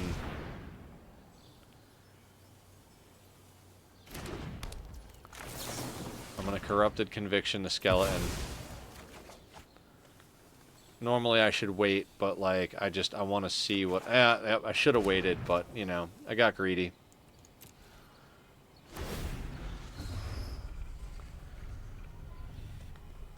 Yeah, it makes sense that he went Death Touch with his other creatures, because with Death Touch on the board, it makes it hard for people to want to attack into it. This guy gets to chill and amass arms, and then, like, they just stack and stack and stack and stack.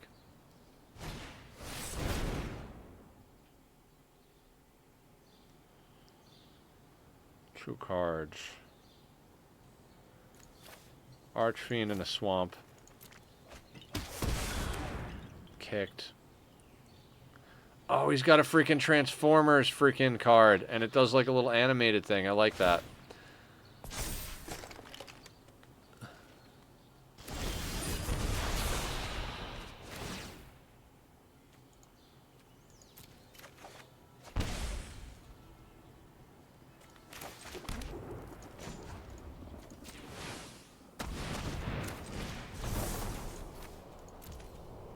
Let's hope that he didn't put Shieldred in. Nope.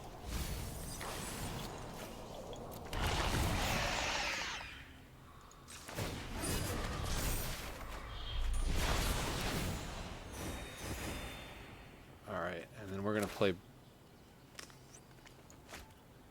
Archfiend twice. There's a little bit of chump on the board.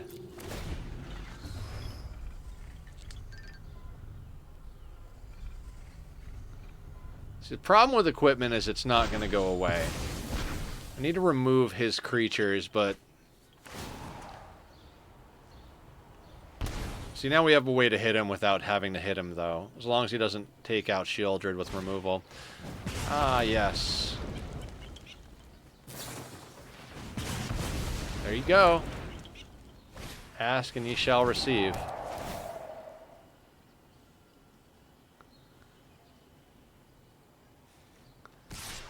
And now he's got a flyer.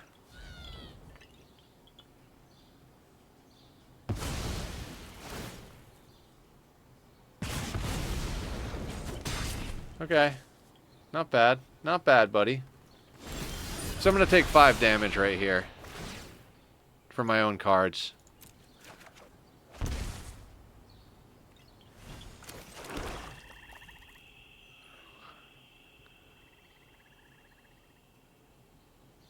And I don't think I have a way out of this.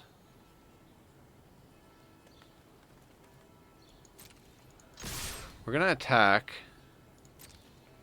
He's going to block. Death Touch will kill it. But we get trample damage off, and he's got to sack a card. He's probably going to stack like some sort of like spare dagger or something like that. Cool. I'm going to do this and blood money.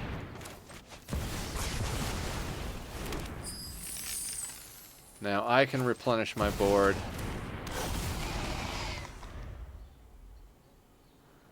I mean, I'm going to take 5 damage next turn, unless I'm able to resurrect Shieldred and do something like... Yeah, that was, it's a problem when you play black, if you fly a little too close to the sun. Yeah, it's a good one. If you miss playing it, you should. I'm only gonna create a treasure token. No. I gotta dig for answers. It's fine. We'll take 2 damage. I don't give a shit. Play that. Okay, so there's only one way out of this that I see. Unfortunately, we're gonna put that down. We're gonna throw down Braids Arisen Nightmare. We're gonna use the One Ring. Gets us 3 cards. God, we're just gonna combo off here just a little bit. Let me double check, make sure Shieldred's in our graveyard. It is. So we're gonna do this. We're gonna auto pay. We're gonna grab ourselves Shieldred, submit 4. That comes down. We're going to Deadly Dispute, Shambling Ghast.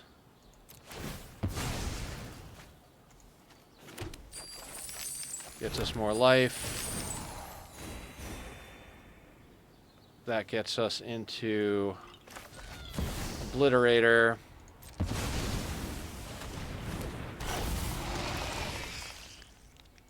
Archfiend.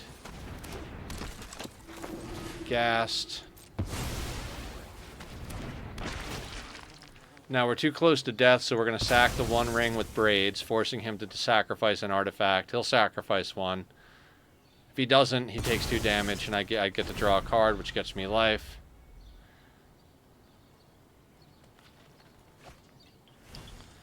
He keeps heisting my library, but it's like, what are you going to do, buddy? He's ending. Oh, okay, fair enough.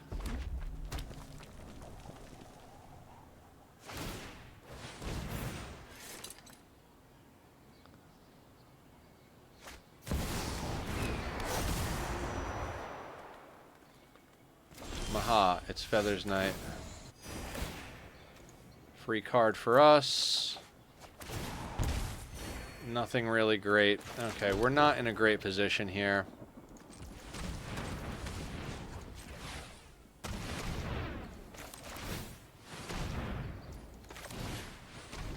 Now he's got a flyer, which is problematic.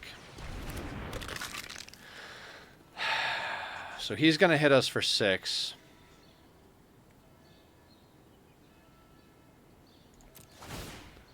We're going to sack the Shambling Ghast.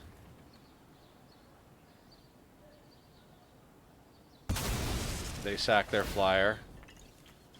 Don't need the treasure, but we also don't need to -1 to the end of turn with him. Alright, he's taking my cards. Now he's playing black, so he can play my cards. Awesome.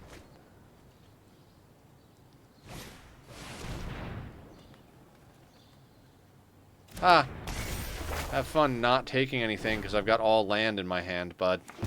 Oh, you get the Obliterator from the graveyard. Fair enough.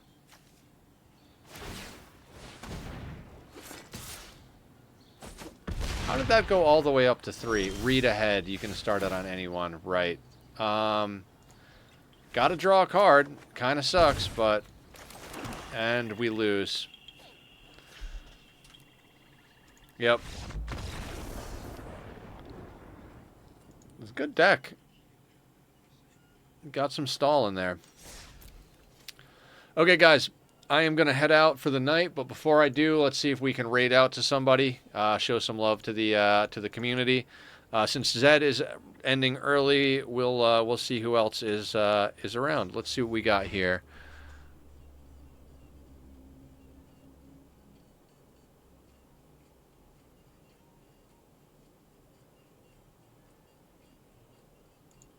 I guess let's raid over to Warren. He's playing some Rimworld.